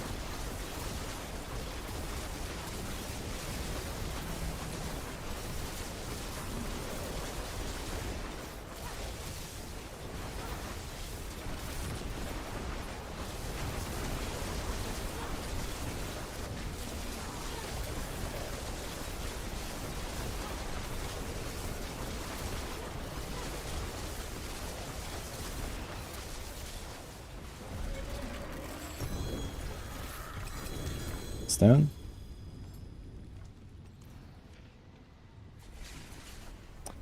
I didn't actually get caught in a global airline disaster, but a lot of the other guys did.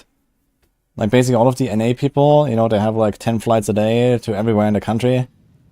And everyone left at like the 7 AM flight. Like the first one. And they all had trouble as far as I know. But my flight was at 2 PM, so everything was fine. I just had like a 2-hour delay in Frankfurt, so I was waiting like 10 hours in Frankfurt, and then it got the 2-hour delay, so it was like 12 hours. But it wasn't too bad. I was just kind of like spending all day in Frankfurt.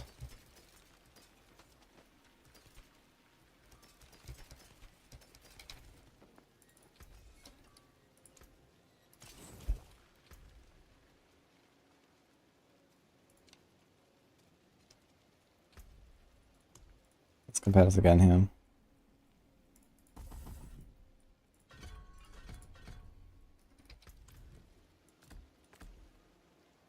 I mean, the funny part is I could actually just do chain lightning enchant anyway, right? Instead of charge bolts enchant, as well as if I want to do this.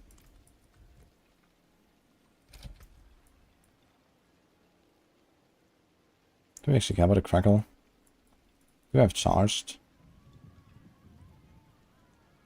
We do have charged, and I just realized I wasn't using it. Which is kind of stupid. So what about... You put like, I don't know, 2 points there, 1 here. Oh, shit.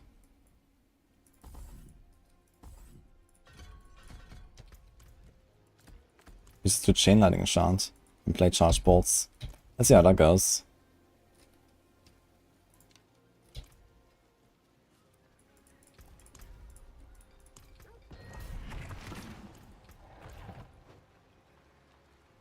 That's the spirit. Give it a go. Oh. Hello, shame that. Not a bad pull, that. Watch my hammer sings on your return. We're gonna meet up with Anna and Rob at Gamescom. I will go to Gamescom. I have not planned, you know, or like talk to anyone or something like that, but I guess if they're there, I will see them.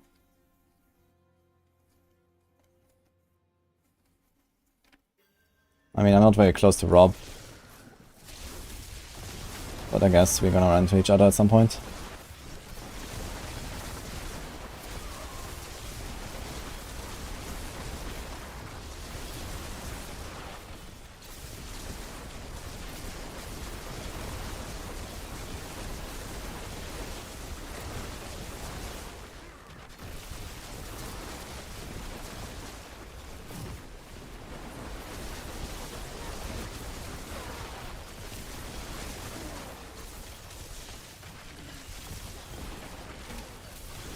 I think Spiritborn will be OP when it releases, yes. There's already like, I don't know, at least like 8 or something different OP combos that I think are gonna kind of break the game. So, yeah.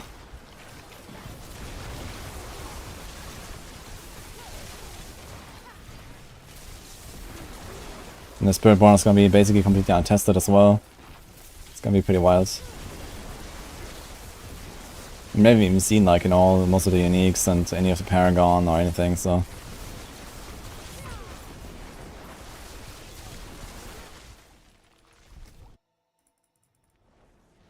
We'll make sure Spiritborn is OP. Yeah, I mean for the first season or two, Spiritborn will definitely be crazy, and I guess then they're gonna start balancing it.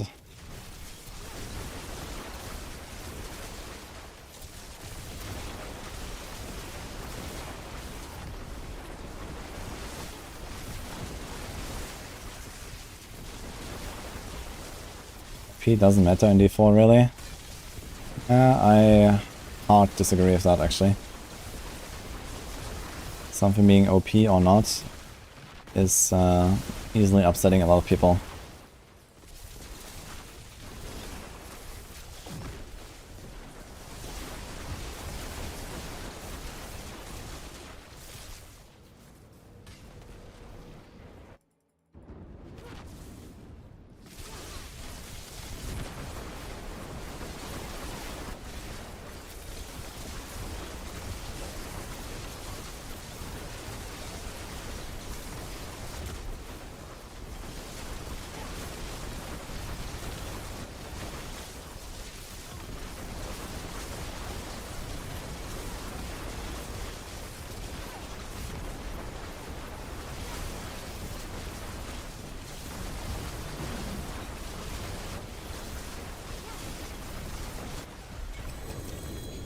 Actually felt better now. The chain lightning stuff.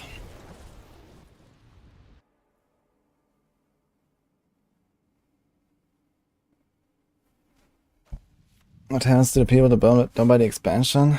What version would I play? Well, you basically just play the game as it is, but without access to all of the expansion stuff. So no Spiritborn, no Nahantu, no whatever raids, no mercenaries. Basically that. But I guess we still have like a functioning game compared to Diablo 3. Where I guess technically you can play Diablo 3 without the expansion, but not really.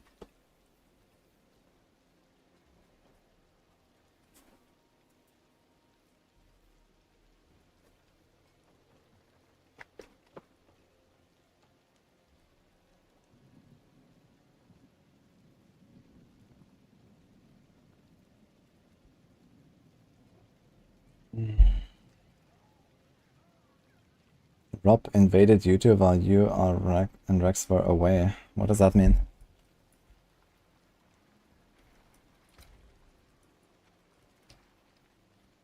We got a Tarasha ring. But they actually have a decent one.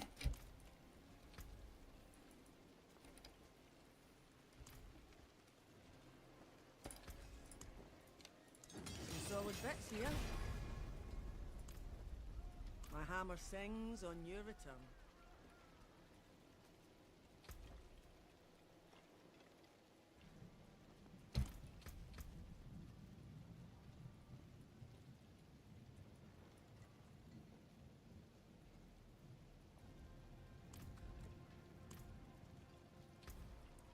Okay, what happens if I open like, let's say 110?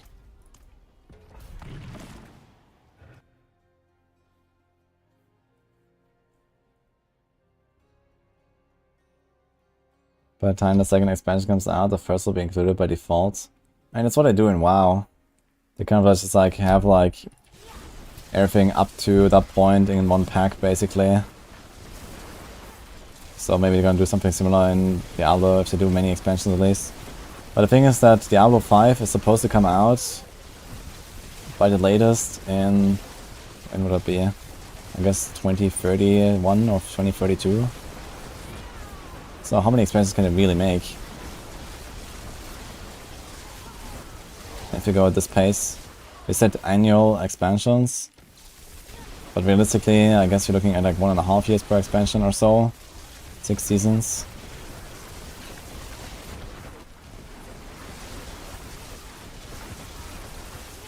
So yeah, even if they make like, you know, let's say 4 or 5 expansions until Diablo 5. Yeah, maybe they're gonna do something like in WoW where they just like, kind of give everything in one bundle. Or like every time you buy like the freshest expansion, you're just gonna get everything that's old.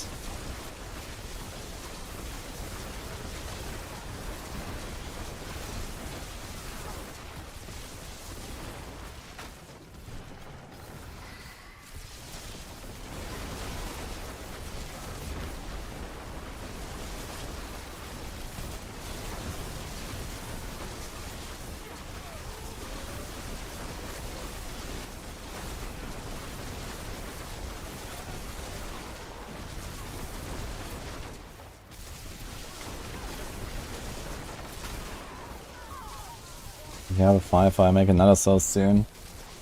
I mean, so soon means you probably still have time to conceive a child and have that child play on launch. So it's not that soon.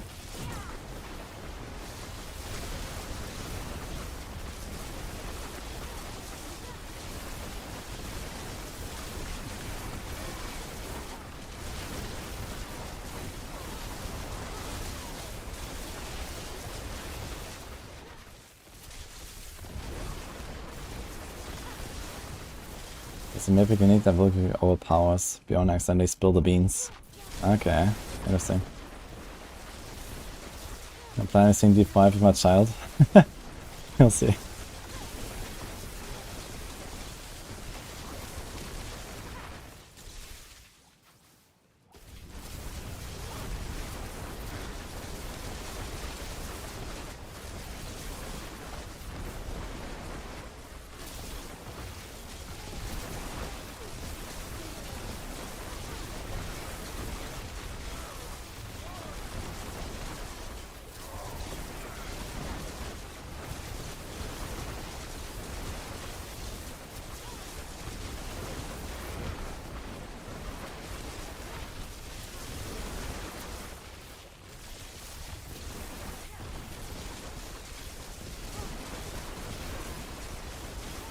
But I think the GF that's not happening before D5 launch. Ah shit.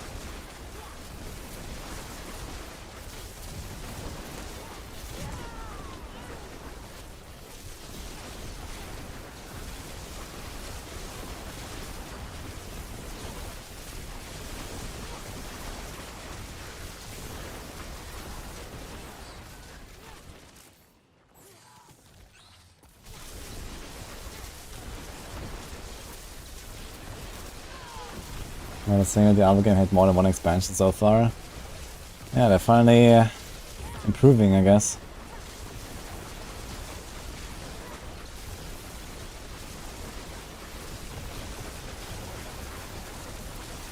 Actually reached the boss in like 4 minutes there. Interesting. 110.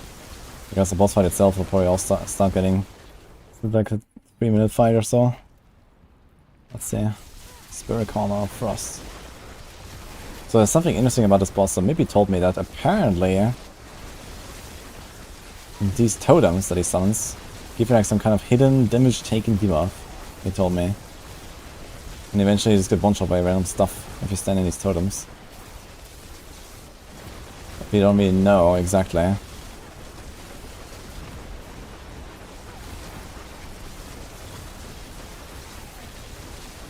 Because I always wondered what these totems actually do that he summons, and I have no idea. They don't really seem to do anything. But maybe that's it.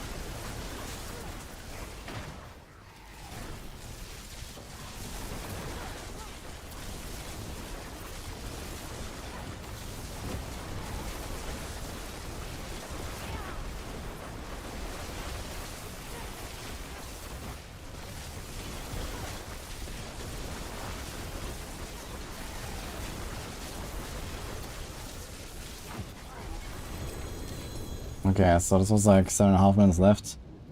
So boss fight was like around 3.5. So almost half the total runtime. Starts with chain lightning. I guess it will be kind of similar. But I feel like with chain lightning can sometimes do more better damage when I'm like dodging and running around. Which I do have to quite a lot to do here. Let's take this. We have conceded. I guess we don't really have to change much on the tree and stuff, right? We have just chain lightning here. Retribution. I probably want to change Retribution at this point. We're not staggering the boss enough for this.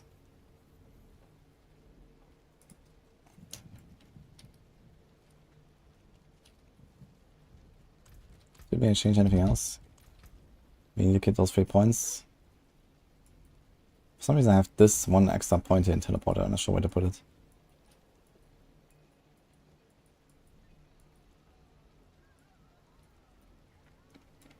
Do I need a crackle because I have this?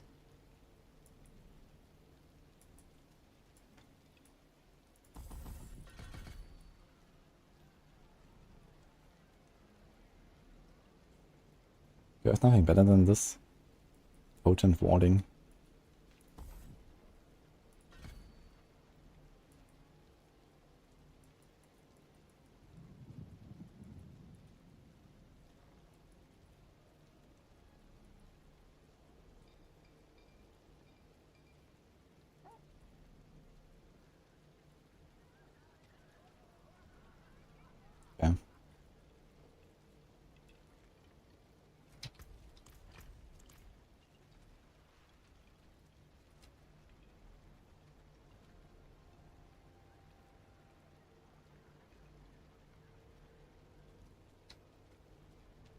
Systemfehler. Ich habe ein Video, ja. Von Darius Sorc. Vor ein paar Wochen.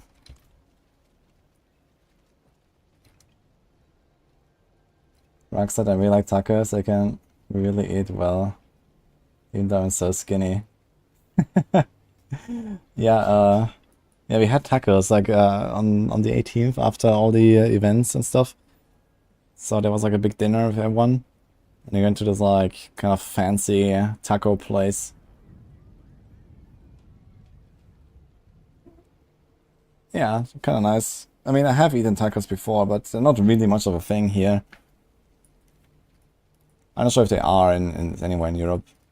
But yeah, they are pretty good. Greetings. Okay, so 110 with this.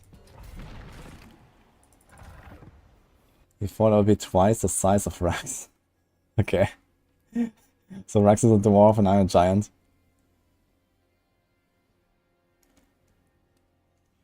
Fancy taco, yeah. It was like some kind of like high-end taco restaurant we went to.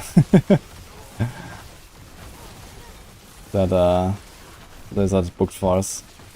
Like we went there with the devs and stuff, so we were all kind of like chilling there, and it was really nice. I was sitting next to Brent and Bjorn, so we kind of just continued from the previous interview. And we were talking about a lot of stuff. It was kind of cool.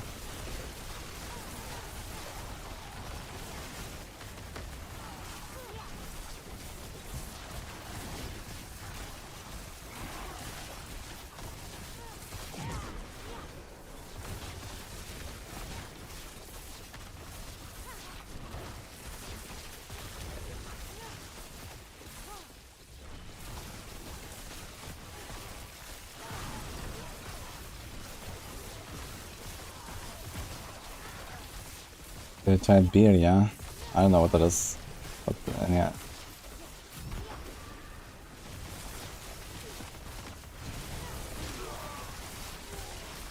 Is this beer or what? What is that? Trendy taco thing. No, okay. Yeah, it's called cerveza, no? But I have no idea what beer is. I've not tried it.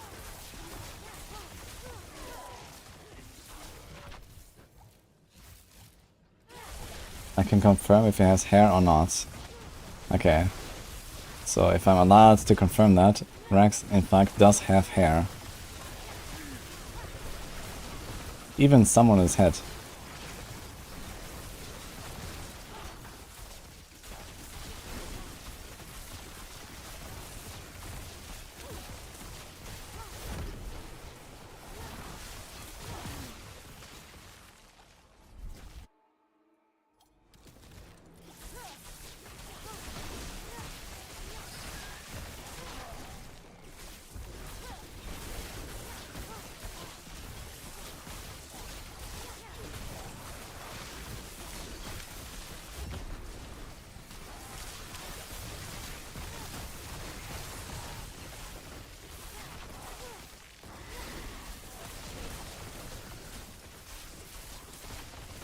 Fry the taco shells in chili oil and serve with a consomme.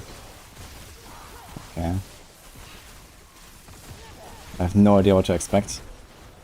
But maybe I'll try it at some point when I go back to the US. I don't know when I will be, I guess for BlizzCon, whenever I make one again. But I guess if they do BlizzCon, it's probably gonna be November next year, so that's quite long. Who knows if it's still gonna be trendy then.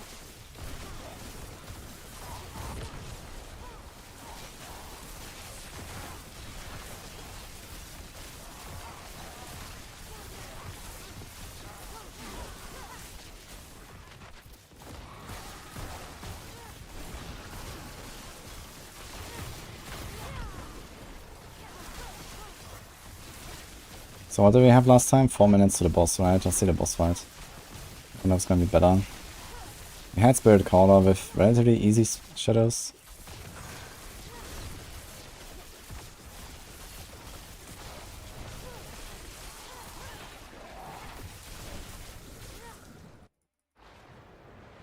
This is season 4 right now. Barely. But still season 4.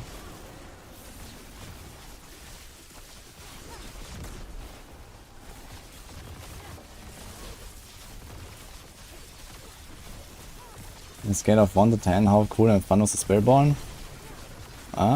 It's very fun. It's really cool actually, so... Even level 30, man. I'd say it's a 9.5. They did a really good job there. Hope not like the Assassin and D2R. It doesn't feel like the Assassin very much.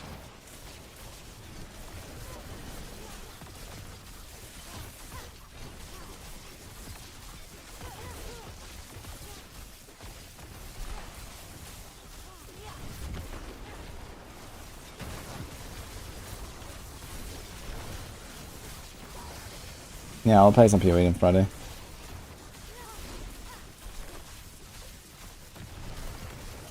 Actually, I'm not sure, but I wonder if the Snake Eyes, when they stun you, actually give you tormented stacks next season. Because on PTR, basically all these like boss attacks here give you tormented boss stacks. I wonder if the Snake Eyes do that too. Because they don't do damage. For a Shadow boss, they're actually kind of a joke.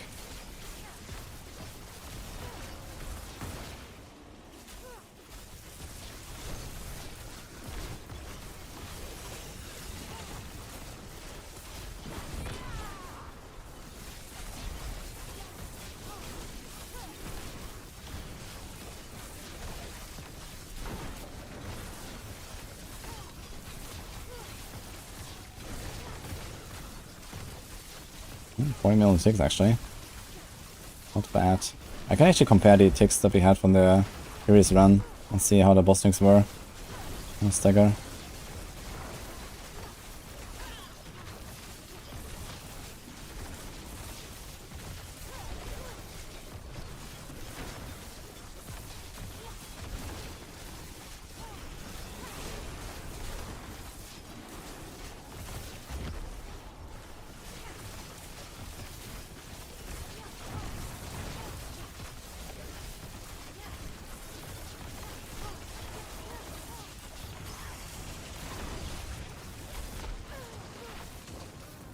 I mean, Bramble is one of the tankiest bosses.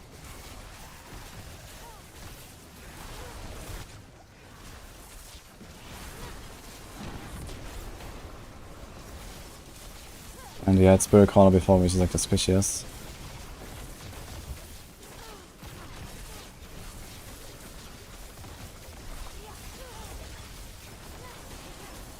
And we're still killing them in roughly the same time. Spirit Caller was like a 3.5 minute fight, this is like at 3 minutes now. Almost stagger and we got him, I guess.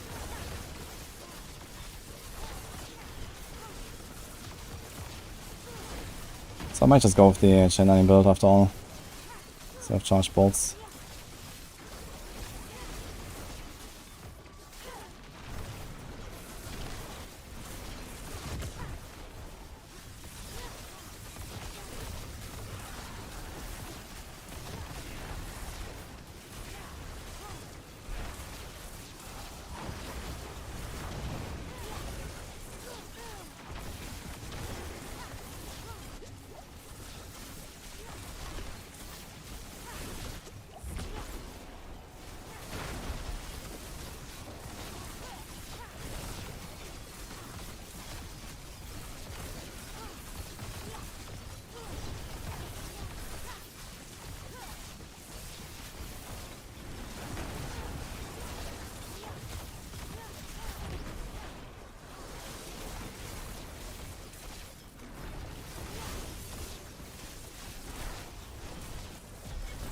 Yeah.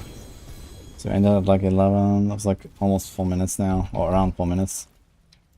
Do I have this here somewhere? Boss HP table.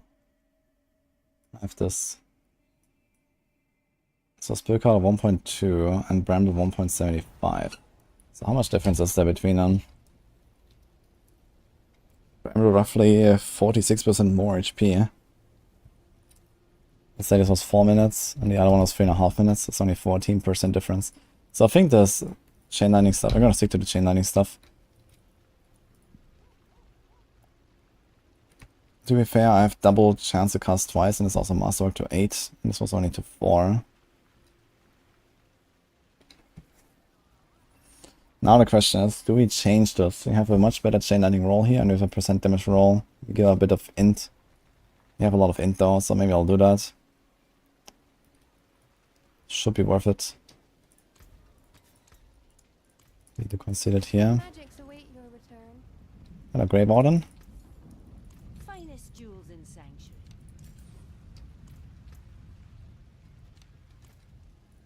Because they're generally not distant. This is 155% distant, and this has tempered percent damage. Seems like that will be better. Sorry to hit the chance to cast twice. How's my resistances actually? Are we like overcapped? Yep. Got 108% overcap by the way on poison. 76 on cold. Okay.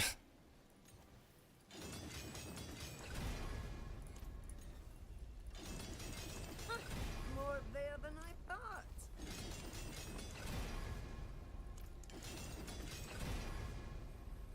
Life.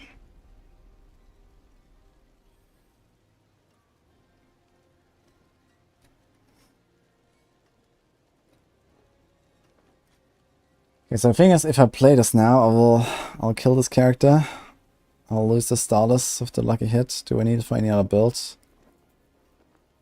Not really. We have a backup status anyway. I was using this for my Poison Barrage build originally, but we're not gonna go back to play that for now, I think. Did I talk to Blizzard about the buff bar? No, we didn't talk about the buff bar.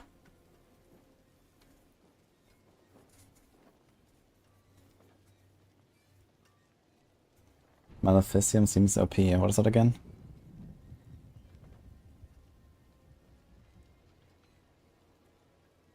Will the old uniques get updated as well? No. It's a bit like Ice Orb but with lightning. No, it's very unlike Frozen Orb. This has Andariels. This build is Andariels. Actually, before I continue, I want to check the damage numbers on the boss nukes. Let me see those.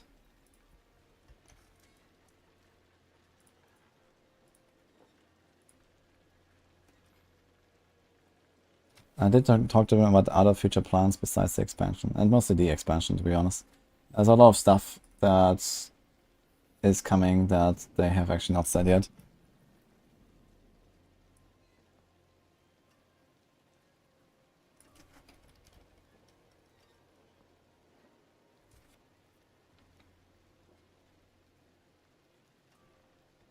Okay, I saw like a 34 million tick there. 38, 38, 35, 29.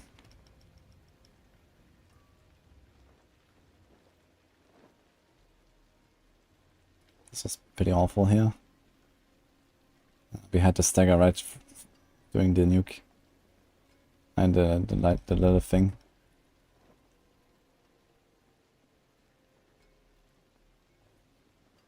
20 million, 15 million. Let's go back to Bramble again. Hey, Afigal, hello. Thanks for 46 months. Hope you're fine, man.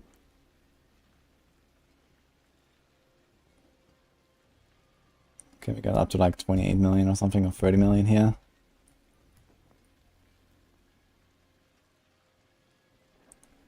I see like Charged Bolts is generating is relatively close.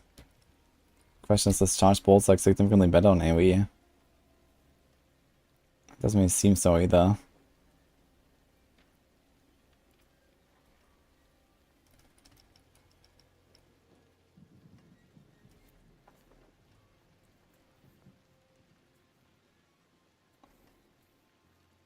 I cannot tell you about what we talked about at the endgame.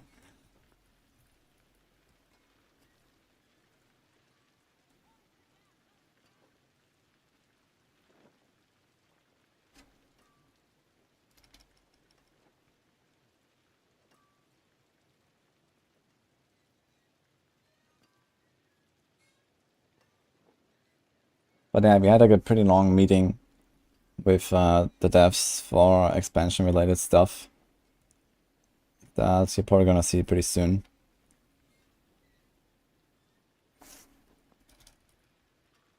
want to see like some comparisons between the AoE clear and the single target clear. So here's a pack, for example.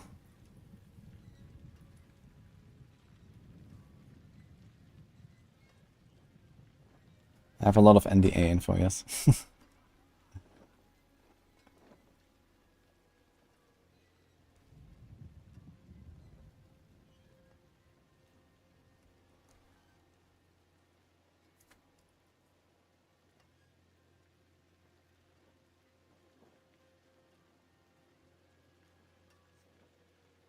Yeah, I mean, basically when you're like the Diablo partner program, you just sign like some general NDA.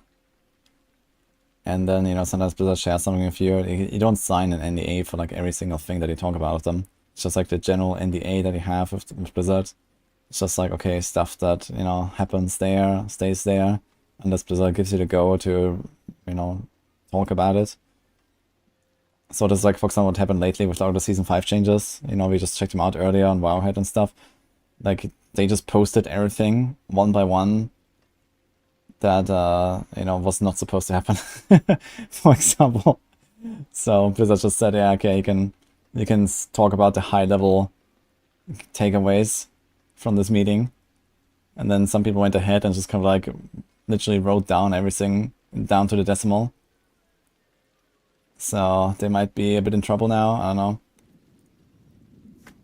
But yeah, in general, you know, I didn't go and like sign a new NDA now for the stuff that I talked about with like when I was there in US now. It's just like the general NDA that we have.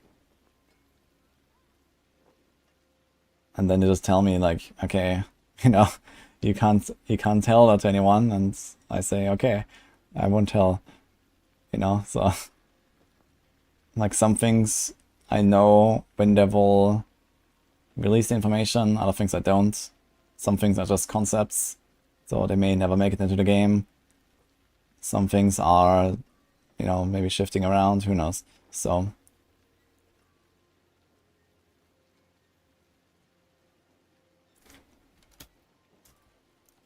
who is the leaker? Well, they're actually named in the titles of those articles.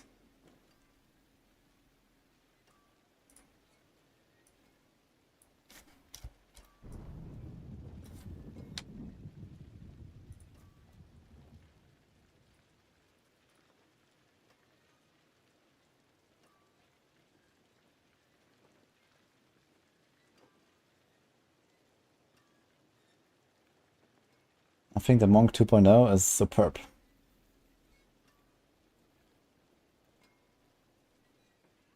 Bjorn is a guy who's very excited to talk about classes. Yeah, so I learned that Bjorn actually originally also designed the Rogue. So we got along really well. We were also talking about Shadow Clone. He was rolling his eyes. Oh man.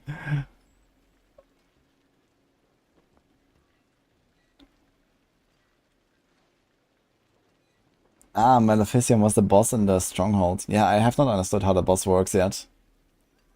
I guess I'm just gonna stay away from it until we figure it out.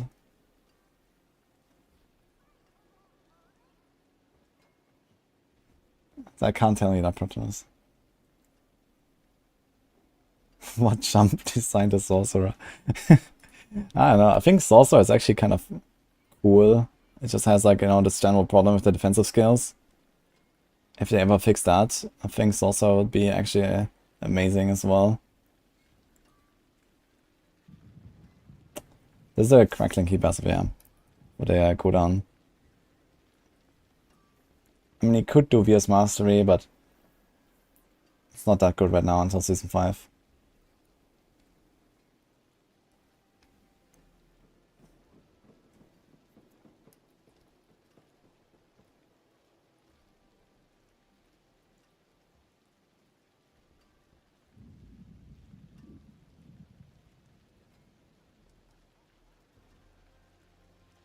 I feel like here the area clear wasn't that good, but I still found the boss in like similar time, so I guess it's fine.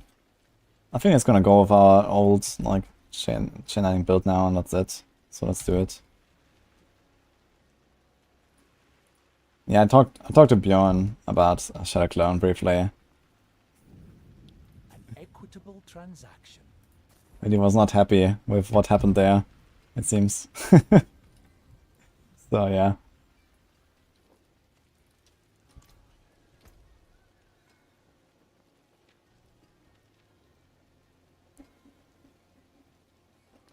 This thing's actually not rolled. Do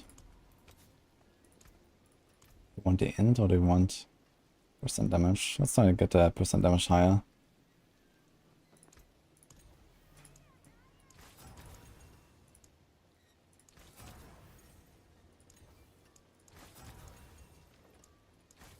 Maybe not. Now question is, do we wanna up it to 12?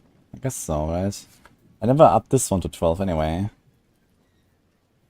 So right now we have a bit more life, a bit less int. 60 int is how much damage? It's like 6% on this, that's like... It's like 2.5% DPS. But we gain the percent damage. A bit better chain lightning thing. It's probably fine. I'm going to charge bolts. So I guess that's like the last item that needs to go to 12. Let's just do it. I got a percent damage upgrade. On a really low tempo, unfortunately. Better than starting from nothing. I have Theorycrafted a lot of Spiritborn builds already, yes.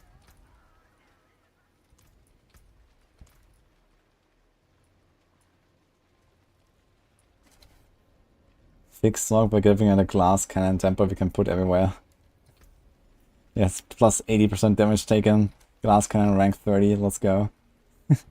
Actually, they made only 2% per rank now, right? Not that bad anymore. It's actually crazy how good glass cannon is now.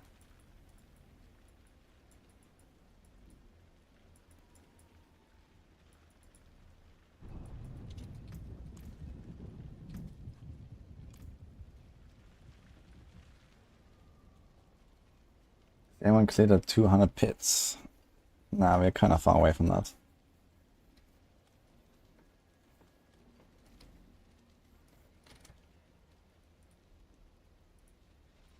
Okay, are we ready to push and lose this character? I think so. Let's go. I guess I have to unlock some tiers. And the question is, should I start on a Sorc? I mean, the Sorc is like one of the weaker ones. What can I open? I can open 120. I wonder if I can clear 120 actually with this. Maybe I can't even do 120.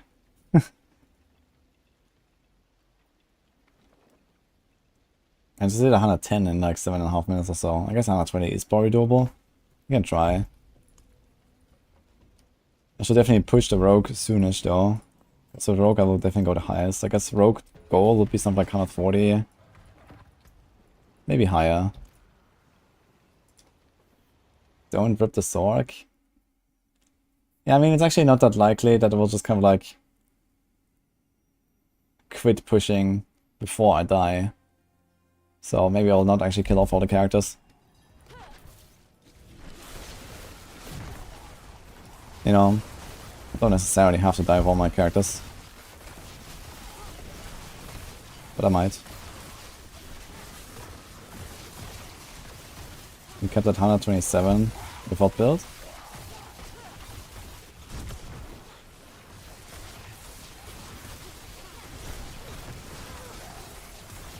This guy's like tanky. Okay, and we have to remove the numbers, man.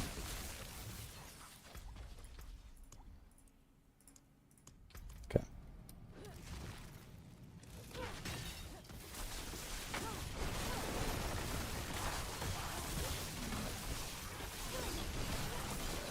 Yeah, the problem is like with pit compared to like Diablo 3 pushing, like it's just not as fun to push the pit as it is like to push like Greater Rifts in D3. There's like a lot more action, a lot more strategy and stuff in D3 Greater Rifts, I feel, in pushing.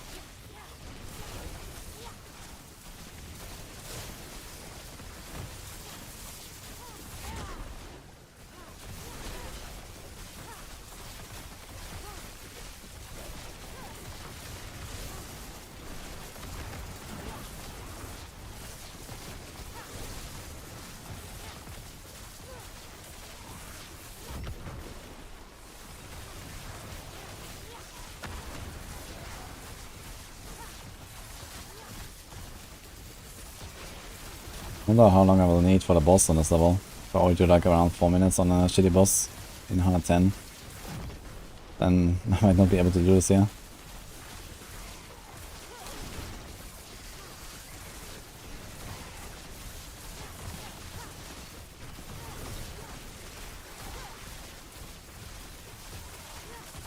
Using CB Andes right now for 101 speed. Yeah, charge balls or chain lightning seems pretty close between the two anyway. I just tried a little bit between them, and also ball lightning. I feel like ball lightning is kind of out. But yeah, charge balls or chain lightning both work.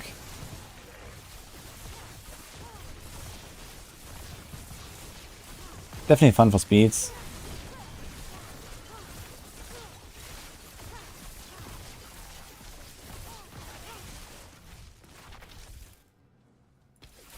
I missed the giveaway. What giveaway are we talking about?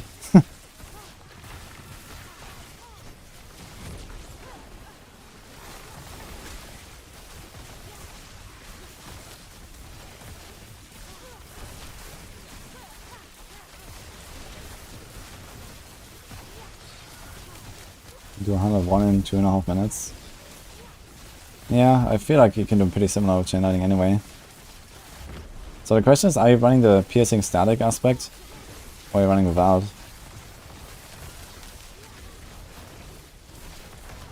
Sort of AoE damage, but then you lose on a boss.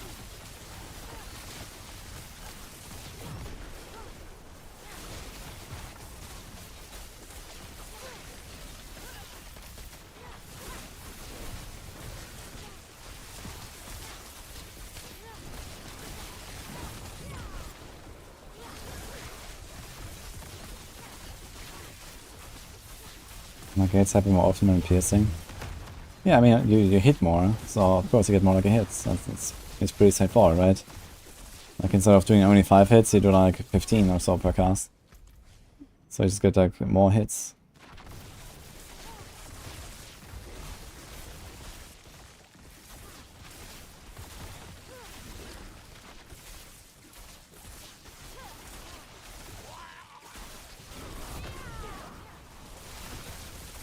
Oh, very nice.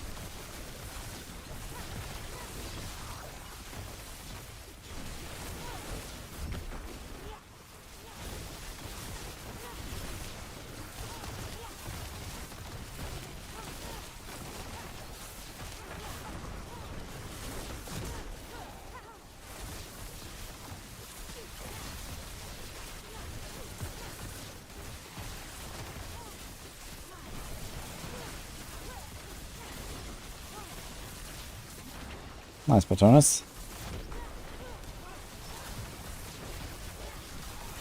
I just realized I was basically away for almost a week. I only stayed there for like 1.5 days, kind of. Like, what the fuck, man. Feels like so much stuff has happened. I was not there for any of it. How did the last Epoch Blast go, everyone?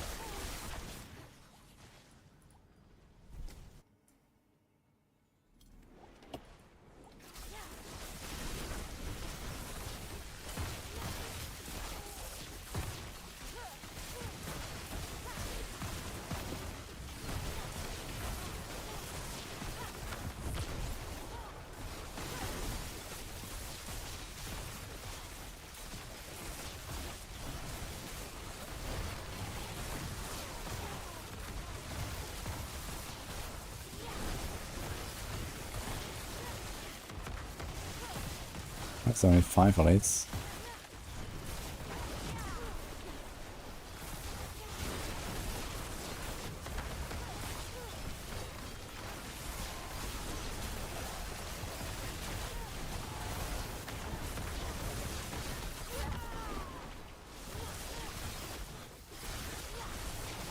I wonder if we're gonna have enough time here. Like 7 minutes for the boss. Probably not, since I needed like 3.5 to 4 already. 110, so I'm not sure. Is he gonna have double the life? He probably has more than double the life. Definitely feels like way more than double.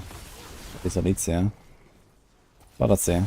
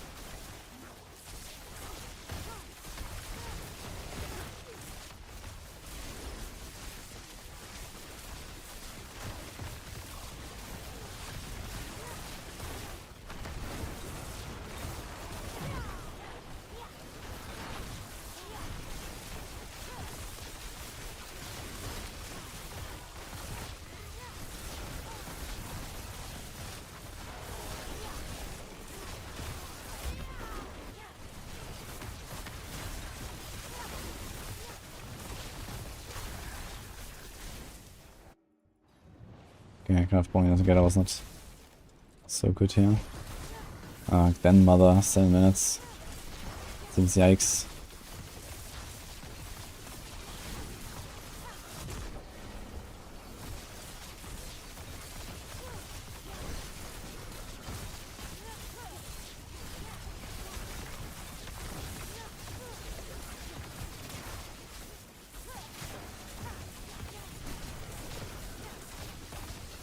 The mounted PC giveaway. That was Rax yesterday. I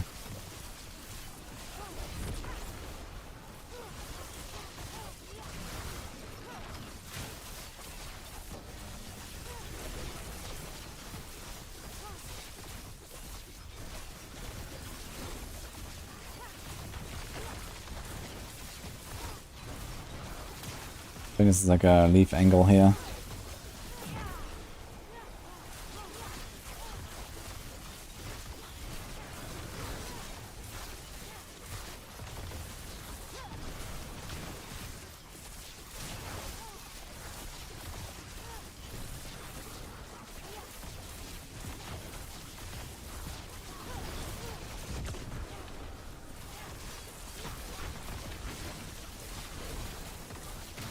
Like he only disappears after a certain HP amount, which is kind of interesting. I didn't know that.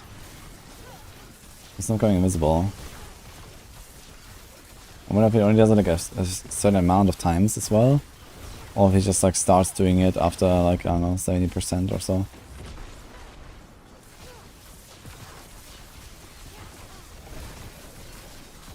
Should just scroll because we're gonna be here for like 8 minutes. He'll fail it anyway. We have a lot of scrolls that I won't need anymore.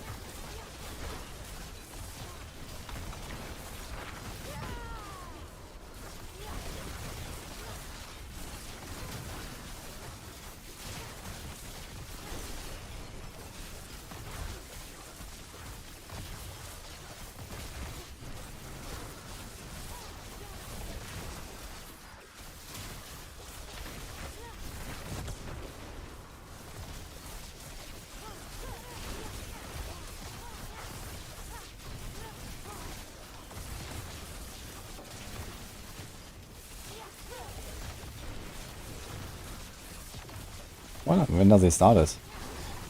Yeah, seems like it's 75%. Didn't even summon the wolves yet. Just went invisible. It's funny.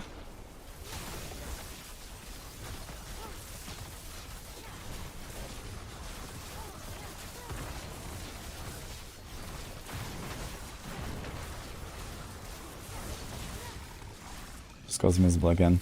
So I think he just starts going invisible after 75 and that's it. Still no summons.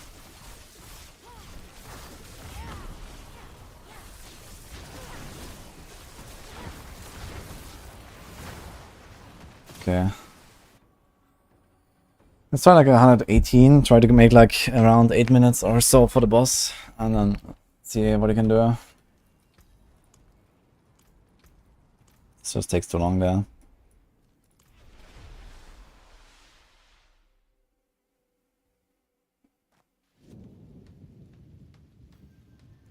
Gonna take an offer to work on D5 in the future. I don't know. D5 is gonna come out too soon, I think. D5 is probably something I'll still be streaming. But I could see myself going to game dev, yes. But I guess this will be like, you know, if I really feel like it.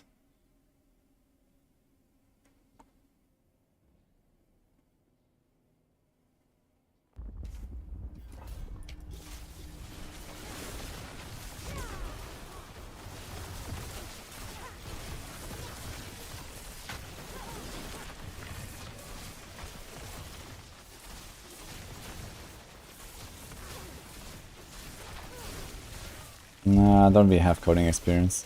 I briefly tried it when I was like very young, when I was like 13 or something. but it wasn't really for me. So I need to have like a position where I don't really need to code. I guess I could like, you know, learn the basics so I understand better what they are actually doing. But I wouldn't be in a position to code anything. Like, if anything, I would have to do like some kind of like higher level position, like, you know, general direction of the game or balance and these kind of things.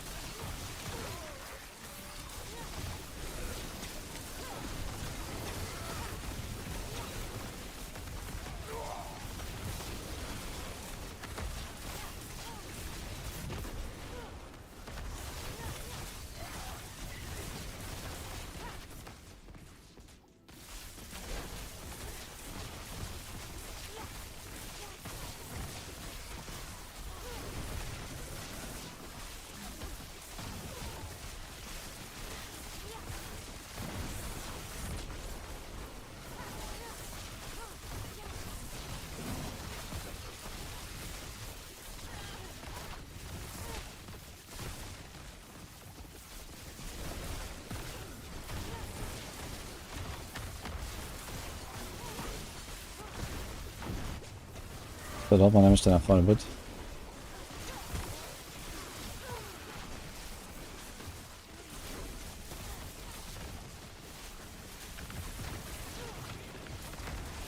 Oh, 3 lead backs.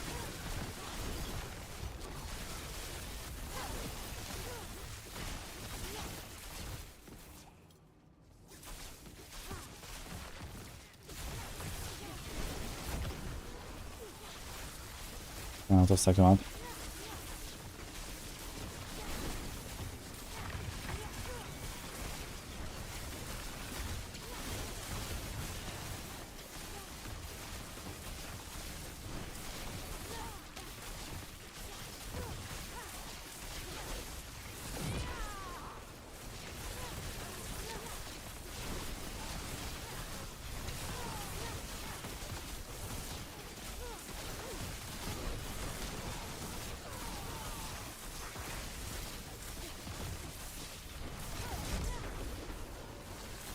These guys are really not cooperating.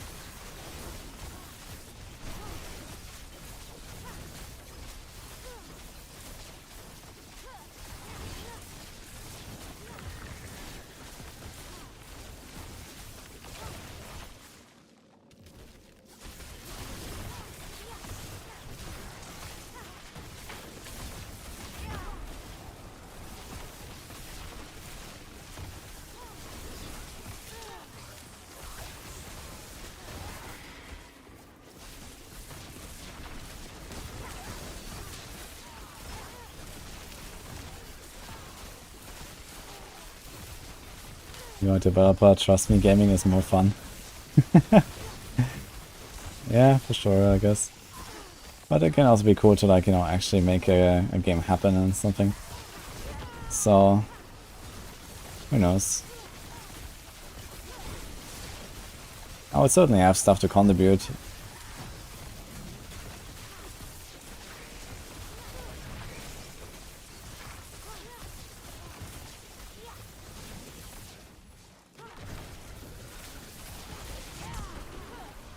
This is like a restart angle. This might be a restart angle actually, we have only 10.5 minutes left. I need to like more than double the timer. This is like just doubling is probably not good.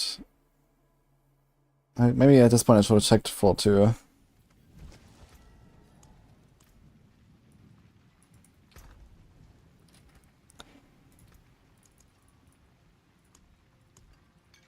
I feel like pit pushing would be a lot better if they just went back to the 10-minute timer that they had on the Season 4 PTR. I'm not sure why they increased it to 15 minutes. I feel like 10-minute pit runs would be a lot better for push.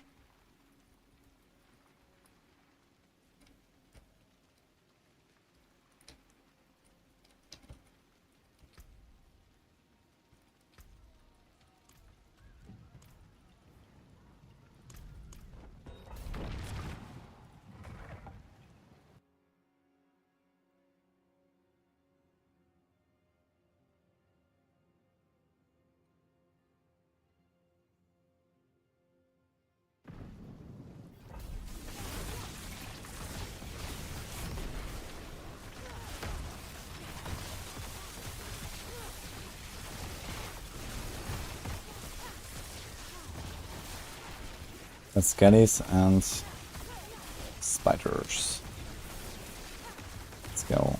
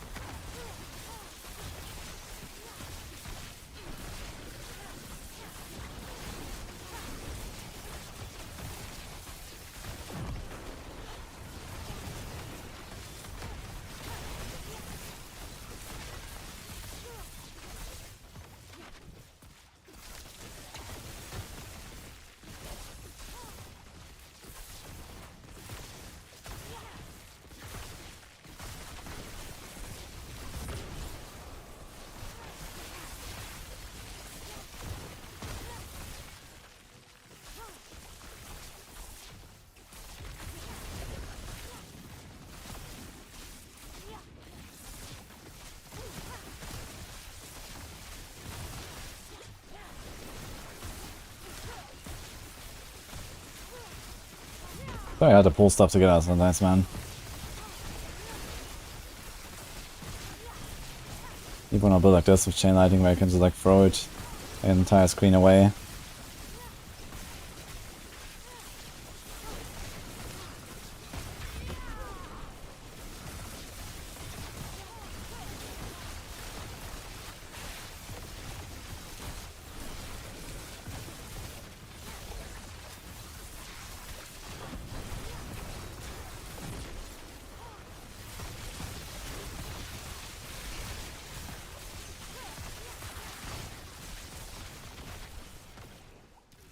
Yeah, I'll play some PoE. Like a Rito.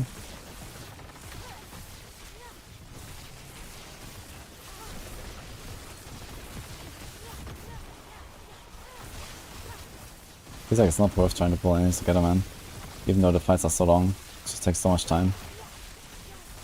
It's like kind of close to each other.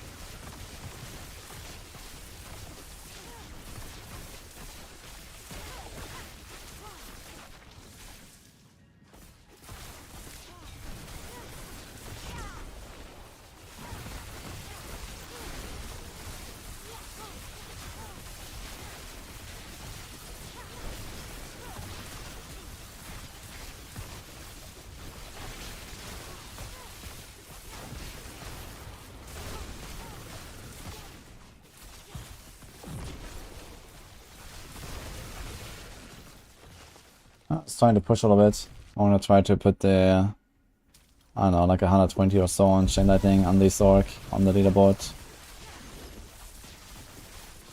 I don't want to play the Firebolt build with the perma invincibility, it's kind of stupid.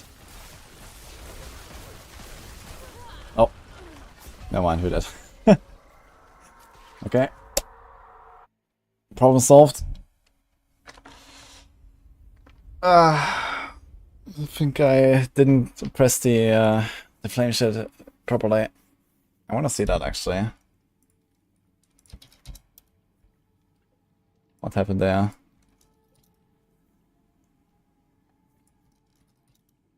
Yeah, the barrier didn't go off. Like either the ice armor or the flame shield was not active. Let's see this. So I pressed the ice armor. Okay, they actually went through my ice armor. And here, okay, I pressed the flame shield, but it didn't go through. You can see here I pressed it. With better latency I would have lived actually. Yeah, it's pressed. I did press it in time. When I realized they went through the shield. I didn't expect to lose my ice armor there, but I think... Yeah, it was because there was like champions and I only hit like 1 or 2 champions and everything else, you know, I don't really get like ice armor or like barrier buildup. That's actually something I really appreciate about Season 5 for Sorcs, is that the ice armor does not build up anymore when you do damage. You just have like a flat number. And this is the ice armor, so you have like a way better consistency because exactly of these situations here. Like I walked in there trying to put them together and they deleted my ice armor because I didn't do any damage. Because I only hit the 2 champions, basically. Or even 1 champion only. Alright. Well. Let's go into it.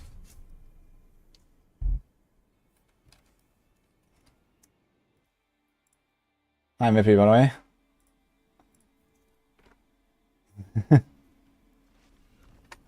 Yeah, we're just trying to kill off all our characters. We do have mats to craft a Shaco again, so that's fine. So I guess it will be a shockwave time now. So I guess I'm not gonna put any Sorc on the D-board actually.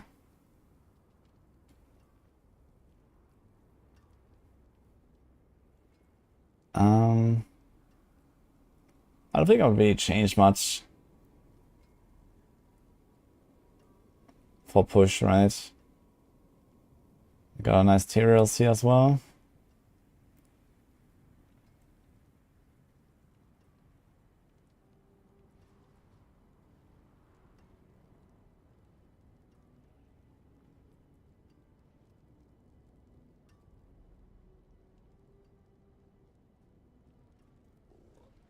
Get out ones I don't want to push pit with.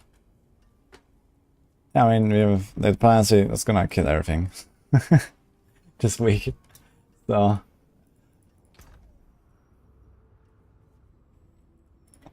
One down.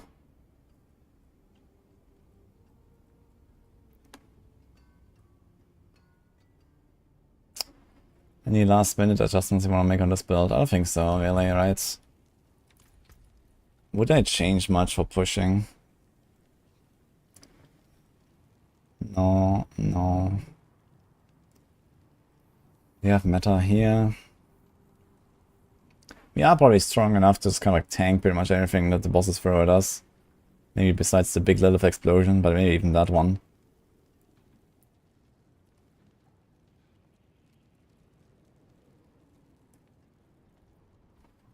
Thank you, Boyan.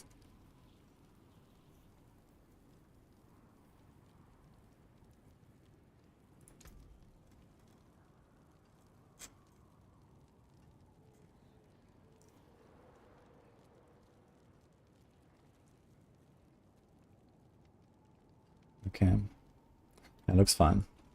Lucky hit vulnerable 97.8%. That's crazy. So I only have a 2% chance to not make them any vulnerable with Metamorphosis. How's this looking? Okay. Yeah, there's like a thing. Do I transform enough, or do I go claw? I do have Petrified Duration, which makes this thing 16 seconds.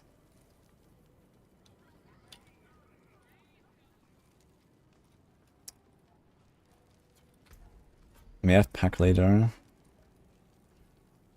Obsidian Slam. We can do Calm before the storm, but it won't do that much. I think I'll go Obsidian Slam anyway. Because you probably want to clear the run in like 5 minutes or so and then fight the boss for 10. So I guess Obsidian Slam is still okay.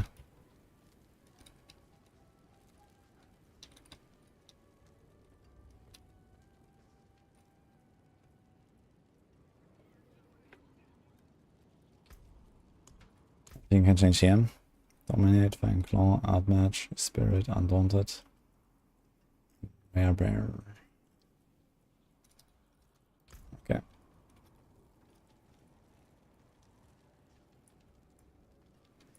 100% dodge. Dodge is everything, yes. But there are some things that are not dodgeable.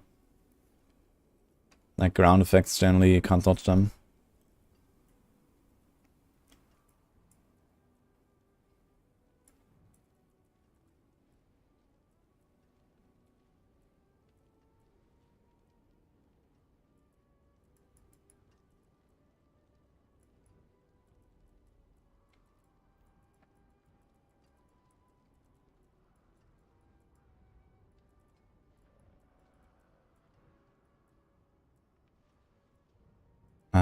I do not have heightened manners.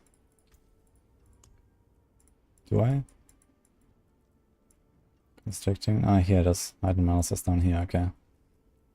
So I have that here on its own. With the life. Okay. Yeah, I don't think I'll change anything.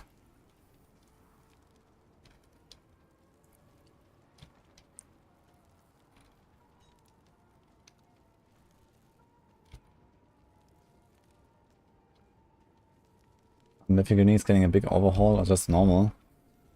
I don't think they're gonna change Mythic Uniques very much. They are used very often. And powerful enough, I think. If anything, I could see a nerf coming for Harlequin Crest, but probably not. I kind of doubt they're gonna nerf much, yeah.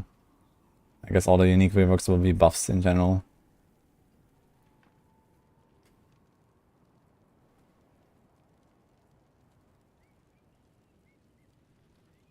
Okay. I guess we go Druid. I wonder what they can aim for here. Maybe we'll start with something like a 115 or 120 and then see. I was farming hundreds pretty easily on this. But I think actually slower than the Dial Sorc. I think Dial Sorc was better than Pulverize. For farming I kind of once at least. 2.5 minutes. I'm not sure I can do 2.5 minutes. It was mostly like mobility issue though, I'd say.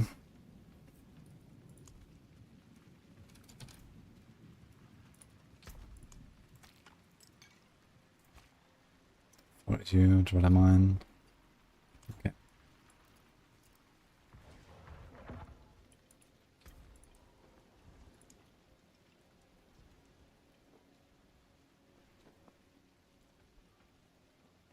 BRB, getting a drink.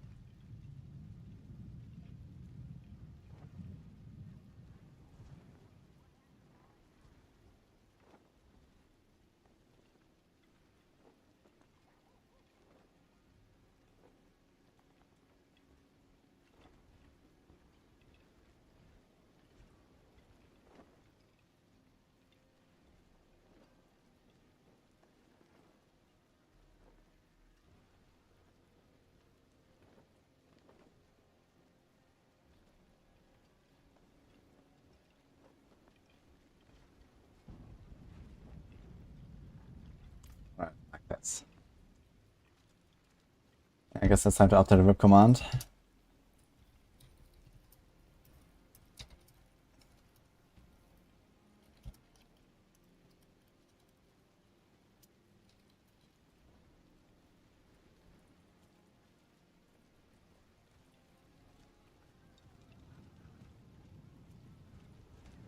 Can you still play if people buy the expansion?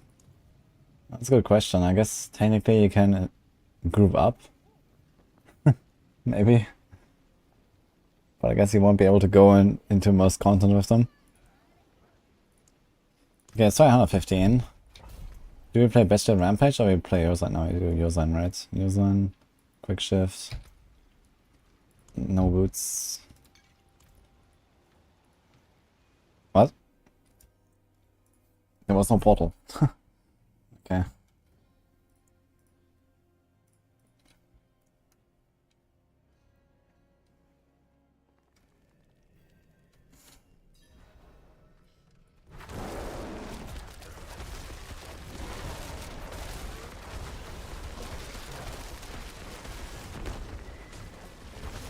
I need numbers. For this build I want numbers. So I know when I overpower and stuff.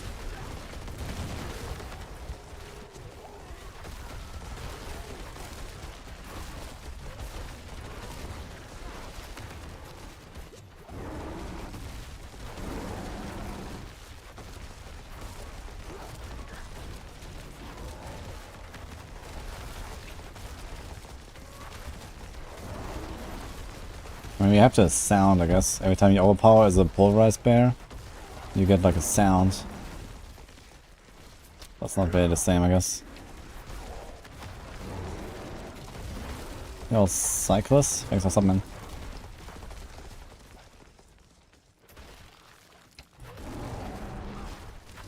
Put a sensor bar over the Spiritborn in the party with one. Well, I mean, the big thing is that, you know, you can't go to the new dungeons. You can't access the raids. You can't access the Hantu. So yeah, I don't know. I wonder if you'll be able to group up with people, or will just tell you, nah, you don't have the same game version or something. Who knows? I mean, realistically, there's not really a way around buying the expansion, so.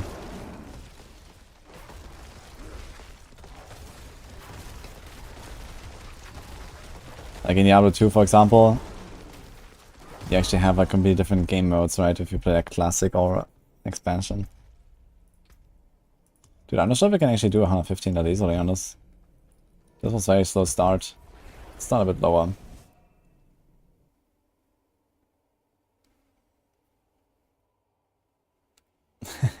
Yo, thanks, Cyclist. Hello, Leaf, though. What should you do as a returning player?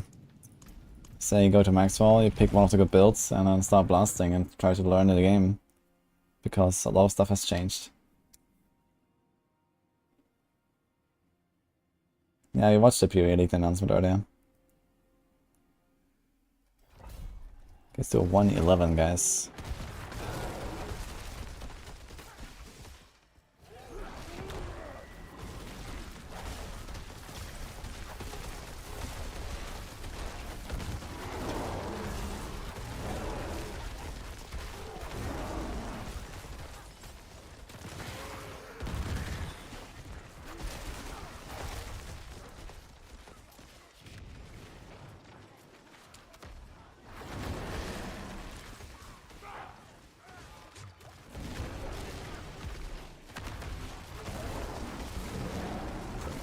Two tapping the lead there, holy. Go. Yeah, maybe I should try this, yeah, just like kind of hunt down the big packs. Yeah, we are progressing fast like this. Let's kill all these other guys.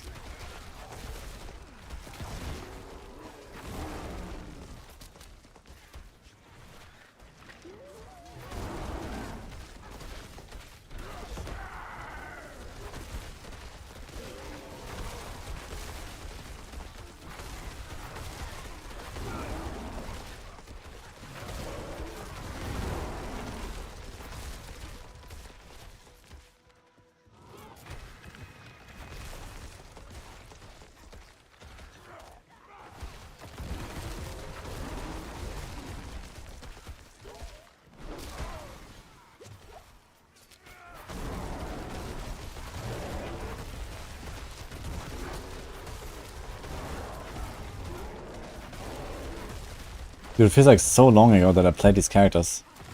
And it is. I mean, this was like a month ago, right? You had PTR, we had Last Epoch, we had like the Blizzard stuff. Holy. It's been a while.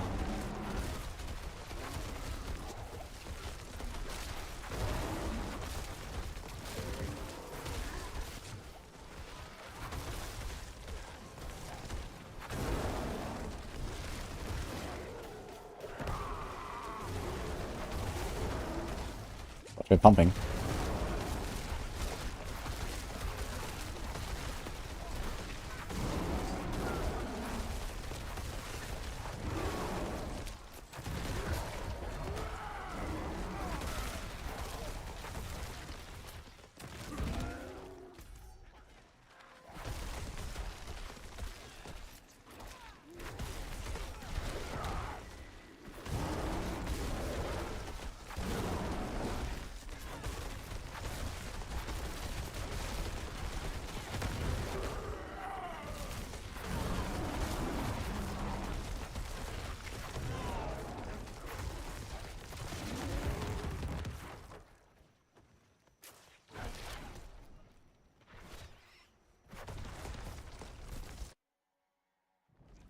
Yeah, Firebolt is the only really good push build for Sorcs.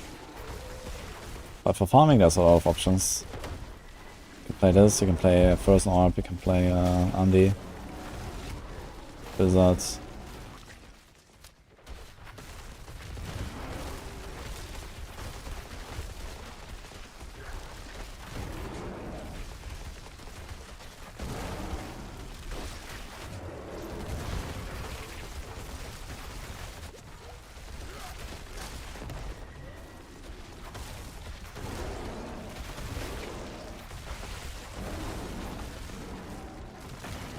Okay, this looks like a pretty good run here. Let's see how long the boss will be. Kind of pumping, less than 5 minutes to the boss.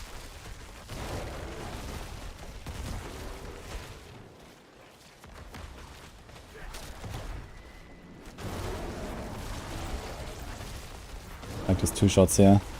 All the buffs up. Pow.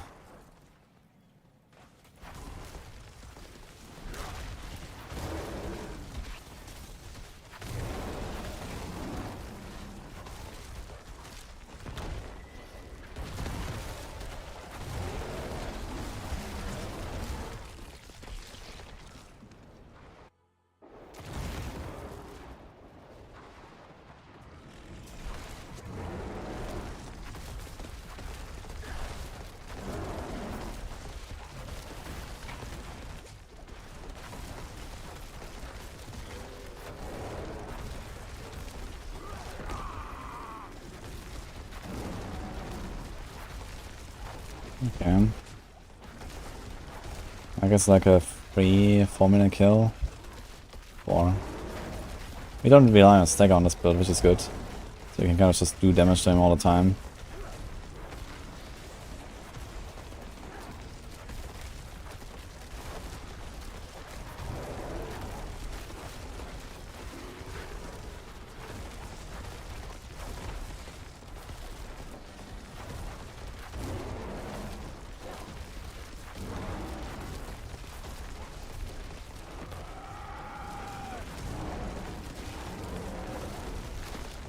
Actually faster than that. Seems like decent here.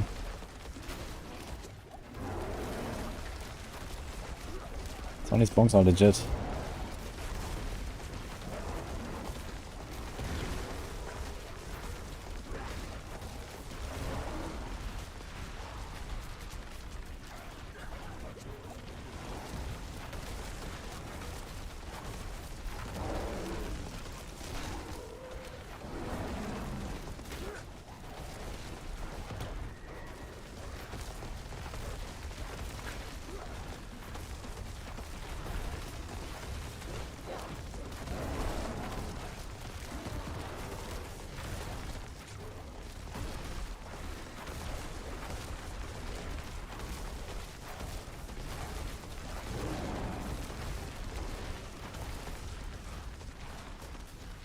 Hoppa.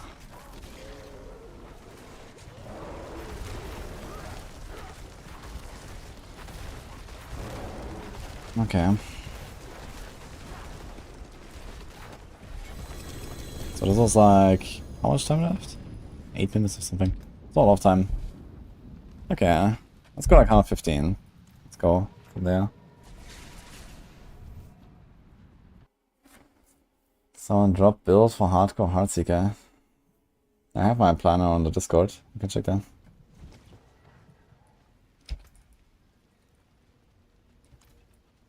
$210 for the boss. That was not bad actually, and this was Bramble, which is the tankiest. Okay. I guess Outlaw Sharpshooter might be worse than this actually, because he always disappears. Let's try this. The thing is that the higher I go, the less I can really benefit from like whole like nuke that I have. Like here when I 2-tap elite, so with like 2 overpowers, bam, bam. Then, you know, if I want to go to a higher tier, suddenly I need like 3 or 4 overpowers and it goes significantly longer. So something to keep in mind here.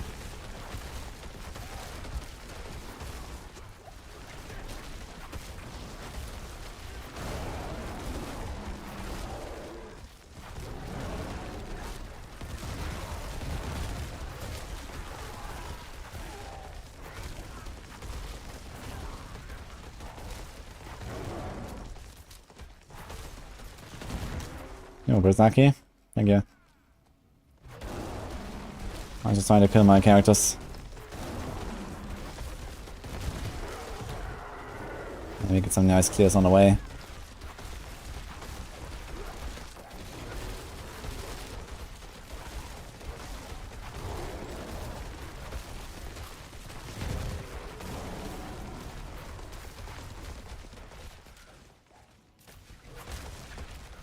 I don't know when you get the full list of the unique reworks. Should be in around a week from now.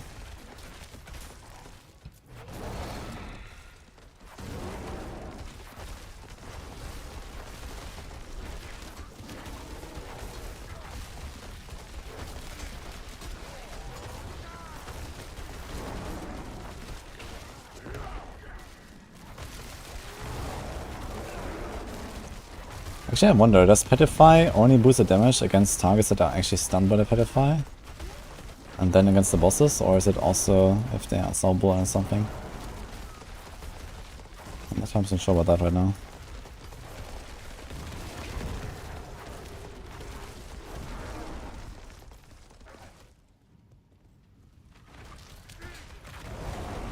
Maybe check that later.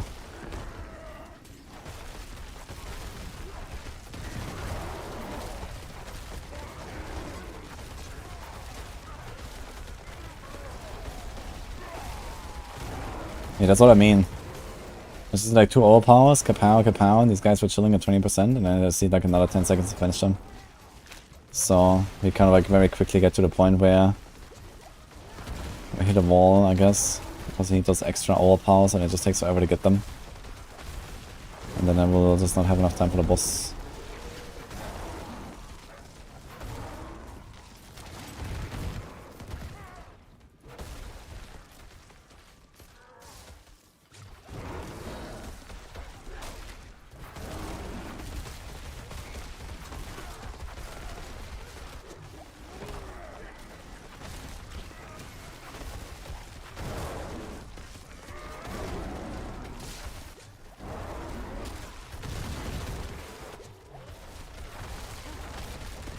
I think Pulverized Druid needs something like the Blood passive for Necros, where you just reduce the cooldown on your overpowers or something like that. You just get more guaranteed overpowers sometimes.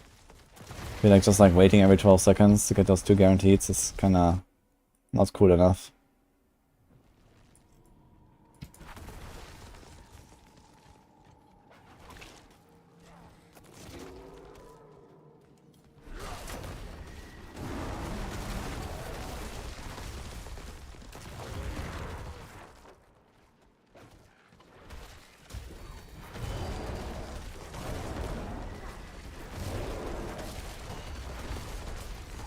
Out, man. Can you metamorph?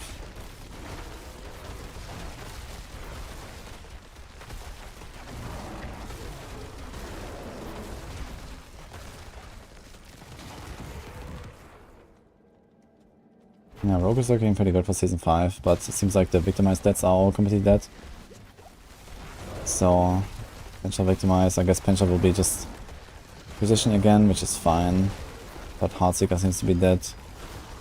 And yeah. Otherwise, I mean, Rogues are fine.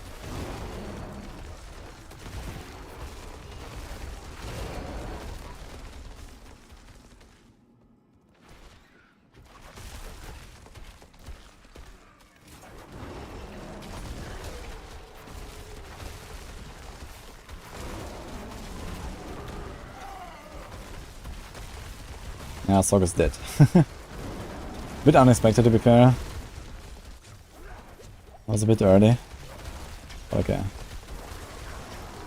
Better latency could have saved her.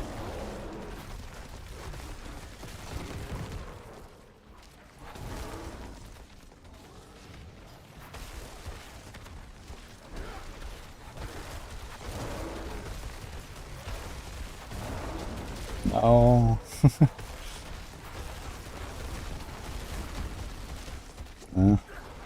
Getting pumped here.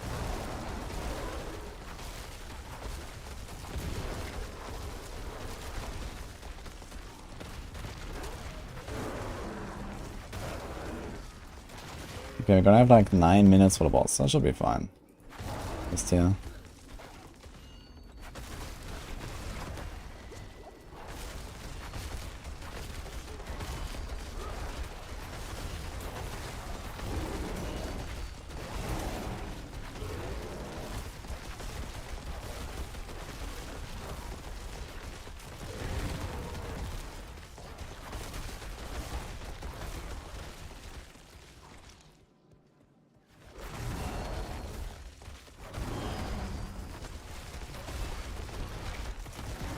I wonder if these gems are enough to spawn. It might be.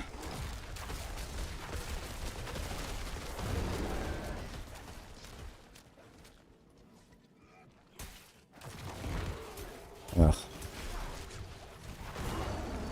Yeah, I need the one guy there. Yeah, I'm just pushing for a ladder a little bit.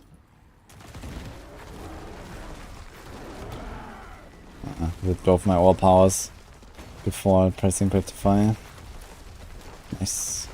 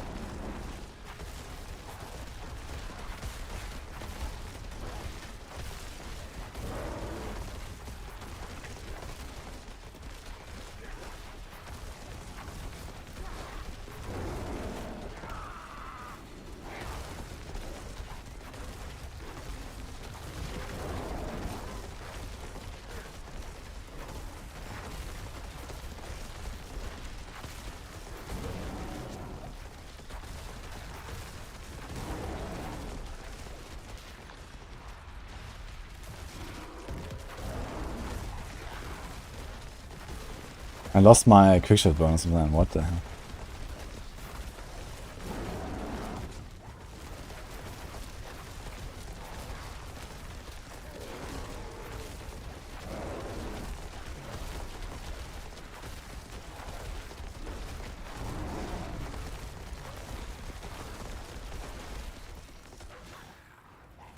Can I press buttons?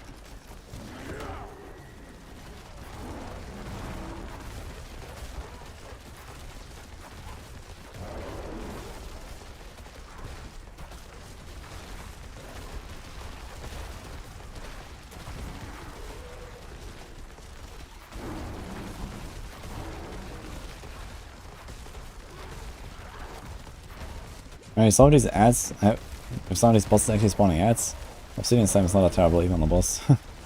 Occasionally.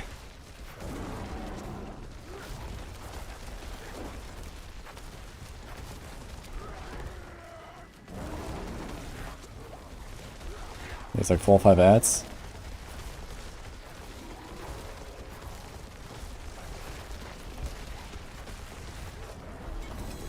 Okay. So I was 115, let's try 118. Well, still a lot of time left.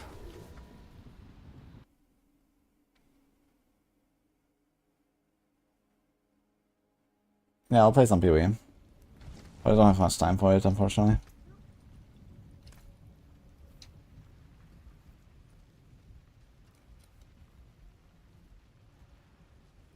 I'm not sure if we're gonna change the pit rewards for our groups. Was there something about it on PTR? I'm not sure. I haven't really tried group play on PTR. Hello? Well, there's something special. Hello? Not a bad all finished, are you? Greetings. Better than starting from nothing. Any thoughts on new Fist of Fate for Heartseeker? I mean, number one, Heartseeker is gonna be dead the way it looks right now in Season 5.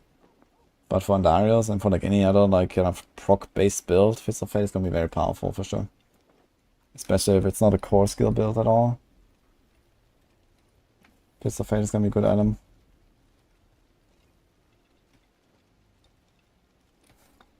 The first time, what build do you think would be the best to reach and beat 150 for Greater Rift? Greater Rift 150.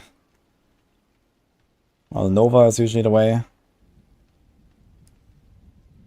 Also with the Theorycrafting, with Meteor you can do it pretty easily. Windshear is better. Yeah, I know Windshear is better. But it doesn't matter. He already pushed Windshear last time, so it's just the same build. I have even the same items, so who cares?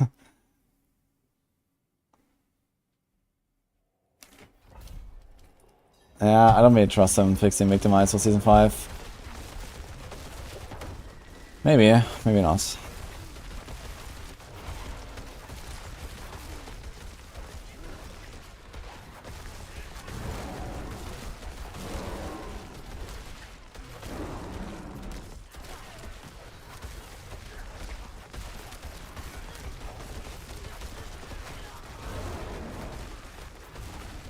Okay, how long did I just need for the boss? Dude, this fucking vampire guy is like hitting my wolves and healing my wolves. Like 40%, boom. Great.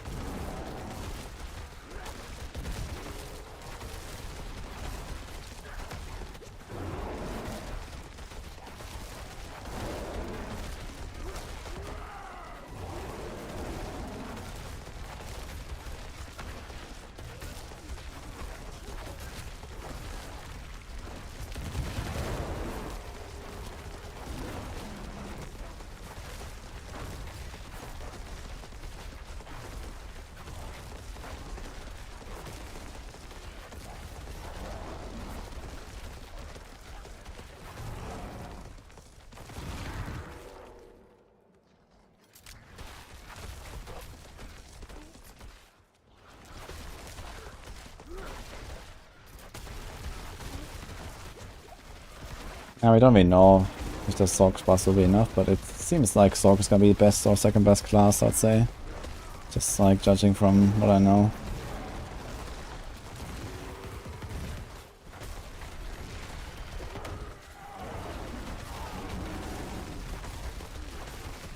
But there's still a lot of question marks, so we'll see.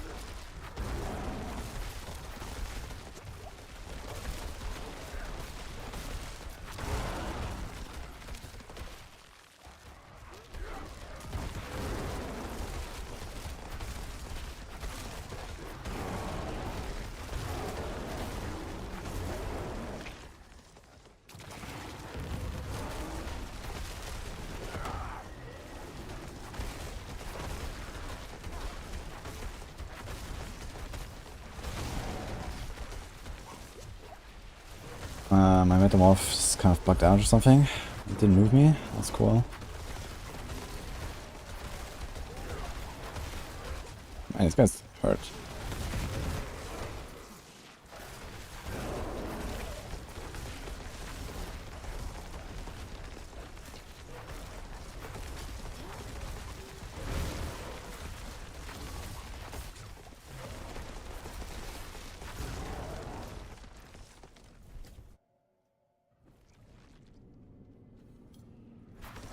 We were a little disappointed in the Sorc.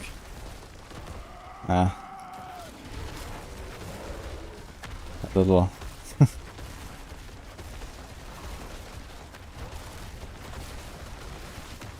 I do have to say this Andarius Sorc builder was really fun. I'm not sure if you played that, but I had a good time with it. Also Frozen was pretty cool.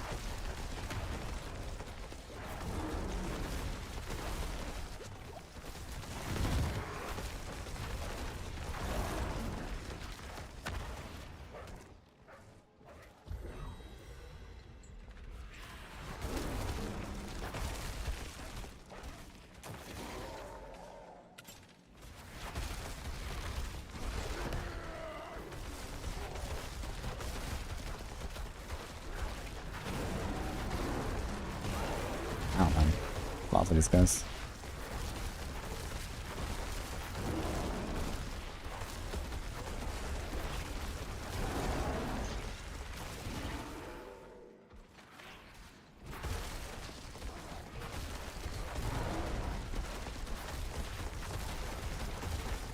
Druid's eating good in Season 5? I'd say so, yeah. Druids and Sorcs are getting quite a lot of decent buffs, it seems.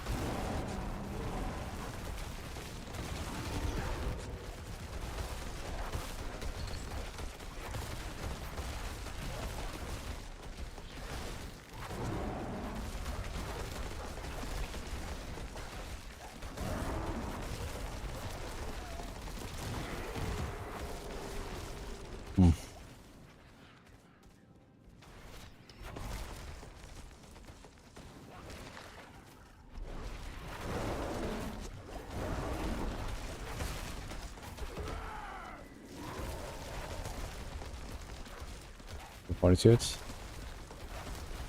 With this Succubi, it's really crappy, man. Holy. This is a multi-shot Succubus.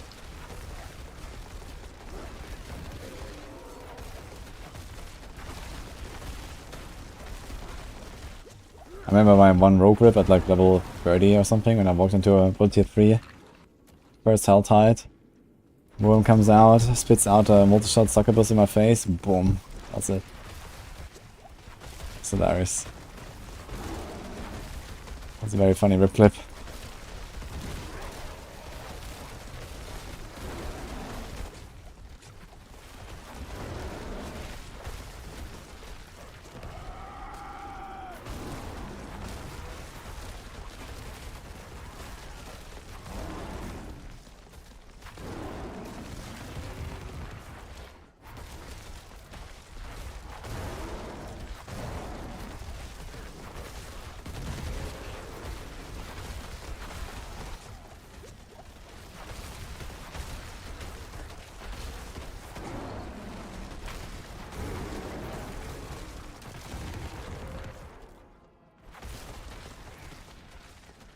Beyond the Druid Spiritborn to be more interesting than straight buffs.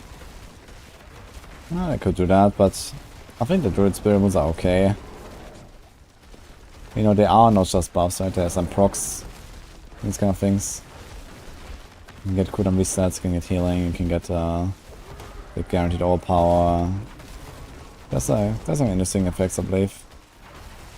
Some of them are just stats, but others are actually kind of cool. Hey Gore, yeah, apparently I won the Crimson Market giveaway.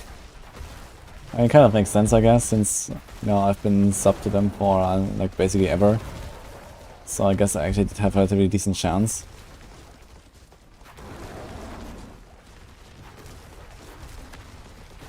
It's kind of hilarious.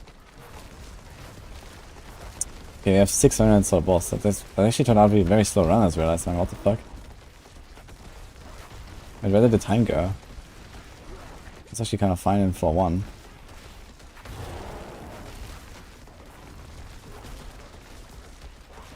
I wonder if 5.5 minutes is enough. Good try. 5 minutes.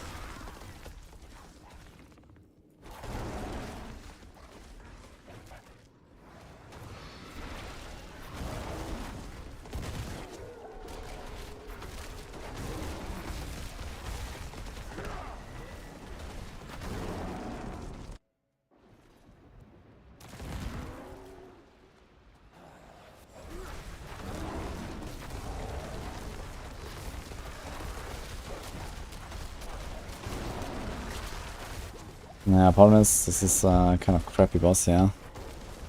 I have to destroy the boils.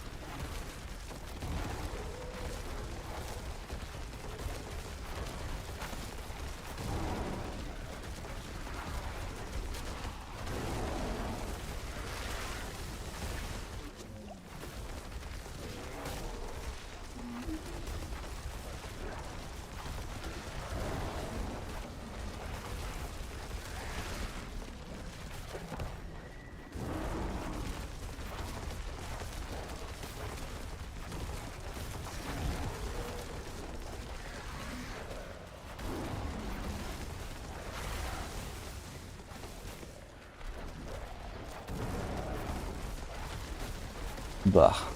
Yeah, there's no way you're gonna kill this guy in 5 minutes. I'm gonna scroll. Probably need like 6-7 of this already. At least on a boss like this. He's like moving all the time. I have to kill the boils.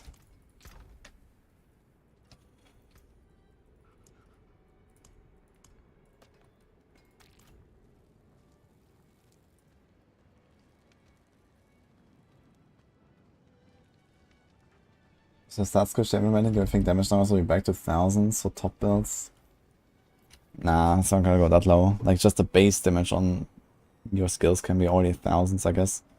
So I think it will go down, but it's not gonna go down like, you know, 6 digits or something. It might do something like millions. How is he not dead? I was 4 HP, I just scrolled out. I wasn't in danger. I just decided to leave. Yeah, I'll play a bit of the PvE League. Okay guys, I feel actually kind of tired. I guess I'm slightly jet lagged. It's only 10 PM, but I have some work to do and I think I'm gonna do that now and then sleep. So, I'm gonna go. We're gonna continue with the Druid tomorrow.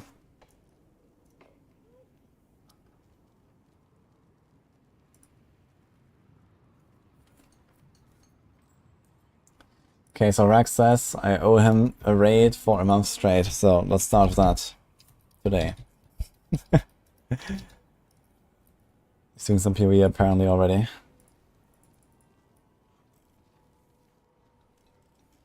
Yeah, I'm gonna be back tomorrow, guys. Have a good one.